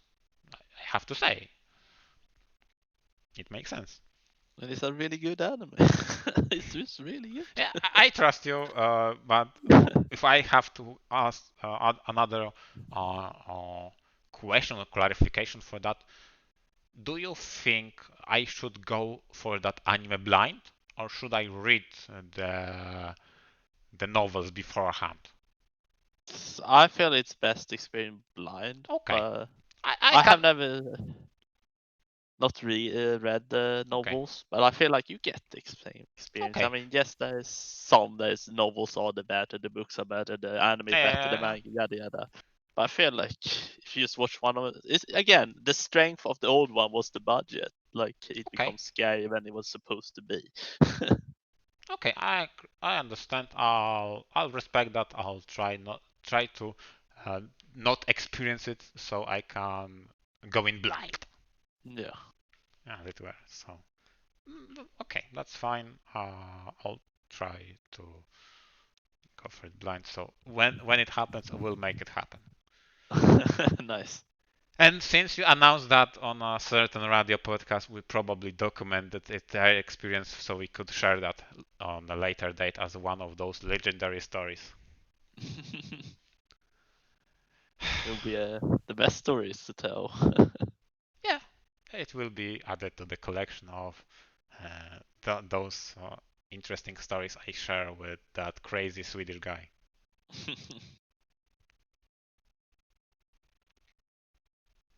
So damn, you destroyed my question pretty nicely. Just two hits KO, knocked out of the park. If you're gonna make more shadowing reference, I did a glory kill on it. Ah, nice, nice, nice. So if unless people from the chat, because this is the Q&A section and we'll answer to some questions that people on the chat are writing and preparing, if any. Unless someone has questions right now, Dante, do you have something from yourself? Yeah, I That have you a question. Yeah, So we on the anime talk, yeah. do you know if there was some certain anime that was more popular in Poland and different from other countries? Damn. I mean, I don't. How do you say? I don't check the trends of anime in other countries. So it's hard for me to say, like, for example, this animes were popular in Germany and it wasn't popular in Poland or vice versa. It's very hard for me to say that one way or the other. Uh, huh. If I were to say something that I believe it was more popular in Poland than in neighboring countries or other countries, for example. Yeah, but it's just you heard much more than usual. Like, wow, why is this more popular I mean, here? right. For it is easier for me to answer that saying like, what is the anime I heard the most of in Poland, right? So let's say not comparing to other countries, I will actually say Soul Eater. Huh. Like my environment and people who I hung out around, they had all the pins of Soul Eaters, all the posters, t-shirts, just all the merchandise that is reminiscent of Soul Eater. Yeah, So that's interesting. so I would say Soul Eater. On and after that, I believe that to be Naruto. Yeah, I would say so. Yeah, it was Soul Eater and then Naruto. And even now that I reminiscent, like before pandemic, I was pretty avid reader of Overlord and No Game No Life, meaning every single time they had a new book, I went to the shop and I ordered it. I went in person because I had it on a way to work or near somewhere I hung up pretty often, right? And a lot of the time when I was inside of that shop, I saw to this day a lot of merchandise from Soul Eater and from Naruto. Those two, like if I were to say what is the most Polish anime, right? So culturally adopted by Poland, like that's my answer. I don't think it's I could speak from an entire country or Yeah, whatever, but at definitely. the But very least, from my perspective, it's yeah, it's Soul Eater, closely followed by Naruto. Yeah, those two. Like, yeah. Also, when I go back to my origin stories from the local game stores, yeah, it was a lot. A lot of the times that was the topic of conversation. How do you like the Soul Eater anime? Because, for example, let's say, because I was playing at the times when Dark and Black was released. And if you were to go ahead to local game store and ask, hey, how do you like that new anime that was on recently? It was called Dark and Black. And, no, and everybody like, what anime? I don't really follow that. But if you ask somebody on that local game store, what is your opinion on Soul Eater? I think you would be hard pressed not to find person not seeing that anime. Not necessarily everybody liked it, right? but at least I believe everybody experienced it in a way they could formulate an opinion. Yeah. And again, second on the list is Naruto, because when we got to Naruto, it's like it was very popular in television. Mm. Oh, and speaking of television, yeah, Dragon Ball. Dragon Ball is up there. Yeah. Okay, so local game store era, right? Yeah. Soul Eater, 100%. Now, go back before era of local game store and before I was aware of anime, Dragon Ball Z, or just Dragon Ball, Yeah. because it was in Polish television, and that popularized that anime a shit ton. So now that I went back and revisited my earliest memories, I know that a lot of my non-weeb uh, schoolmates, or however you call them, uh, just watched Dragon Ball, and they never really stopped thinking and stop and think like this is anime. They watched Yeah. because it was Dragon Ball rather than they watched an anime that was a Dragon Ball. Exactly. In a weird way, a Dragon Ball transcendent anime. It was above anime. Yeah. It was just a normal cartoon like everything else. Yeah, yeah, and it was normalized in that way. That because it was on TV, so it was normal. Whereas other animes, because they weren't on TV, it's like it's weird and it's like obscure. It's like niche and like eh. But Dragon Ball, since it was on TV, it's like it's normal. It's like cartoon, like whatever from. No one cares from where it was. So yeah. So if we can reverse and we ask me that question, Yeah. I think we are pretty much the same, but the only thing that's actually different, we switch out Soul Eater Yeah. for Sailor Moon. Damn, really? So here's the fun part is that we go back to that again before everyone knew it was anime. Yeah. Pokemon and Sailor Moon Yeah. was on TV. No Yep. one knows it was an anime. They were huge. But I don't know if it was for your country, but Sailor Moon was popular with the guys as well. Uh, Again, there were a couple of other shows from anime like Captain. Oh my God, this is so anime like Captain Tsubasa or something like that. Robot Daimos, something like that. There were a couple of shows, but Yeah. none of those shows reached a status of Dragon Ball. None of those. So that's why I put Dragon Ball at number one. And I actually didn't meet many people who talked openly about Sailor Moon, but I believe a lot of them did watch it. That's my perspective. So nobody, I mean, Yeah. maybe they watched it, but no, it was never a topic of conversation. But Mm. Dragon Ball was a lot, and Yeah, same with because Soul Eater, a lot. yeah. So the interesting part is because it was kind of gender neutral. It was not like Yeah, super girly to be yeah, honest. I would say so. No. And Dragon Ball, it was more manga that was more popular because what I know, we didn't really have it on TV show. Really? Whoa, Yeah. that's So that's crazy. Because yeah. again, when it comes to Poland at least, so it was because of the uh, transmission, not because of manga.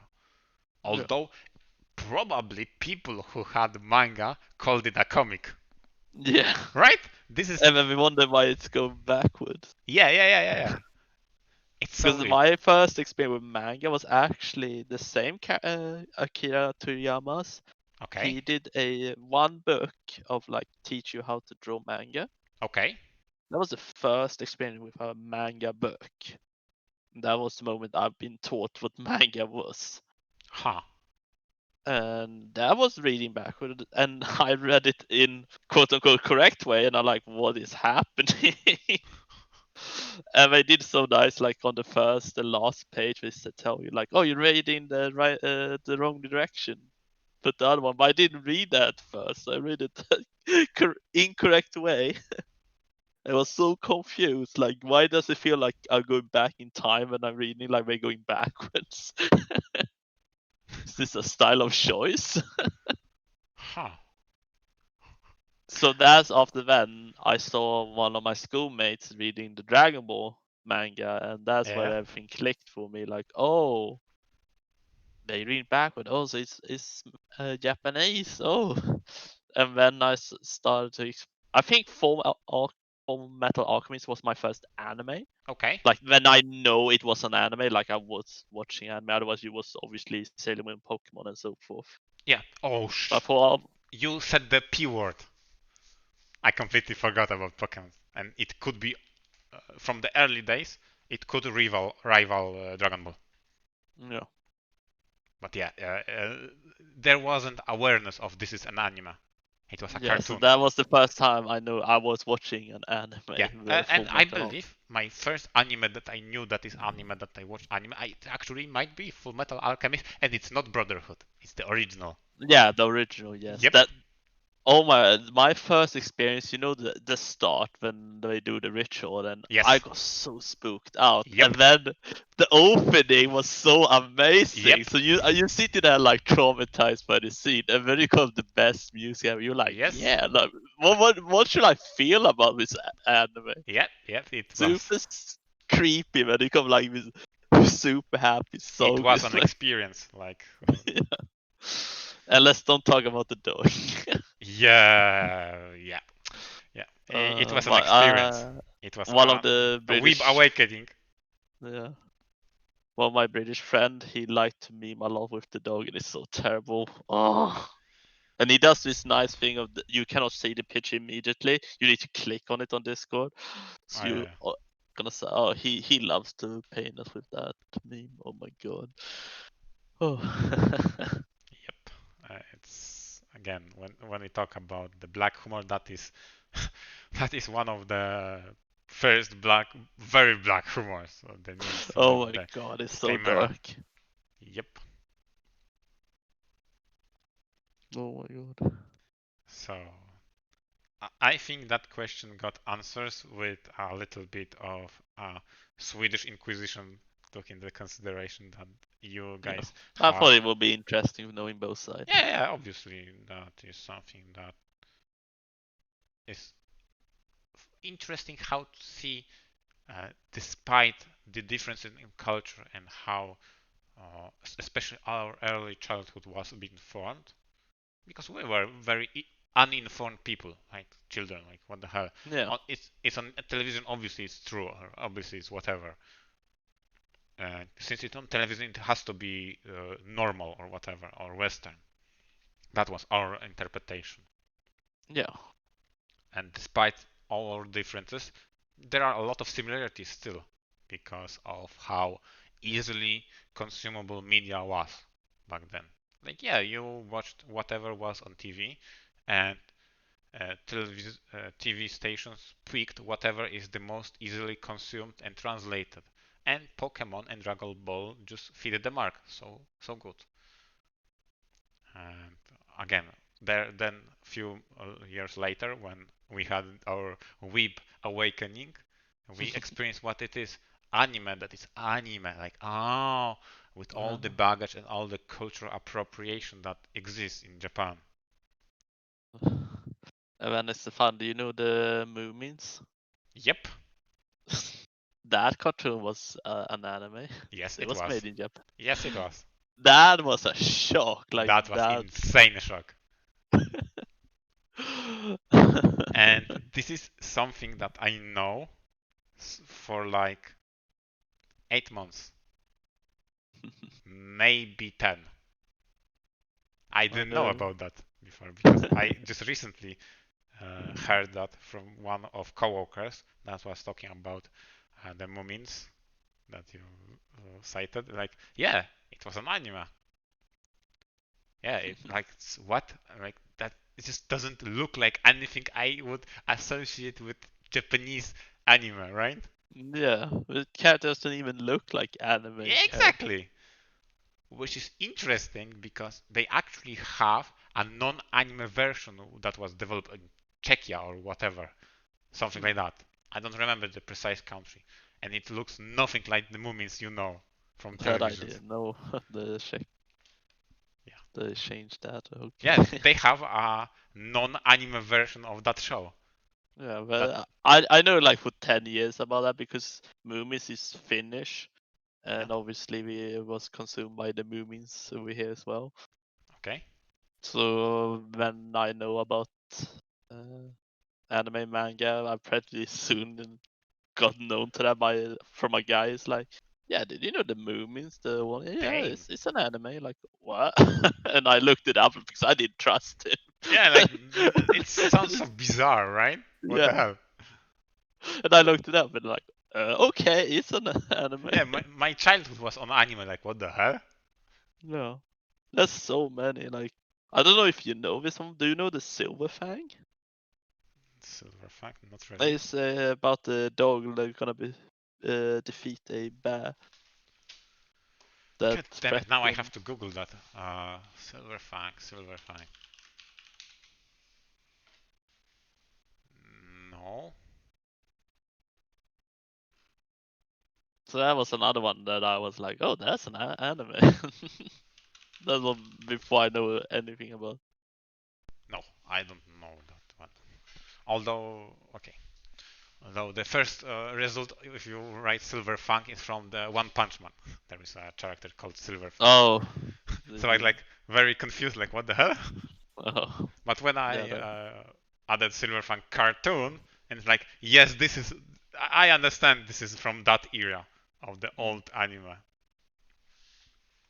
because this is the TV series from 1986.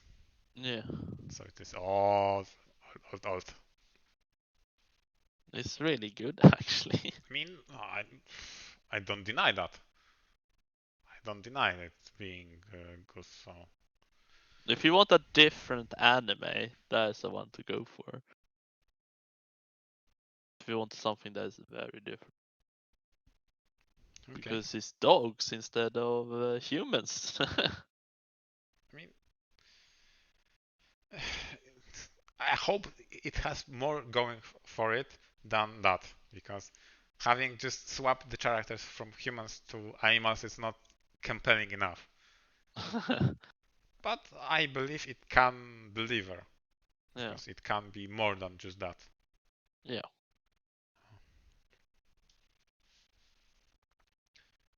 Dobra, just I don't know. Do you have any other question? Because we're on the fourth hour, so um, unless you have some burning passion inside of you and you want to voice your questions to me, uh, we also give this moment for like just a minute or two. If anybody that is still in the chat is willing to ask our way a question. If not, we just probably wrap things up because let's face it, it's like fourth hour and it's yeah, pretty exhausting right now. yeah. I have to say I'm freaking hungry. I prepared some carrots and they are sitting in front of me all that time, but I believe like you would notice when I'm not talking, I'm just munching like I'm hearing you, Dante. Right? So I had to restrain myself and practice strong will not to eat my carrots.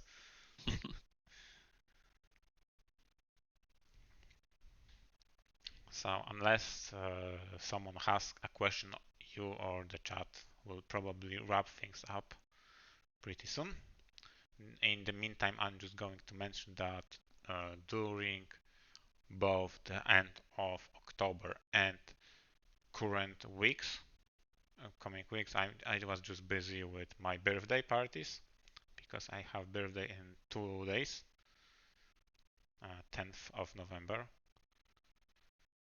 So that's why I've been so busy and I couldn't progress on the other stuff that I have planned. It's so weird that I have a birthday that is day before national holiday because 11th of November is Independence Day in Poland. This is 1911. November 11 is the day we got independence from the oppressors, and that's national holiday. That's why I have every single time I have my birthday. It's like I know there will be a day off somewhere near it, and for the first time, I I think at the very least, from what I understand, I'll make a birthday party on Wednesday because I always had it on weekends.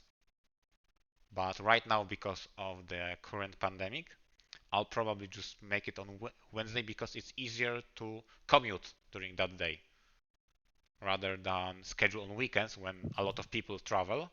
I'd rather have birthday on a Wednesday when there's less movement around. That sounds solid. But I'm just jealous that you guys at least have an holiday on the fall up to before Christmas. Because ours is empty, so we have the summertime. We have a lot of free Yeah, holidays. That is empty until Christmas. same. I So mean, this is still one day only, so it's not that yeah, big. but it would be nice to have at some point Yeah, a that's true. That's true, especially since uh, that Independence Day is always a reason for people to think about, okay, how can I make a long weekend? Right? Because that's yeah always the case when you have one day off. You try to make it as longest weekend as you can yeah with clever use of day off. In case of this year, since it's in Wednesday, it's precisely in the middle, and since I have my all days booked on December, I'm not doing a long weekend. Instead, I'm throwing a birthday party with my parents that day. And with the rest of my squad, with JPF and FM, we'll probably have a party on weekend. Because obviously they have work on the surrounding days, being Tuesday and Tuesday. So I just decided, okay, let's with those guys let's do weekend. With parents I'll do Wednesday, and that's how I schedule all that stuff. So that's why I've been busy because now I have to also visit pastries and buy some cake, etc., etc. And how to make it so that I'm still not too much exposed to outside world because we're still in isolation, right? And like, on one hand, I want to have a cake or some sort of sweet dish. On the other hand, I do not want to increase the risk, especially since it will be my parents visiting, and both of them are over 50. I wouldn't say they are in the high risk group, but they are not in the youngest category, right? yeah. At the very least, my father is very fit person. He has very good health right now, so at least I'm not worrying about him. I'm more worried about my mother. So that's my plans for upcoming days.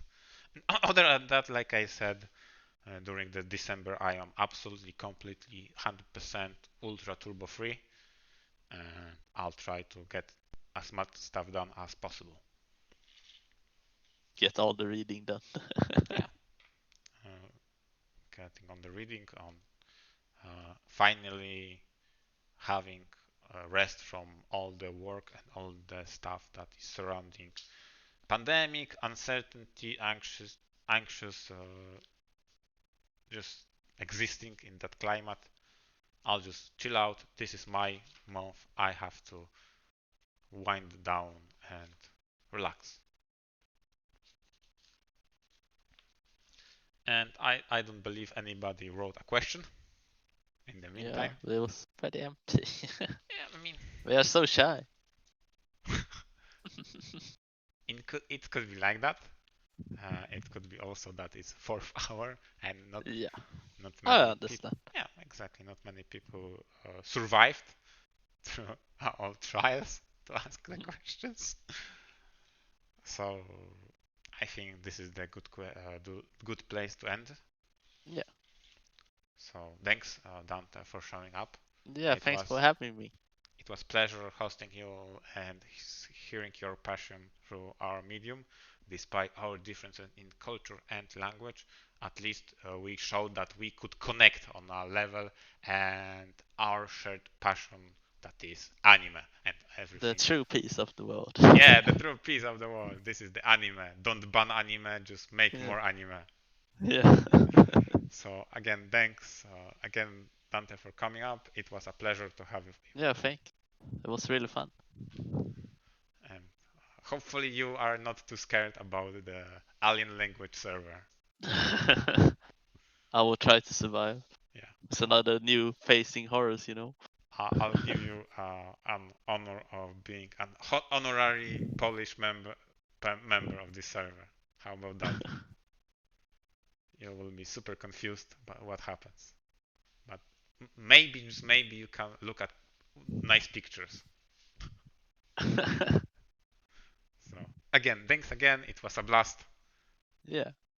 And to everybody who is listening, be it on YouTube, on live, thank you for being with us. And see you on the next episode. Bye.